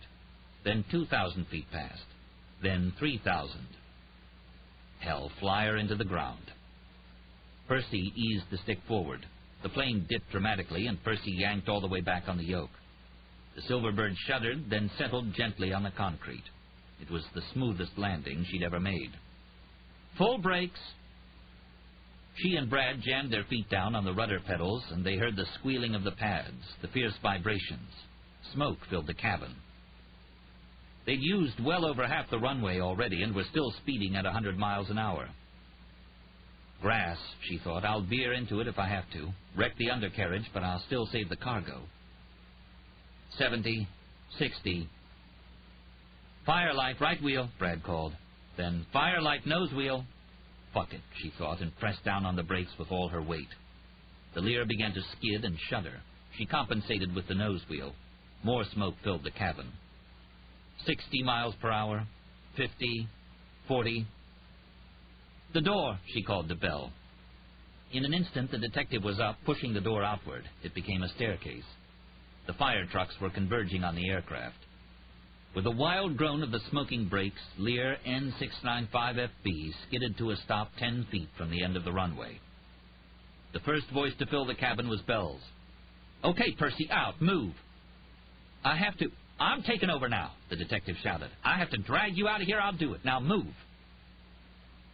Bell hustled her and Brad out the door, then leapt to the concrete himself, led them away from the aircraft. He called to the rescue workers, who'd started shooting foam at the wheel wells. "There's a bomb on board. Could go any minute. In the engine. Don't get close." One of his guns was in his hand, and he surveyed the crowd of rescue workers circling the plane. At one time, Percy would have thought he was being paranoid. No longer. They paused about 100 feet from the plane. The Denver police bomb squad truck pulled up. Bell waved it over.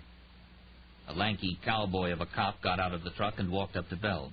They flashed IDs at each other, and Bell explained about the bomb, where they thought it was. "So," the Denver cop said, "you're not sure it's on board?" "Nope, not 100%. Though as Percy happened to glance at Foxtrot Bravo, her beautiful silver skin flecked with foam and glistening under the fierce spotlights, there was a deafening bang. Everyone except Bell and Percy hit the ground fast as the rear half of the aircraft disintegrated in a huge flash of orange flame, strewing bits of metal into the air. "Oh," Percy gasped, her hand rising to her mouth.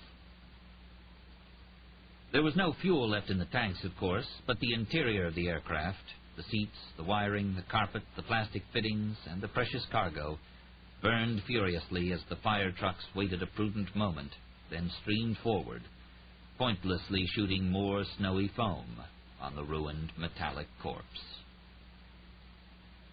Part 5. Danse Macabre. I looked up to see a dot dropping, becoming an inverted heart, a diving bird. The wind screamed through her bells, making a sound like nothing else on earth as she fell a half-mile through the clear autumn air. At the last moment, she turned parallel to the Chakar's line of flight and hit it from behind with the solid thwack of a large-caliber bullet striking flesh. A Rage for Falcons, Stephen Bodio. Chapter 35. Hour 42 of 45. It was after 3 a.m., Rhyme noted. Percy Clay was flying back to the East Coast on an FBI jet, and in just a few hours she'd be on her way to the courthouse to get ready for her grand jury appearance. And Rhyme still had no idea where the Coffin Dancer was, what he was planning, what identity he was now assuming. Solito's phone brayed. He listened. His face screwed up. Jesus, the dancer just got somebody else.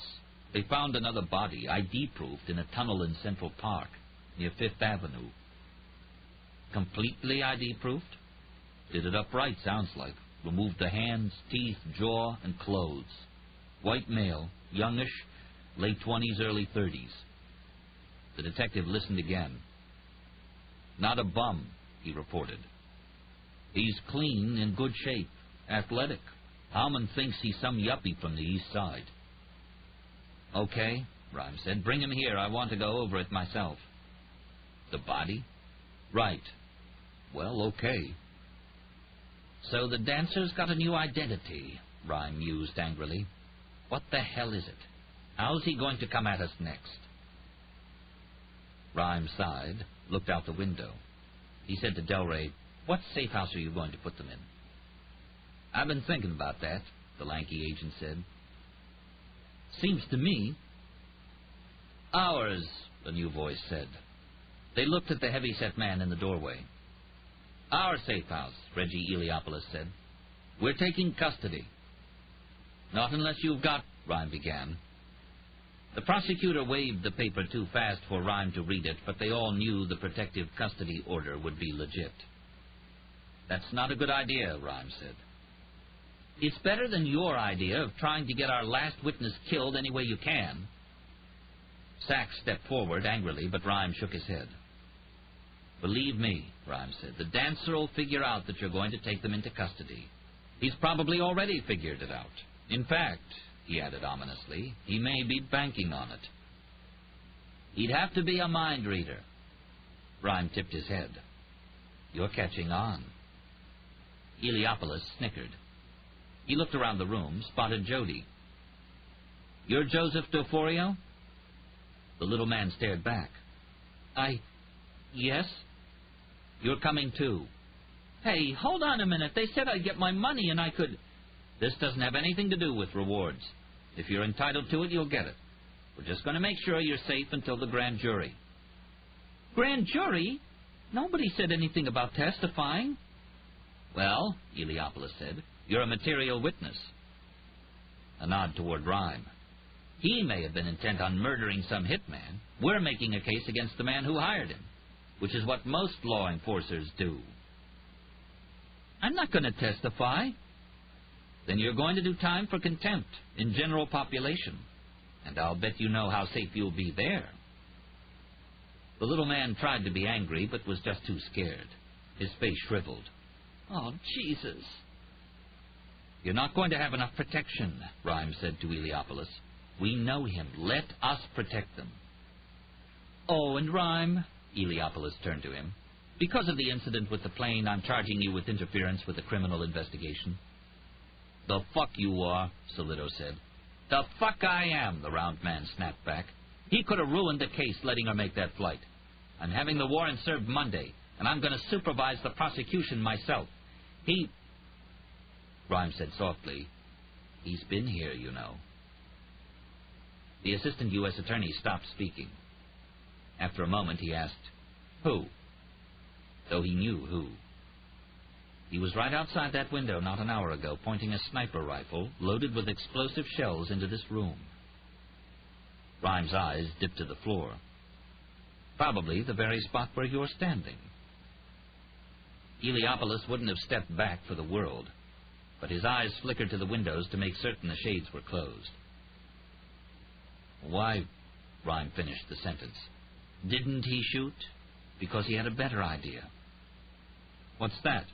"Ah," Rhyme said, "that's the million-dollar question. All we know is he's killed somebody else, some young man in Central Park, and stripped him. He's ID-proofed the body and taken over his identity. I don't doubt for 1 minute that he knows the bomb didn't kill Percy and that he's on his way to finish the job. And he'll make you a co-conspirator." "He doesn't even know I exist." "If that's what you want to believe." "Jesus, Reggie boy," Del Rey said, "get with the picture." "Don't call me that." Sachs joined in. "Aren't you figuring it out? You've never been up against anybody like him." Eyes on her, Eliopoulos spoke to Solido. "Guess you do things different on the city level. Federal, our people know their places." Rhyme snapped, "You're a fool if you treat him like a gangster or some has-been mafioso. Nobody can hide from him. The only way is to stop him." "Yeah, Rhyme, that's been your war cry all along. Well, we're not sacrificing any more troops because you've got a hard-on for a guy killed 2 of your techs 5 years ago. Assuming you can get a hard-on." Eliopoulos was a large man, and so he was surprised to find himself slammed so lithely to the floor, gasping for breath and staring up into Solido's purple face, the lieutenant's fist drawn back. This book is continued at this point on the other side of this cassette. "Do that, officer," the attorney wheezed, "and you'll be arraigned within a half hour." "Lon," Rhyme said, "let it go, let it go." The detective calmed, glared at the man, walked away. Eliopoulos climbed to his feet. The insult, in fact, meant nothing. He wasn't even thinking of Eliopoulos, or the dancer, for that matter. For he'd happened to glance at Amelia Sachs, at the hollowness in her eyes, the despair. And he knew what she was feeling, the desperation at losing her prey. Eliopolis was stealing away her chance to get the dancer. As with Lincoln Rhyme, the killer had come to be the dark focus of her life. All because of a single misstep, the incident at the airport, her going for cover.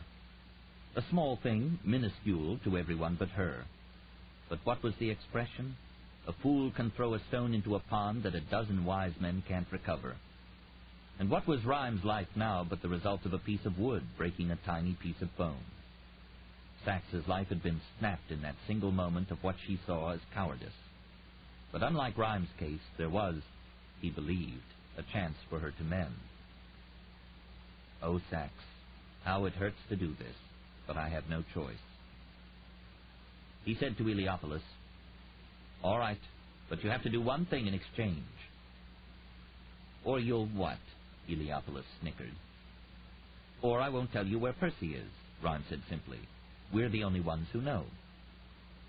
Eliopolis's face, no longer flushed from his world wrestling pin, gazed icily at Rhyme. "What do you want?" Rhyme inhaled deeply. "The dancer's shown an interest in targeting the people looking for him. If you're going to protect Percy, I want you to protect the chief forensic investigator in the case, too." "You?" the lawyer asked. "No, Amelia Sachs," Rhyme replied. "Rhyme, no," she said, frowning. "Reckless Amelia Sachs. And I'm putting her square in the kill zone." He motioned her over to him. "I want to stay here," she said. "I want to find him." He whispered, "Oh, don't worry about that, Sachs. He will find you. We'll try to figure out his new identity, Mel and me. But if he makes a move out on Long Island, I want you there. I want you with Percy. You're the only one who understands him. Well, you and me. And I won't be doing any shooting in the near future." "He could come back here." "I don't think so. There's a chance this is the first fish of his that's going to get away, and he doesn't like that one bit. He's going after Percy. He's desperate to. I know it." She debated for a moment, then nodded. "Okay," Eliopolis said. "You'll come with us. We've got a van waiting." Rhyme said, "Sachs?" She paused. Eliopolis said, "We really should move." "I'll be down in a minute." "We're under some time pressure here, officer." "I said a minute." She handily won the staring contest, and Eliopolis and his trooper escort led Jody down the stairs. "Wait!" the little man shouted from the hallway. He returned, grabbed his self-help book, and trotted down the stairs. Sachs. He thought of saying something about avoiding heroics, about Jerry Banks, about being too hard on herself, about giving up the dead. But he knew that any words of caution or encouragement would ring like lead. And so he settled for, "Shoot first." She placed her right hand on his left. He closed his eyes and tried so very hard to feel the pressure of her skin on his. He believed he did, if just in his ring finger. He looked up at her. She said, "And you keep a minder handy, okay?" nodding at Solito and Delray. Then an EMS medic appeared in the door, looking around the room at Rhyme, at the equipment, at the beautiful lady cop, trying to fathom why on earth he was doing what he'd been instructed to. "Somebody wanted a body?" he asked uncertainly. "In here!" Rhyme shouted. "Now! We need it now!" The van drove through a gate and then down a one-lane driveway. It extended for what seemed like miles. "If this is the driveway," Roland Bell muttered, "can't wait to see the house." He and Amelia Sachs flanked Jody, who irritated everybody no end as he fidgeted nervously, his bulky bulletproof vest banging into them as he'd examined shadows and dark doorways and passing cars on the Long Island Expressway. In the back were two 32E officers armed with machine guns. Percy Clay was in the front passenger seat. When they'd picked up her and Bell at the Marine Air Terminal at LaGuardia on their way to Suffolk County, Sachs had been shocked at the sight of the woman. Not exhaustion, though she was clearly tired. Not fear. No, it was Percy's complete resignation that troubled Sachs. As a patrol officer, she'd seen plenty of tragedy on the street. She'd delivered her share of bad news. But she'd never seen someone who'd given up so completely as Percy Clay. Percy was on the phone with Ron Talbot. Sachs deduced from the conversation that U.S. Medical hadn't even waited for the cinders of her airplane to cool before canceling the contract. When she hung up, she stared at the passing scenery for a moment. She said absently to Bell, "The insurance company isn't even going to pay for the cargo. They're saying I assumed a known risk. So that's it. That's it." She added briskly, "We're bankrupt." Pine trees swept past, scrub oaks, patches of sand. Sachs, a city girl, had come to Nassau and Suffolk counties when she was a teenager, not for the beaches or the shopping malls, but to pop the clutch of her Charger and goose the maroon car up to 60 within 5.9 seconds in the renegade drag races that made Long Island famous. She appreciated trees and grass and cows, but enjoyed nature best when she was streaking past it at 110 miles per hour. Jody crossed and uncrossed his arms and burrowed into the center seat, playing with the seatbelt, knocking into Sachs again. "Sorry," he muttered. She wanted to slug him. The house didn't live up to the driveway. It was a rambling split level, a combination of logs and clapboard, a ramshackle place added on to over the years with plenty of federal money and no inspiration.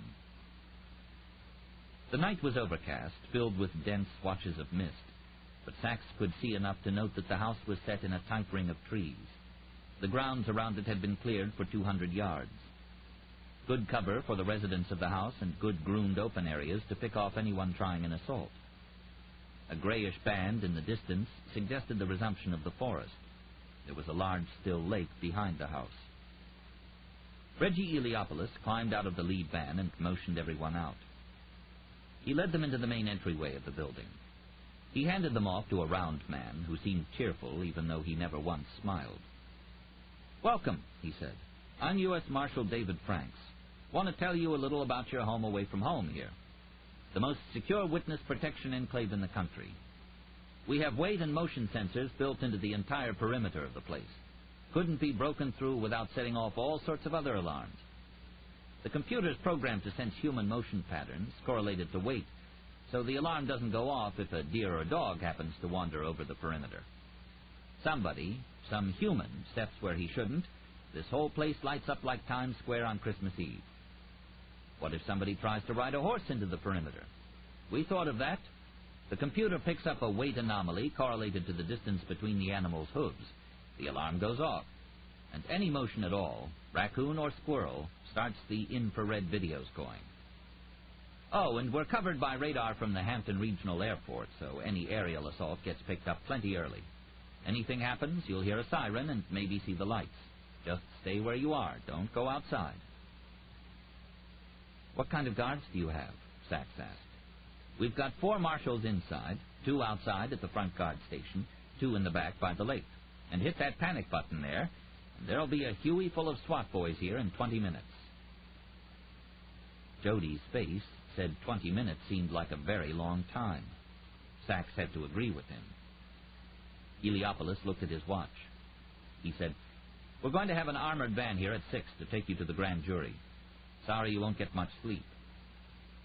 He glanced at Percy. "But if I'd had my way, you'd have been here all night, safe and sound." No one said a word of farewell as he walked out the door. Franks continued, "Few other things need mentioning. Don't look out the windows. Don't go outside without an escort. That phone there," he pointed to a beige phone in the corner of the living room, "is secure. It's the only one you should use. Shut off your cell phones and don't use them under any circumstances. So, that's it. Any questions?" Percy asked, "Yeah, you got any booze?" Franks bent to the cabinet beside him and pulled out a bottle of vodka and one of bourbon. "We like to keep our guests happy." He set the bottles on the table, then walked to the front door, slipping his windbreaker on. "I'm headed home. Night, Tom," he said to the marshal at the door, and nodded to the quartet of guardees, standing incongruously in the middle of the varnished wood hunting lodge, 2 bottles of liquor between them and a dozen deer and elk heads staring down. The phone rang, startling all of them. One of the marshals got it on the 3rd ring. "Hello?" He glanced at the 2 women. "Amelia Sachs?" She nodded and took the receiver. It was Rhyme. "Sachs, how safe is it?" "Pretty good," she said. "High tech. Any luck with the body?" "Nothing so far. 4 missing males reported in Manhattan in the last 4 hours. We're checking them all out." "Is Jody there?" "Yes. Ask him if the dancer ever mentioned assuming a particular identity." She relayed the question. Jody thought back. "Well, I remember him saying something once. Nothing specific. He said if you're going to kill somebody, you have to infiltrate, evaluate, delegate, then eliminate, or something like that. I don't remember exactly. He meant delegate somebody else to do something, then when everybody's distracted, he'd move in. I think he mentioned like a delivery guy or shoeshine boy." "Your deadliest weapon is deception." After she relayed this to Rhyme, he said, "We're thinking the body's a young businessman. Could be a lawyer. Ask Jody if he ever mentioned trying to get into the courthouse for the grand jury." Jody didn't think so. Sachs told Rhyme this. "Okay, thanks." She heard him calling something to Mel Cooper. "I'll check in later, Sachs." After they hung up, Percy asked him, "You want a nightcap?" Sachs couldn't decide if she did or not. The memory of the scotch preceding her fiasco in Lincoln Rhyme's bed made her cringe. But on impulse, she said, "Sure." Roland Bell decided he could be off duty for a half hour. Jody opted for a fast medicinal shot of whiskey, then headed off to bed, toting his self-help book under his arm and staring with a city boy's fascination at a mounted moose head. Outside, in the thick spring air, cicadas chirped and bullfrogs belched their peculiar, unsettling calls. As he looked out the window into the early morning darkness, Jody could see the starbursts of searchlights radiating through the fog. Shadows danced sideways, the mist moving through the trees. He stepped away from his window and walked to the door of his room, looked out. 2 marshals guarded this corridor, sitting in a small security room 20 feet away. They seemed bored and only moderately vigilant. He listened and heard nothing other than the snaps and ticks of an old house late in the evening. Jody returned to his bed and sat on the sagging mattress. He picked up his battered, stained copy of Dependent No More. "Let's get to work," he thought. He opened the book wide, the glue cracking, and tore a small patch of tape off the bottom of the spine. A long knife slid onto the bed. It looked like black metal, though it was made of ceramic-impregnated polymer and wouldn't register on a metal detector. It was stained and dull, sharp as a razor on one edge, serrated like a surgical saw on the other. The handle was taped. He designed and constructed it himself. Like most serious weapons, it wasn't glitzy and it wasn't sexy, and it did only one thing. It killed. And it did this very, very well. He had no qualms about picking up the weapon, or touching the doorknobs or windows, because he was the owner of new fingerprints. The skin on the pads of 8 fingers and 2 thumbs had been burned away chemically last month by a surgeon in Bern, Switzerland, and a new set of prints etched into the scar tissue by a laser used for microsurgery. His own prints would regenerate, but not for some months. Sitting on the edge of the bed, eyes closed, he pictured the common room and took a mental stroll through it, remembering the location of every door, every window, every piece of furniture, the bad landscapes on the walls, the elk antlers above the fireplace, ashtrays, weapons, and potential weapons. Jody had such a good memory he would have been able to walk through the room blindfolded, never brushing a single chair or table. Lost in this meditation, he steered his imaginary self to the telephone in the corner and spent a moment considering the safe house's communications system. He was completely familiar with how it worked. He spent much of his free time reading operating manuals of security and communications systems, and he knew that if he cut the line, the drop in voltage would send a signal to the marshal's panel here and probably to a field office as well. So he'd have to leave it intact. Not a problem, just a factor. On with his mental stroll, examining the common room video cameras, which the marshal had forgotten to tell them about. They were in the Y configuration that a budget-conscious security designer would use for a government safe house. He knew this system, too, and that it harbored a serious design flaw. All you had to do was tap the middle of the lens hard. This misaligned all the optics. The image in the security monitor would go black, but there'd be no alarm, which would happen if the coaxial cable were cut. Thinking about the lighting. He could shut out 5 of 8 lights he'd seen in the safe house, but no more than that. Not until all the marshals were dead. He noted the location of each lamp and light switch, then moved on, more phantom walking. The TV room, the kitchen, the bedrooms, thinking of distances, angles of view from outside. Not a problem. Noting the location of each of his victims, considering the possibility that they might have moved in the past 15 minutes. Just a factor. Now his eyes opened. He nodded to himself, slipped the knife in his pocket, and stepped to the door. Silently, he eased into the kitchen, stole a slotted spoon from a rack over the sink, walked to the refrigerator and poured himself a glass of milk. Then he walked into the common room and meandered from bookshelf to bookshelf, pretending to look for something to read. As he passed each of the video surveillance cameras, he reached up with the spoon and slapped the lens. Then he set the milk and spoon on a table and headed into the security room. "Hey, check out the monitors," one marshal muttered, turning a knob on the TV screen in front of him. "Yeah?" the other asked, not really interested. Jody walked past the first marshal, who looked up and started to ask, "Hey, sir, how you doing?" When, swish, swish, Jody tidily opened the man's throat in a V, spraying his copious velvet blood in a high arc. His partner's eyes flashed wide, and he reached for his gun, but Jody pulled it from his hand and stabbed him once in the throat and once in the chest. He dropped to the floor and thrashed for a moment. It was a noisy death, as Jody'd known it would be, but he couldn't do more knife work on the man. He needed the uniform, and had to kill him with a minimum of blood. As the marshal lay on the floor, shaking and dying, he gazed up at Jody, who was stripping off his own blood-soaked clothes. The marshal's eyes flickered to Jody's biceps. They focused on the tattoo. As Jody bent down and began to undress the marshal, he noticed the man's gaze and said, "It's called Danse Macabre. See? Death's dancing with his next victim. That's her coffin behind them. Do you like it?" He asked this with genuine curiosity, though he expected no answer, and received none. Chapter 36. Hour 43 of 45.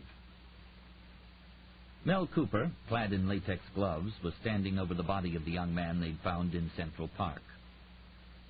"I could try the planters," he suggested, discouraged. The friction ridge prints on the feet were as unique as fingerprints, but they were of marginal value until you had samples from a suspect. They weren't cataloged in AFIS databases. "Don't bother," Rhyme muttered. Who the hell is this? Rhyme wondered, looking at the savaged body in front of him. He's the key to the dancer's next move. Oh, this was the worst feeling in the world, an unreachable itch. To have a piece of evidence in front of you, to know it was the key to the case, and yet to be unable to decipher it. Rhyme's eyes strayed to the evidence chart on the wall. The body was like the green fibers they'd found at the hangar. Significant, Rhyme felt, but its meaning unknown. Anything else? Rhyme asked the tour doctor from the medical examiner's office. He'd accompanied the body here. He was a young man, balding, with dots of sweat in constellations on his crown. The doctor said, "He's gay, or to be accurate, he'd lived a gay lifestyle when he was young. He's had repeated anal intercourse, though not for some years." Rhyme continued, "What does that scar tell you? Surgery?" "Well, it's a precise incision, but I don't know of any reason to operate there. Maybe some intestinal blockage. But even then, I've never heard of a procedure in that quadrant of the abdomen." Rhyme regretted Sachs was not here. He wanted to throw around ideas with her. She'd think of something he'd overlooked. Who could he be? Rhyme racked his brain. Identification was a complex science. He'd established a man's identity once with nothing more than a single tooth, but the procedure took time, usually weeks or months. "Run blood type and DNA profile," Rhymes said. "Already ordered," the tour doctor said. "I sent the samples downtown already." If he were HIV positive, that might help them ID him through doctors or clinics. But without anything else to go on, the blood work wouldn't be very helpful. Fingerprint. I'd give anything for a nice friction ridge print, Rhyme thought. Maybe... Wait! Rhyme laughed out loud. "His dick!" "What?" Solito blurted. Delray lifted an arching brow. "He doesn't have any hands, but what's the one part of his anatomy he'd be sure to touch?" "Penis," Cooper called out. "If he peed in the last couple of hours, we can probably get a print." "Who wants to do the honors?" "No job too disgusting," the tech said, donning a double layer of latex gloves. He went to work with Chromacoat skin printing cards. He lifted 2 excellent prints, a thumb from the top of the corpse's penis and an index finger from the bottom. "Perfect, Mel." "Don't tell my girlfriend," he said coyly. He fed the prints through the AFIS system. The message came up on the screen. "Please wait. Please wait." Be on file, Ryan thought desperately. Please be on file. He was. But when the results came back, Solito and Delray, closest to Cooper's computer, stared at the screen in disbelief. "What the hell?" the detective said. "What?" Ryan cried. "Who is it?" "It's Call." "What?" "It's Stephen Call," Cooper repeated. "It's a 20-point match. There's no doubt." Cooper found the composite print they'd constructed earlier to find the dancer's identity. He dropped it on the table next to the Chromacoat. "It's identical." How? Ryan was wondering. How on earth? "What if," Solito said, "it's Call's prints on this guy's dick? What if Call's a bone smoker?" "We've got genetic markers from Call's blood, right? From the water tower?" "Right," Cooper called. "Compare them," Ryan called out. "I want a profile of the corpse's markers. And I want it now." Poetry was not lost on him. The Coffin Dancer. I like that, he thought. Much better than Jody, the name he'd picked for this job because it was so unthreatening. A silly name, a diminutive name. The Dancer. Names were important, he knew. He read philosophy. The act of naming, of designating, is unique to humans. The Dancer now spoke silently to the late dismembered Stephen Call. "It was me you heard about. I'm the one who calls my victims corpses. You call them wives, husbands, friends, whatever you like. But once I'm hired, they're corpses. That's all they are." Wearing a U.S. Marshal's uniform, he started down the dim hallway from the bodies of the 2 officers. He hadn't avoided the blood completely, of course, but in the murkiness of the enclave you couldn't see that the navy blue uniform had patches of red on it. On his way to find Corpse 3. The wife, if you will, Stephen. What a mixed-up, nervous creature you were, with your scrubbed hands and your confused dick. The husband, the wife, the friend. Infiltrate, evaluate, delegate, eliminate. Ah, Stephen, I could have taught you there's only one rule in this business. You stay one step ahead of every living soul. He now had 2 pistols, but wouldn't use them yet. He wouldn't think of acting prematurely. If he stumbled now, he'd never have another chance to kill Percy Clay before the grand jury met later that morning. Moving silently into a parlor where 2 more U.S. Marshals sat, one reading a paper, one watching TV. The first one glanced up at the dancer, saw the uniform, and returned to the paper, then looked up again. "Wait," the marshal said, suddenly realizing he didn't recognize the face. But the dancer didn't wait. He answered with swish-swish to both carotid arteries. The man slid forward to die on page 6 of the Daily News so quietly that his partner never turned from the TV, where a blonde woman wearing excessive gold jewelry was explaining how she met her boyfriend through a psychic. "Wait, for what?" the second marshal asked, not looking away from the screen. He died slightly more noisily than his partner, but no one in the compound seemed to notice. The dancer dragged the bodies flat, stowed them under a table. At the back door, he made certain there were no sensors on the door frame, and then slipped outside. The two marshals in the front were vigilant, but their eyes were turned away from the house.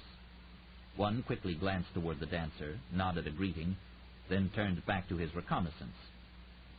The light of dawn was in the sky, but it was still dim enough so that the man didn't recognize him. They both died almost silently. As for the two in the back, at the guard station overlooking the lake, the dancer came up behind them.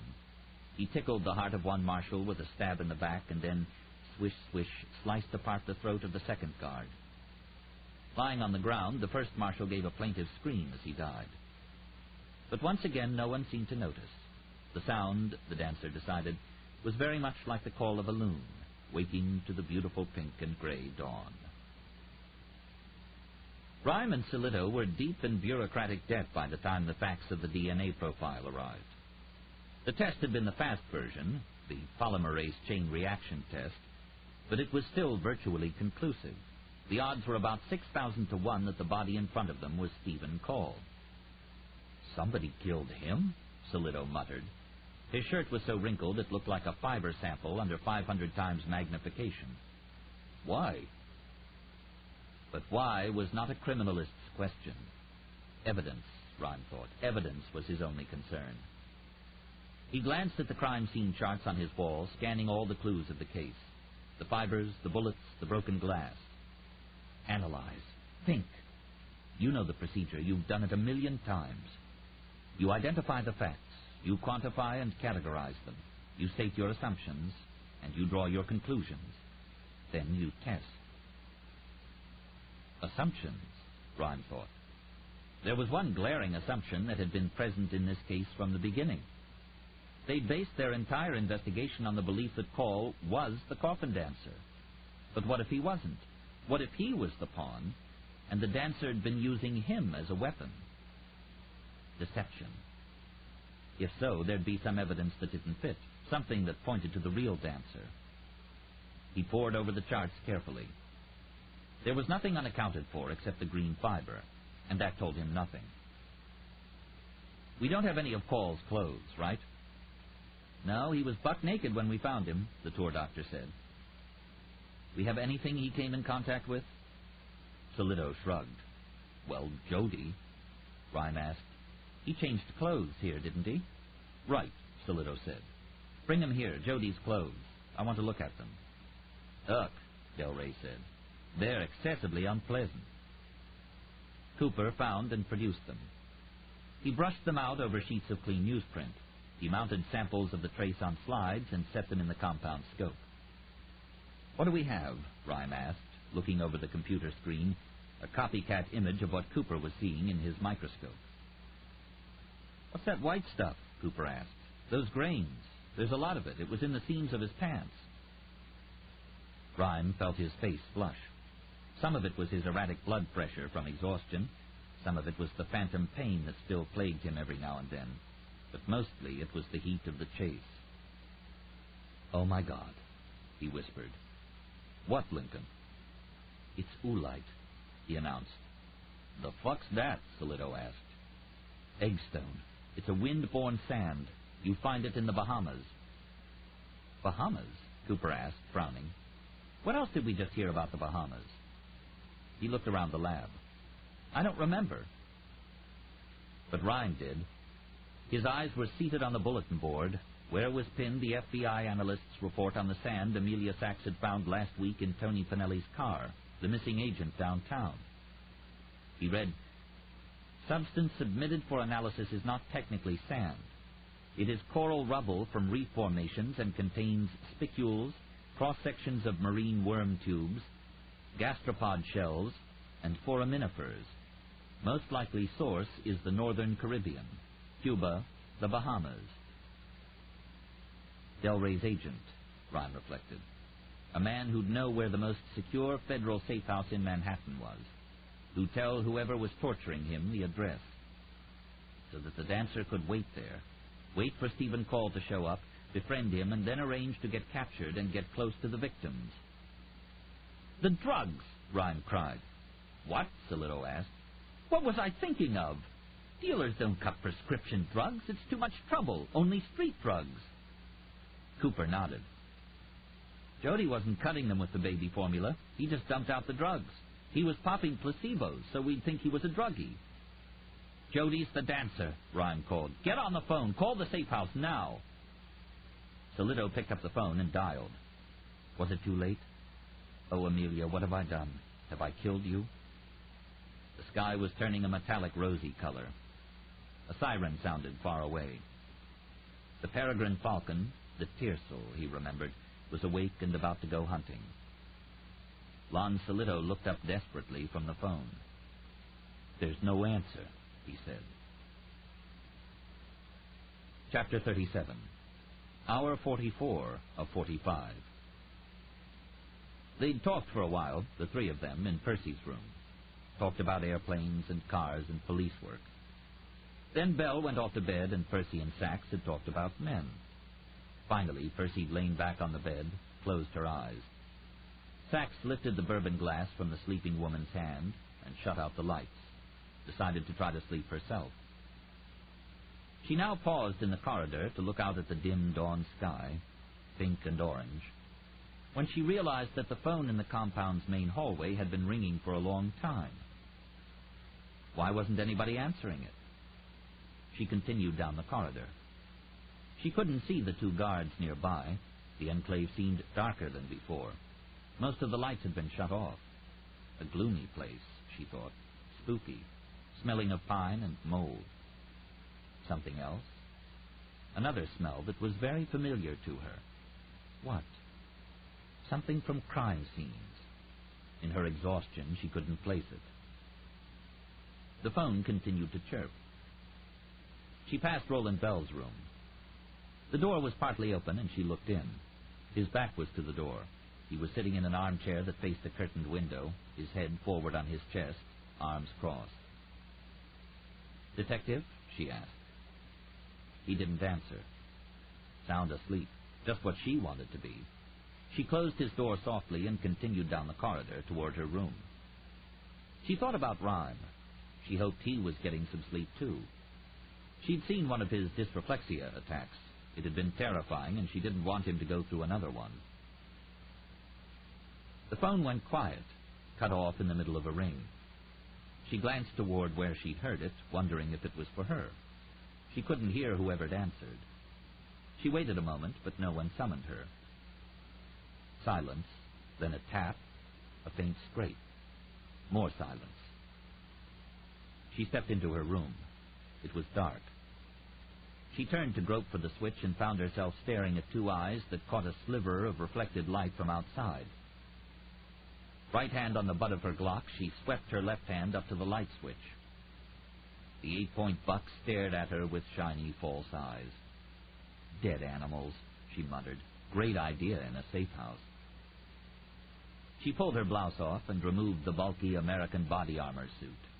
Not as bulky as Jody's, of course. What a kick he was. The little, what was Delray's street word? Skell, short for skeleton. Scrawny little loser. What a mutt. She reached under her mesh undershirt and scratched frantically. Her boobs, her back under the bra, her sides. Oh, feels good. Exhausted, sure, but could she sleep? The bed looked pretty damn nice. She pulled on her blouse again, buttoned it, and lay down on the comforter. Closed her eyes. Did she hear footsteps? One of the guards making coffee, she supposed. Sleep? Breathe deep. No sleep. Her eyes opened, and she stared at the webby ceiling. The Coffin Dancer, she mused. How would he come at them? What would his weapon be? His deadliest weapon is deception. Glancing out a crack in the curtain, she saw the beautiful fish-gray dawn. A haze of mist bleached the color from the distant trees. Somewhere inside the compound, she heard a thud, a footstep. Sachs swung her feet around to the floor and sat up. May as well just give up and get some coffee. I'll sleep tonight. She had a sudden urge to talk to Rhyme, to see if he'd found anything. She could hear him saying, "If I'd found something, I would have called you, wouldn't I? I said I'd check in." No, she didn't want to wake him, but she doubted he was asleep. She pulled her cell phone out of her pocket and clicked it on before she remembered Marshal Frank's warning to use only the secure line in the living room. As she was about to shut the phone off, it chirped loudly. She shivered, not at the jarring sound, but at the thought that the dancer had somehow found her number and wanted to confirm she was in the compound. For an instant, she wondered if somehow he'd slipped explosives into her phone, too. "Damn it, Rhyme, look how spooked I am." Don't answer it, she told herself. But instinct told her to, and while criminalists may shun instinct, patrol cops, street cops, always listen to those inner voices. She pulled the antenna out of the phone. "Hello? Thank God." The panicked tone of Lincoln Rhyme chilled her. "Hey, Rhyme, what's—" "Listen very carefully. Are you alone?" "Yeah, what's going on?" "Jody's the dancer." "What?" "Stephen Call was the diversion. Jody killed him. It was his body in the park we found." "Where's Percy?" "In her room, up the hall. But how—" "No time. He's going for the kill right now. If the marshals are still alive, tell them to get into a defensive position in one of the rooms. If they're dead, find Percy and Bell and get out. Delray's scrambled SWAT, but it'll be 20 or 30 minutes before they're there." "But there are 8 guards. He can't have taken them all out." "Sachs," he said sternly, "remember who he is. Move. Call me when you're safe." Bell, she thought suddenly, recalling the detective's still posture, his head slumped forward. She raced to her door, threw it open, drew her gun.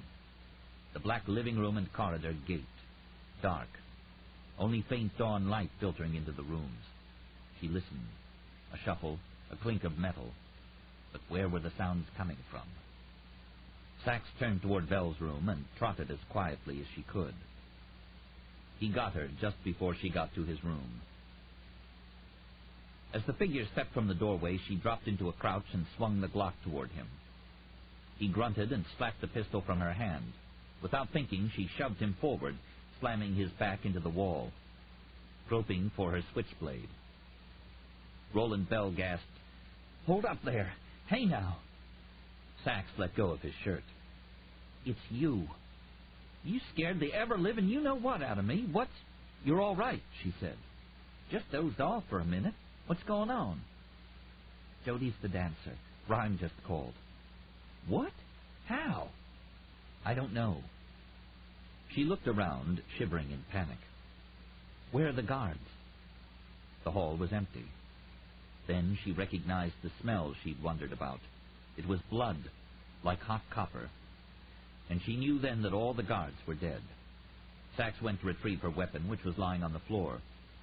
She frowned, looking at the end of the grip. Where the clip should have been was an empty hole. She picked up the gun. "No." "What?" Bell asked. "My clip, it's gone." She slapped her utility belt. The 2 clips in the keepers were gone, too. Bell drew his weapons, the Glock and the Browning. They, too, were clipless. The chambers of the guns were empty, too. "In the car," she stammered. "I'll bet he did it in the car. He was sitting between us, fidgeting all the time, bumping into us."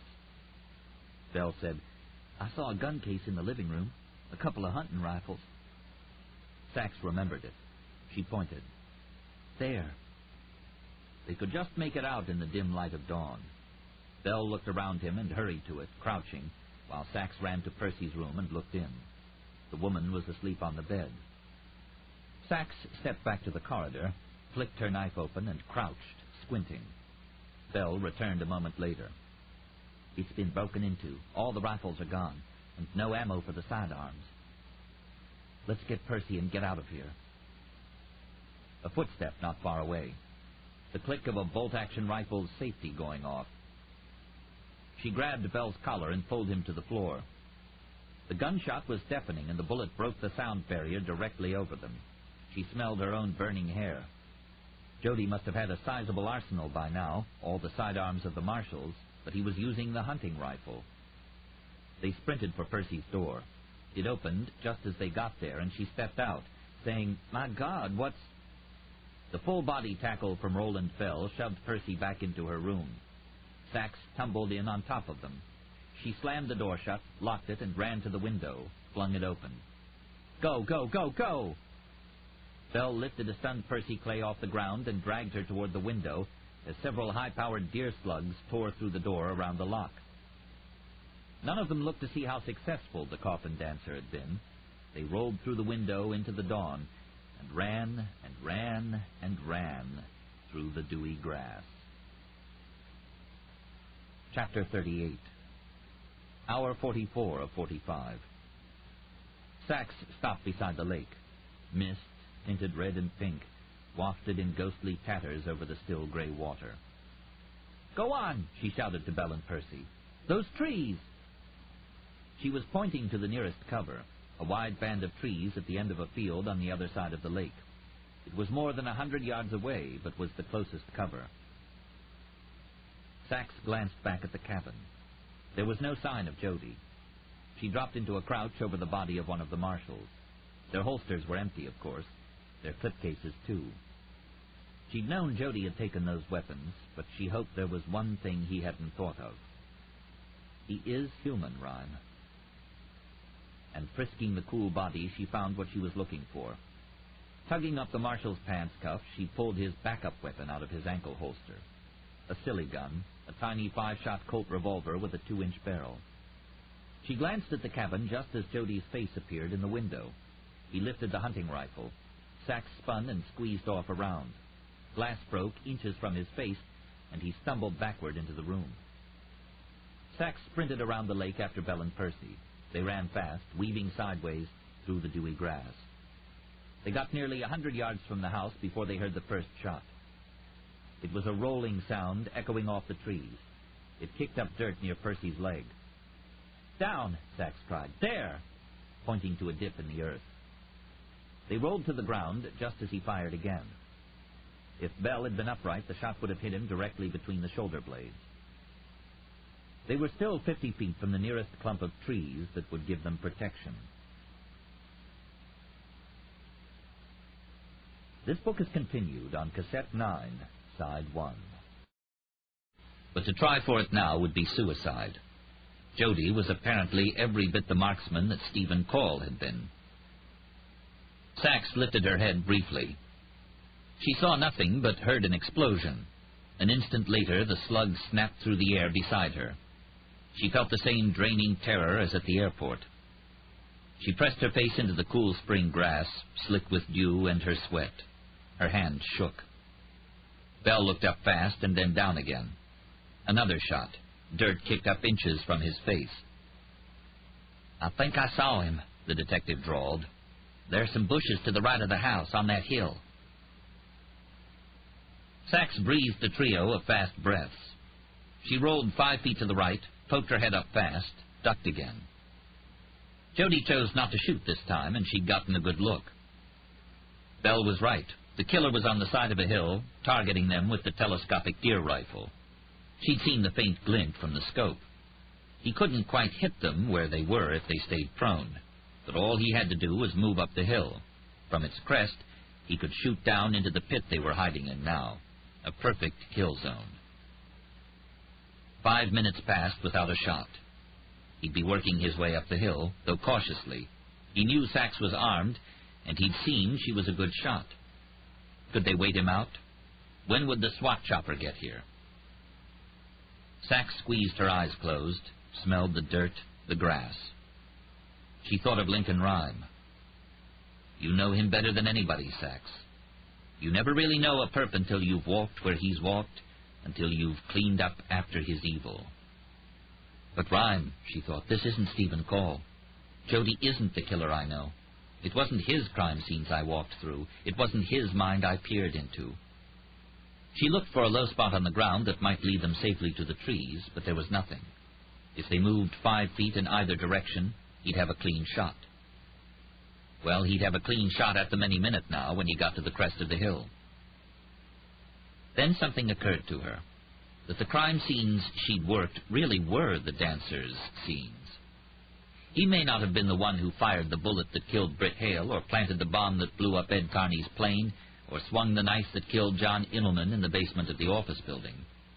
But Jody was a perpetrator. "Get into his mind, Sachs," she heard Lincoln Rhymes say. My deadliest weapon is deception." "Both of you," Sachs called, looking around. "There." She pointed toward a slight ravine. Bell glared at her. She saw how badly he wanted the dancer, too. But the look in her eyes told him that the killer was her prey and hers alone. No debate and no argument. Rhyme had given this chance to her, and nothing in the world could stop her from doing what she was about to. The detective nodded solemnly, and he pulled Percy after him into the shallow notch in the earth. Sachs checked the pistol. 4 rounds left. Plenty. More than enough. If I'm right. Am I? She wondered, face against the wet, fragrant earth. And she decided that yes, she was right. A frontal assault wasn't the dancer's way. Deception. And that's just what I'm going to give him. Stay down. Whatever happens, stay down. She rose to her hands and knees, looking over the ridge, getting ready, preparing herself, breathing slowly. "That's a 100-yard shot, Amelia," Bell whispered. "With a snub nose?" She ignored him. "Amelia," Percy said. The flyer held her eyes for a moment, and the woman shared a smile. "Head down," Sachs ordered, and Percy complied, nestling into the grass. Amelia Sachs stood up. She didn't crouch, didn't turn sideways to present a more narrow target. She just slipped into the familiar 2-hand target pistol stance, facing the house, the lake, facing the prone figure halfway up the hill, who pointed the telescopic sight directly at her. The stubby pistol felt as light as a scotch glass in her hand. She aimed at the glare of the telescopic sight, a football field away. Sweat and mist forming on her face. Breathe, breathe, take your time, wait. A ripple passed through her back and arms and hands. She forced the panic away. Breathe, listen, listen, breathe. Now. She spun around and dropped to her knees as the rifle jutting from the grove of trees behind her, 50 feet away, fired. The bullet split the air just over her head. Sachs found herself staring at Jody's astonished face, the hunting rifle still at his cheek. He realized that he hadn't fooled her after all, that she'd figured out his tactic, how he'd fired a few shots from the lake, then dragged one of the guards up the hill and propped him there with one of the hunting rifles to keep them pinned down while he jogged up the road and circled behind. Deception. For a moment, neither of them moved. The air was completely still. No tatters of mist floating past, no trees or grass bending in the wind. A faint smile crossed Sachs's face as she lifted the pistol in both hands. Frantic, he ejected the shell from the deer rifle and chambered another round. As he lifted the gun to his cheek again, Sachs fired. 2 shots. Both clean hits. Saw him fly backward, the rifle sailing through the air like a majorette's baton. "Stay with her, Detective," Sachs called to Bell and sprinted toward Jody. She found him in the grass, lying on his back. One of her bullets had shattered his left shoulder. The other had hit the telescopic sight straight on and blown metal and glass into the man's right eye. His face was a bloody mess. She cocked her tiny gun, put a good ration of pressure on the trigger, and pressed the muzzle against his temple. She frisked him, lifted a single Glock and a long carbide knife out of his pocket. She found no other weapons. "Clear," she called. As she stood, pulling her cuffs out of the case, the dancer coughed and spit, wiped blood out of his good eye. Then he lifted his head and looked out over the field. He spotted Percy Clay as she slowly rose from the grass, staring at her attacker. Jody seemed to shiver as he gazed at her. Another cough, then a deep moan. He startled Sachs by pushing against her leg with his uninjured arm. He was badly hurt, maybe mortally, and had little strength. It was a curious gesture, the way you'd push an irritating Pekingese out of your way. She stepped back, keeping the gun trained squarely on his chest. Amelia Sachs was no longer of any interest to the Coffin Dancer. Neither were his wounds or the terrible pain they must be radiating. There was only one thing on his mind. With superhuman effort, he rolled onto his belly, and, moaning and clawing dirt, he began muscling his way toward Percy Clay, toward the woman he'd been hired to kill. Belle joined Sachs. She handed him the Glock, and together they kept their weapons on the dancer. They could easily have stopped him or killed him, but they remained transfixed, watching this pitiable man so desperately absorbed in his task that he didn't even seem to know his face and shoulder had been destroyed. He moved another few feet, pausing only to grab a sharp rock about the size of a grapefruit, and he continued on toward his prey. Never saying a word, drenched in blood and sweat, his face a knot of agony. Even Percy, who had every reason to hate this man, to sweep Sax's pistol from her hand and end the killer's life right there, even she was mesmerized, watching this hopeless effort to finish what he'd started. "That's enough," Sachs said finally. She bent down and lifted the rock away. "No," he gasped. "No." She cuffed him. The Coffin Dancer gave a horrifying moan, which might have been from his pain, but seemed to arise more out of unbearable loss and failure, and dropped his head to the ground. He lay still. The trio stood around him, watching his blood soak the grass and innocent crocuses. Soon the heartrending call of the loons was lost in the whup-whup-whup of a helicopter skimming over the trees. Sachs noticed that Percy Clay's attention slipped immediately away from the man who'd caused her so much sorrow, and the flyer watched in rapt attention as the cumbersome aircraft eased through the misty air and touched down lithely on the grass. Chapter 39. "Ain't kosher, Lincoln. Can't do it." Lon Solito was insistent, but so was Lincoln Rhyme. "Give me a half hour with him." "They're not comfy with it." Which really meant what the detective added. "They shit when I suggested it. You're civilian." It was nearly 10 on Monday morning. Percy's appearance before the grand jury had been postponed until tomorrow. The Navy divers had found the duffel bags that Philip Hansen had sunk deep in Long Island Sound. They were being raced to an FBI PERT team in the federal building downtown for analysis. Heliopolis had delayed the grand jury to be able to present as much damning evidence against Hansen as possible. "What are they worried about?" Rhyme asked petulantly. "It's not as if I can beat him up." He thought about lowering his offer to 20 minutes, but that was a sign of weakness, and Lincoln Rhyme did not believe in showing weakness. So he said, "I caught him. I deserve a chance to talk to him," and fell silent. Blaine, his ex-wife, had told him in a moment of very uncharacteristic perception that Rhyme's eyes, dark as night, argued better than his words did. And so he stared at Solito until the detective sighed, then glanced at Delray. "Oh, give him a little time," the agent said. "What's it going to hurt? Bring the billet boy up here. And if he tries to run, hell, give me a golden excuse for some target practice." Solito said, "Oh, all right, I'll make the call. Only don't fuck up this case." The criminalist barely heard the words.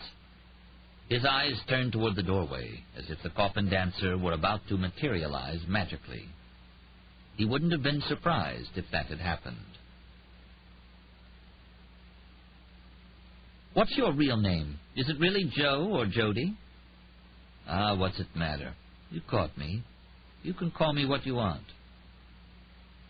"How about a first name?" Rhyme asked. "How about what you call me? The Dancer. I like that." The small man examined Rhyme carefully with his good eye. If he was in pain from the wounds or groggy from medication, he didn't show it. His left arm was in a shoulder cast, but he still wore thick cuffs attached to a waist shackle. His feet were chained, too. "Whatever you like," Rhyme said pleasantly, and continued to study the man as if he were an unusual pollen spore picked up at a crime scene.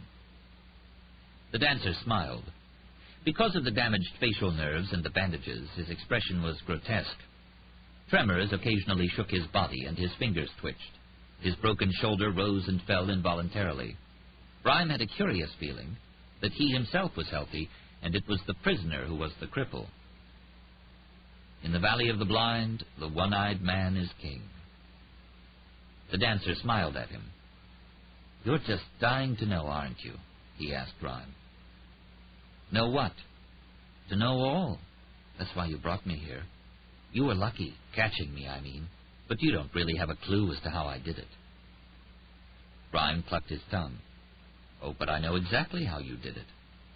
"Do you now?" "I just asked you here to talk to you," Rhyme replied. "That's all. To talk to the man who almost outthought me." "Almost." The dancer laughed. Another twisted smile. It was really quite eerie. "Okay, then tell me." Rhyme sipped from his straw. It was fruit juice. He'd astonished Tom by asking him to dump out the scotch and replace it with Hawaiian punch. Rhyme now said agreeably, "All right. You were hired to kill Ed Carney, Britt Hale, and Percy Clay. You were paid a lot, I'd guess. 6 figures. 7, the dancer said proudly. Rhyme lifted an eyebrow. "Lucrative line of work?" "If you're good." "You deposited the money in the Bahamas. You'd gotten Stephen Call's name from somewhere. I don't know where exactly. Probably a mercenary network." The dancer nodded. "And you hired him as a subcontractor. Anonymously, maybe by email, maybe fax, using references he'd trust. You'd never meet him face-to-face, of course. And I assume you tried him out." "Of course. A hit outside of Washington, D.C. I was hired to kill a congressional aide sneaking secrets out of Armed Services Committee files. It was an easy job, so I subcontracted it to Stephen. Gave me a good chance to check him out. I watched him every step of the way. I checked the entrance wound on the body myself. Very professional. I think he saw me watching him, and he came after me to take care of witnesses. That was good, too." Rhyme continued. "You left him his cash and the key to Philip Hanson's hangar, where he waited to plant the bomb on Carney's plane. You knew he was good, but you weren't sure he was good enough to kill all 3 of them. You probably thought he could get 1 at the most, but would provide enough diversion for you to get close to the other 2. The dancer nodded, reluctantly impressed. "Him killing Britt Hale surprised me. Oh, yes. And it surprises me even more that he got away afterward and got the second bomb onto Percy Clay's plane. You guessed that you'd have to kill at least one of the victims yourself, so last week you became Jody, started hawking your drugs everywhere so that people on the street would know you. You kidnapped the agent in front of the Federal building, found out which safe house they'd be in. You waited in the most logical place for Stephen to make his attack and let him kidnap you. You left plenty of clues to your subway hideout so we'd be sure to find you, and use you to get to Call. We all trusted you. We sure did. Stephen didn't have a clue you'd hired him. All he knew was that you betrayed him and he wanted to kill you.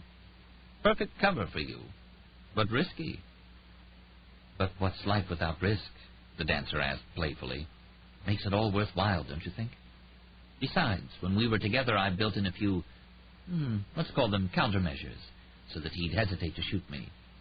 Latent homosexuality is always helpful."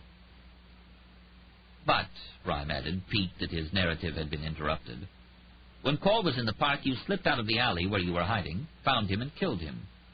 You disposed of the hands, teeth, and clothes, and his guns, in the sewer interceptor pipes. And then we invited you out to Long Island.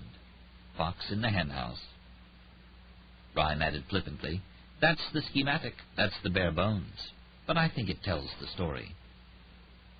The man's good eye closed momentarily, then opened again. Red and wet, it stared at Rhyme. He gave a faint nod of concession, or perhaps admiration. "What was it?" the dancer finally asked. "What tipped you?" "Sand," Rhyme answered. "From the Bahamas." He nodded, winced at the pain. "I turned my pockets out. I vacuumed." "In the folds of the seams. The drugs, too. Residue and the baby formula." "Yes, sure." After a moment, the dancer added, "He was right to be scared of you. Stephen, I mean." The eye was still scanning Rhyme, like a doctor looking for a tumor. He added, "Poor man, what a sad creature. Who buggered him, do you think? Stepdad or the boys in reform? Or all of the above? I wouldn't know, Rhymes said. On the windowsill, the male falcon landed and folded his wings. Stephen got scared, the dancer mused. And when you get scared, it's all over. He thought the worm was looking for him. Lincoln the worm. I heard him whisper that a few times. He was scared of you. But you weren't scared. No, the dancer said. I don't get scared. Suddenly he nodded, as if he'd finally noticed something that had been nagging him. Ah, listening carefully, are you? Trying to peg the accent? Rhyme had been. But see, it changes. Mountain, Connecticut, plain Southern and swamp Southern. Missouri, Kentucky. Why are you interrogating me? Your crime scene. I'm caught. Time for Betty Bye. End of story. Say I like chess. I love chess. You ever play, Lincoln? He'd used to like it. He and Claire Trilling had played quite a bit. Tom had been after him to play on the computer and had bought him a good chess program, installed it. Rhyme had never loaded it. I haven't played for a long time. You and I'll have to play a game of chess sometime. You'd be a good man to play against. You want to know a mistake some players make? What's that? Rhyme felt the man's hot gaze. He was suddenly uneasy. They get curious about their opponents. They try to learn things about their personal life, things that aren't useful, where they're from, where they were born, who their siblings are. Is that right? That may satisfy an itch, but it confuses them. It can be dangerous. See, the game is all on the board, Lincoln. It's all on the board. A lopsided smile. You can't accept not knowing anything about me, can you? No, Rhyme thought. I can't. The dancer continued. Well, what exactly do you want? An address? A high school yearbook? How about a clue? Rosebud. How's that? I'm surprised at you, Lincoln. You're a criminalist, the best I've ever seen. And here you are right now on some kind of pathetic sentimental journey.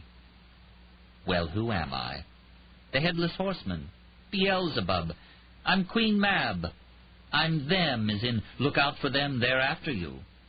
I'm not your proverbial worst nightmare, because nightmares aren't real, and I am more real than anybody wants to admit. I'm a craftsman.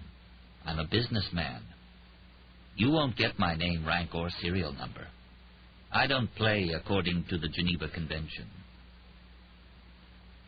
Rhyme could say nothing. There was a knock on the door. The transport had arrived. Can you take the shackles off my feet? The dancer asked the two officers in a pathetic voice, his good eye blinking and tearful. Oh, please, I hurt so much, and it's so hard to walk. One of the guards looked at him sympathetically, then at Rhyme, who said matter-of-factly, You loosen so much as one restraint, and you'll lose your job and never work in this city again. The trooper stared at Rhyme for a moment, then nodded at his partner. The dancer laughed. Not a problem, he said, his eye on Rhyme. Just a factor. The guards gripped him by his good arm and lifted him to his feet. He was dwarfed by the two tall men as they led him to the door. He looked back. Lincoln. Yes? You're going to miss me. Without me, you'll be bored. His single eye burned into Rhyme's. Without me, you're going to die. An hour later, the heavy footsteps announced the arrival of Lon Solito. He was accompanied by Sachs and Delray. Rhyme knew immediately there was trouble. For a moment he wondered if the dancer had escaped. But that wasn't the problem. Sachs sighed. Solito gave Delray a look. The agent's lean face grimaced. Okay, tell me, Rhyme snapped. Sachs delivered the news. The duffel bags. Kurt's been through 'em. Guess what was inside, Solito said. Rhyme sighed, exhausted, not in the mood for games. Detonators, plutonium, and Jimmy Hoffa's body. Sachs said, "A bunch of Westchester County yellow pages and 5 pounds of rocks." "What?" "There's nothing, Lincoln. Zip." "You're sure they were phone books, not encrypted business records?" "Bureau Cryptology looked them over good," Delray said. "Fucking off-the-shelf yellow pages. And the rocks are nothing. Just added them to make it sink." "They're going to release Hanson's fat ass," Solito muttered darkly. "They're doing the paperwork right now. They're not even presenting it to the grand jury. All those people died for nothing." "Tell him the rest," Sachs added. "Eliopolis is on his way here now," Solito said. "He's got paper." "A warrant?" Rhyme asked shortly. "For what?" "Oh, like he said, to arrest you." Chapter 40. Reginald Eliopolis appeared at the doorway, backed up by 2 large agents. Rhyme had thought of the attorney as middle-aged, but in the daylight he seemed to be in his early 30s. The agents were young, too, and dressed as well as he was, but they reminded Rhyme of pissed-off longshoremen. What exactly did he need them for, against a man flat on his back? "Well, Lincoln, I guess you didn't believe me when I said there'd be repercussions." "Uh-huh, you didn't believe me." "What the fuck are you bitching about, Reggie?" Solito asked. "We caught him." Uh-huh. "I'll tell you what I'm..." He lifted his hands and made imaginary quotation marks in the air. "Bitchin' for. The case against Hanson is kaput. No evidence in the duffel bags." "That's not our fault," Sachs said. "We kept your witness alive and caught Hanson's hired killer." "Ah," Rhyme said, "but there's more to it than that, right, Reggie?" The assistant U.S. attorney gazed at him coldly.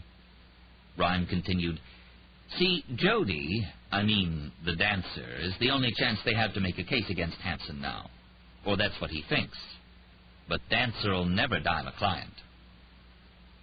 "Oh, that a fact? Well, you don't know him as well as you think you do. I just had a long talk with him. He was more than willing to implicate Hanson. Except now he's stonewalling. Thanks to you." "Me?" Rhyme asked. "He said you threatened him during that little unauthorized meeting you had a few hours ago." "Uh-huh. Heads are going to roll because of that, rest assured." "Oh, for God's sake," Rhyme spat out, laughing bitterly. "Don't you see what he's doing? Oh, let me guess. You told him that you'd arrest me, right? And he'd agree to testify if you did." The pendulum swing of Eliopolis' eyes told Rhyme that this was exactly what happened. "Don't you get it?" But Eliopolis didn't get a thing.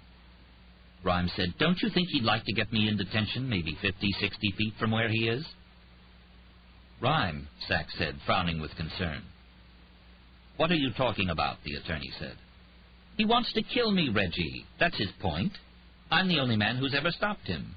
He can't very well go back to work knowing I'm out there." "But he's not going anywhere, ever." "Uh-huh." Rhyme said, "After I'm dead, he'll recant. He'll never testify against Hanson. And what are you going to pressure him with? Threaten him with the needle? He won't care. He's not afraid of anything, not a single thing." What was nagging? Rhyme wondered. Something seemed wrong here. Very wrong. He decided it was the phone books. Phone books and rocks. Rhyme was lost in thought, staring at the evidence chart on the wall. He heard a jingle, glanced up. One of the agents with Eliopolis actually pulled out his handcuffs and was proceeding toward the clinitron. Rhyme laughed to himself. Better shackle the old feet. Might run away. "Come on, Reggie," Solito said. The green fiber, phone books, and rocks. He remembered something the dancer had told him, sitting in the very chair Eliopolis stood beside now. $1 million. Rhyme was vaguely aware of the agent trying to figure out how to best subdue a crip, and he was vaguely aware of Sachs stepping forward trying to figure out how to subdue the agent. Suddenly he barked, "Wait!" in a voice commanding enough to freeze everyone in the room. the green fiver. He stared at it on the chart. People were talking to him. The agent was still eyeing Rhyme's hands, brandishing the tinkling cuffs, but Rhyme ignored them all. He said to Eliopoulos, "Give me a half hour." "Why should I?" "Come on, what's it going to hurt? It's not like I'm going anywhere." And before the attorney could agree or disagree, Rhyme was shouting, Tom, I need to make a phone call. Are you going to help me or not?" "I don't know where he gets to sometimes. Lon, will you call him for me?" Percy Clay had just returned from burying her husband when Lon Solito tracked her down. Wearing black, she sat in the crinkly wicker chair beside Lincoln Rhyme's bed. Standing nearby was Roland Bell, in a tan suit, badly cut, thanks to the size of the two guns he wore. He pushed his thinning brown hair straight back over the crown of his head. Eliopoulos was gone, though his two goons were outside, guarding the hallway. This book is continued at this point on the other side of this cassette. Please reverse or turn the cassette over now.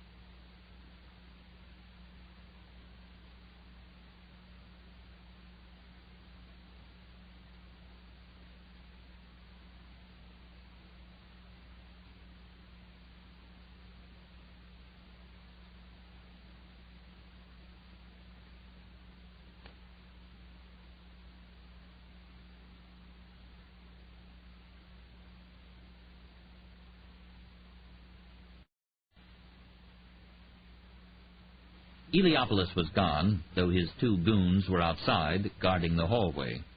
Apparently they actually did believe that, given a chance, Tom would wheel Rhyme out the door and he'd make a getaway in the Storm Arrow, top speed 7.5 miles per hour. Percy's outfit chafed at collar and waist, and Rhyme bet that it was the only dress she owned. She began to lift ankle to knee as she sat back, realized a skirt was wrong for this pose, and sat up formally, knees together. She eyed him with impatient curiosity, and Rhyme realized that no one else, Solito and Sachs had fetched her, had delivered the news. Cowards, he thought grumpily. "Percy, they won't be presenting the case against Hanson to the grand jury." For an instant there was a flash of relief. Then she understood the implication. "No," she gasped. "That flight Hansen made to dump those duffel bags? The bags were fake. There was nothing in them." Her face grew pallid. "They're letting him go?" "They can't find any connection between the dancer and Hansen. Until we do, he's free." Her hands rose to her face. "It was all a waste, then? Ed and Britt?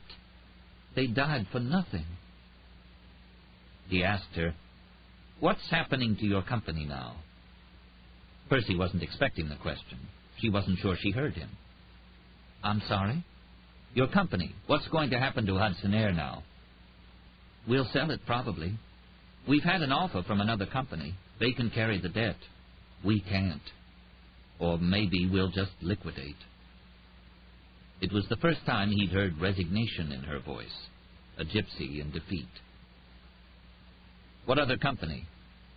"I frankly don't remember. Ron's been talking to them." "That's Ron Talbot, right?" "Yes." "Would he know about the financial condition of the company?" "Sure, as much as the lawyers and accountants, more than me." "Could you call him, ask him to come down here as soon as possible?" "I suppose I could. He was at the cemetery. He's probably home by now. I'll call him." "And Sachs," he said, turning to her, "we've got another crime scene. I need you to search it as fast as possible." Rhyme looked over the big man coming through the doorway, wearing a dark blue suit. It was shiny and had the color and cut of a uniform about it. Rhyme supposed it was what he'd worn when he flew. Percy introduced them. "So you got that son of a bitch," Talbot grumbled. "Think you'll get the chair?" "I collect the trash," Rhyme said, pleased as always when he could think up a melodramatic line. "What the DA does with it is up to him." "Did Percy tell you we've had trouble with the evidence implicating Hansen?" "Yeah, she said something about that. The evidence he dumped was fake? Why'd he do that?" "I think I can answer that, but I need some more information. Percy tells me you know the company pretty well. You're a partner, right?"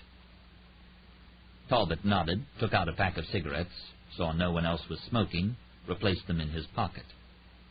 He was even more rumpled than Solito, and it looked as if it had been a long time since he'd been able to button his jacket around his ample belly. "Let me try this out on you," Rhyme said. "What if Hansen didn't want to kill Ed and Percy because they were witnesses?" "But then why?" Percy blurted. Talbot asked, "You mean he had another motive? Like what?" Rhyme didn't respond directly. "Percy tells me the company hasn't been doing well for a while." Talbot shrugged. "Been a tough couple years. Deregulation, lots of small carriers, fighting UPS and FedEx. Postal Service, too.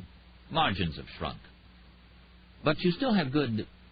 what is that, Fred? You did some white-collar crime work, right? Money that comes in. What's the word for it?" Delray snorted a laugh. "Revenue, Lincoln." "You had good revenue." Talbot nodded. "Oh, cash flow's never been a problem. It's just that more goes out than comes in." "What do you think about the theory that the dancer was hired to murder Percy and Ed so that the killer could buy the company at a discount?" "What company? Ours?" Percy asked, frowning. "Why would Hansen do that?" Talbot said, wheezing again.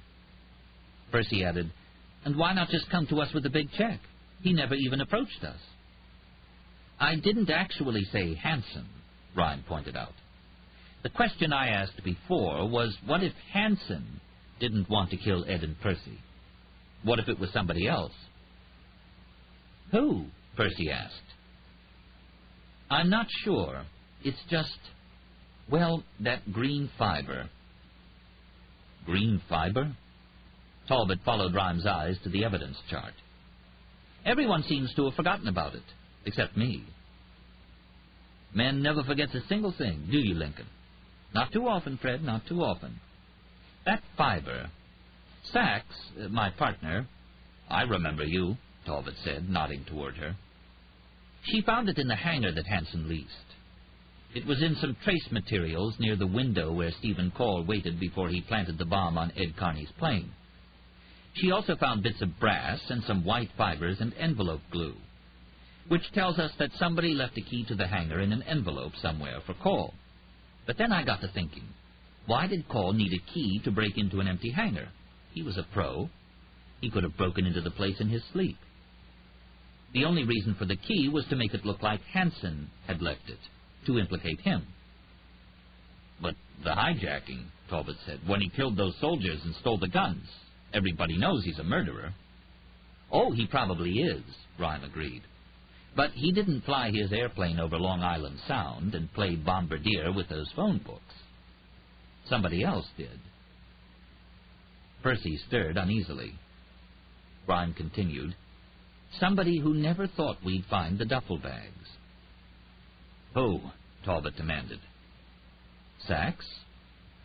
She pulled 3 large evidence envelopes out of a canvas bag and rested them on the table. Inside 2 of them were accounting books.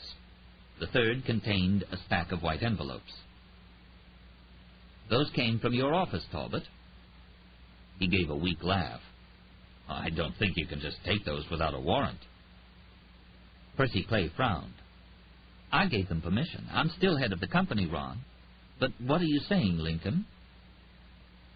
Rhyme regretted not sharing his suspicions with Percy before this. It was coming as a terrible shock. But he couldn't risk that she might tip their hand to Talbot. He'd covered his tracks so well until now. Rhyme glanced at Mel Cooper, who said, the green fiber that we found with the particles of key came from a ledger sheet, the white ones from an envelope. There's no doubt they match. Rhyme continued, they all came from your office, Talbot. What do you mean, Lincoln? Percy gasped. Rhyme said to Talbot, everybody at the airport knew Hansen was under investigation. You thought you'd use that fact. So you waited until one night when Percy and Ed and Britt Hale were working late. You stole Hansen's plane for the flight. You dumped the fake duffel bags. You hired the dancer. I assume you'd heard about him on your jobs in Africa or the Far East. I made a few calls. You worked for the Botswana Air Force and the Burmese government, advising them in buying used military airplanes. The dancer told me he was paid $1 million for the hit. Rhyme shook his head. That should have tipped me right there. Hansen could have had all 3 witnesses killed for a couple $100,000. Professional killing's definitely a buyer's market nowadays. $1 million told me that the man ordering the hit was an amateur, and that he had a lot of money at his disposal. The scream rose from Percy Clay's mouth, and she leapt for him. Talbot stood, backed up. How could you? She screamed. Why? Delray said, my boys from Financial Crimes are looking over your books now. What we think we're going to be finding is lots and lots of money that ain't where it ought to be. Rhyme continued. Hudson Air's a lot more successful than you were thinking, Percy. Only most of it was going into Talbot's pocket. He knew he was going to get caught someday, and he needed to get you and Ed out of the way and buy the company himself. The stock purchase option, she said. As a partner, he had a right to buy our interest from our estates at a discount if we die. This is bullshit. That guy was shooting at me, too, remember? But you didn't hire Call, Rhyme reminded. You hired Jody, the Coffin Dancer, and he subcontracted the work with Call, who didn't know you from beans. How could you? Percy repeated in a hollow voice. Why? Why? Talbot raged. Because I loved you.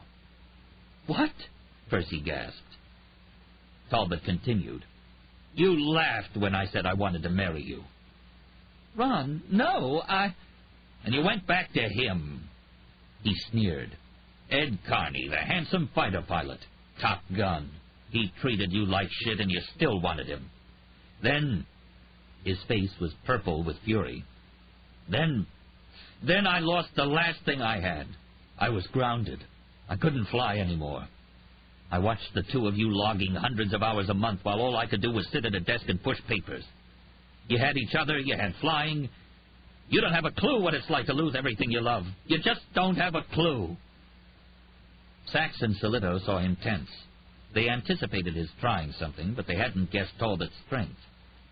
As Sachs stepped forward, Unholstering her weapon, Talbot scooped the tall woman completely off her feet and flung her onto the evidence table, scattering microscopes and equipment, knocking Mel Cooper back into the wall. Talbot pulled the Glock from her hand. He swung it toward Bell, Solito, and Delray. "All right, throw your guns on the floor. Do it now. Now!" "Come on, man," Delray said, rolling his eyes. "What are you going to do, climb out the window? You ain't going nowhere." He shoved the gun toward Delray's face. "I'm not going to say it again." His eyes were desperate. He reminded Rhyme of a cornered bear. The agent and the cops tossed their guns onto the floor. Bell dropped both of his. "Where does that door lead?" He nodded to the wall. He'd have seen Heliopolis' guards outside and knew there was no escape that way. "That's a closet," Rhyme said quickly. He opened it, eyed the tiny elevator. "Fuck you," Talbot whispered, pointing the gun at Rhyme. "No!" Sachs shouted. Talbot swung the weapon her way. "Ron," Percy cried, "think about it, please." Sachs, embarrassed but unhurt, was on her feet, looking at the pistols that lay on the floor 10 feet away. No, Sachs, Rhyme thought, don't.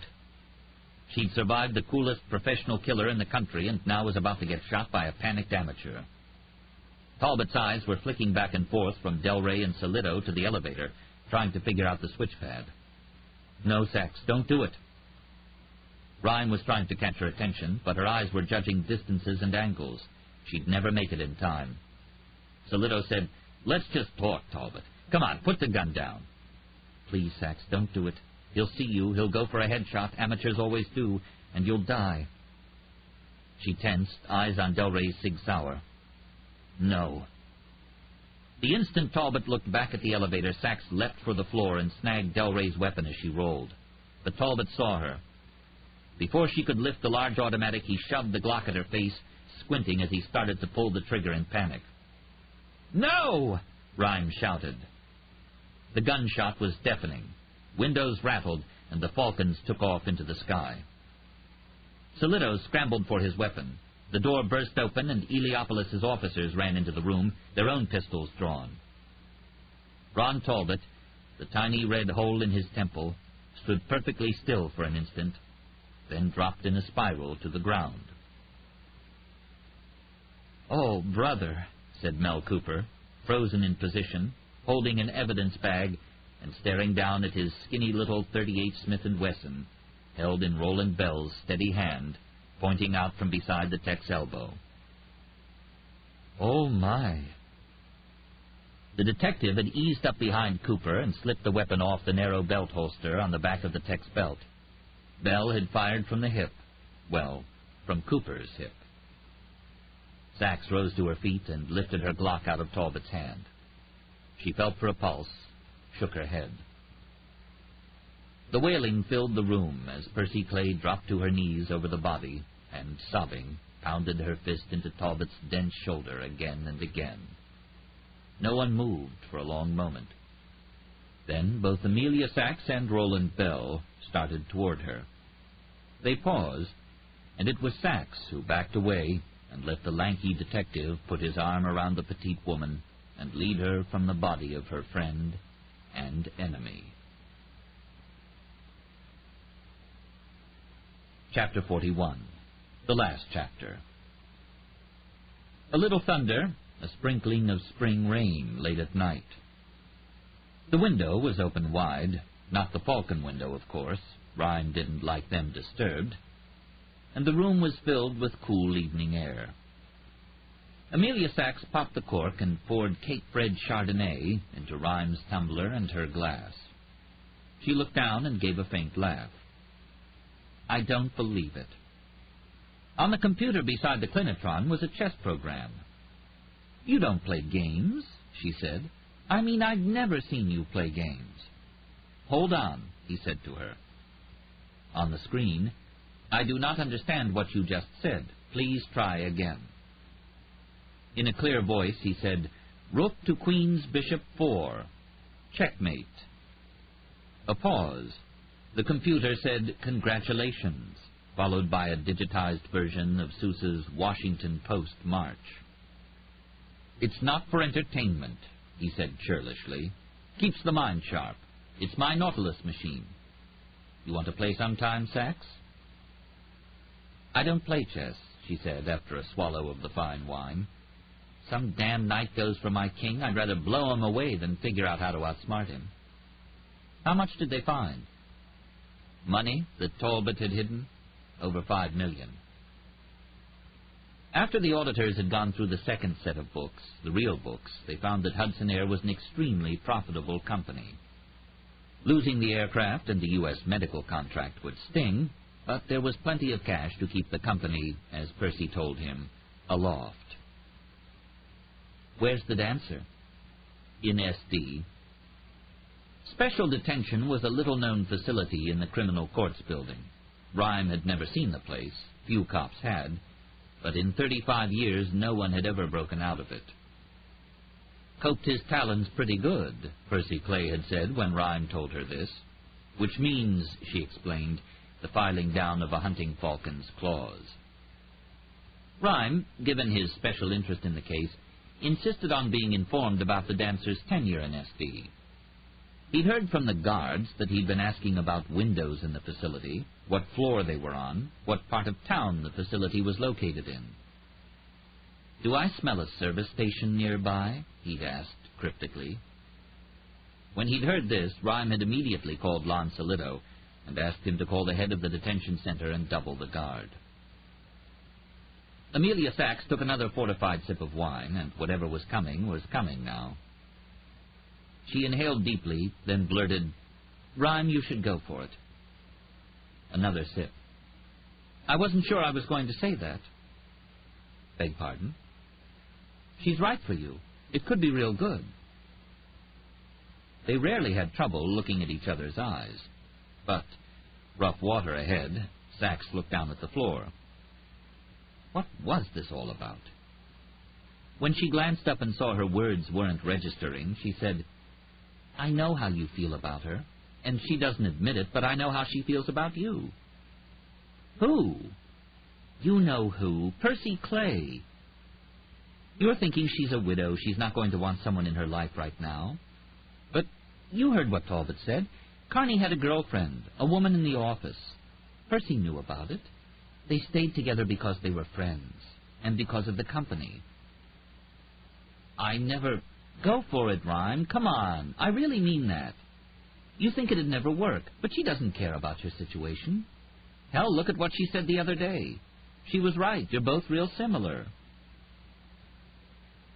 There are times when you just need to lift your hands and let them flop into your lap in frustration. Rhyme settled for nestling his head in his luxurious down pillow. Sachs, where on earth did you get this idea?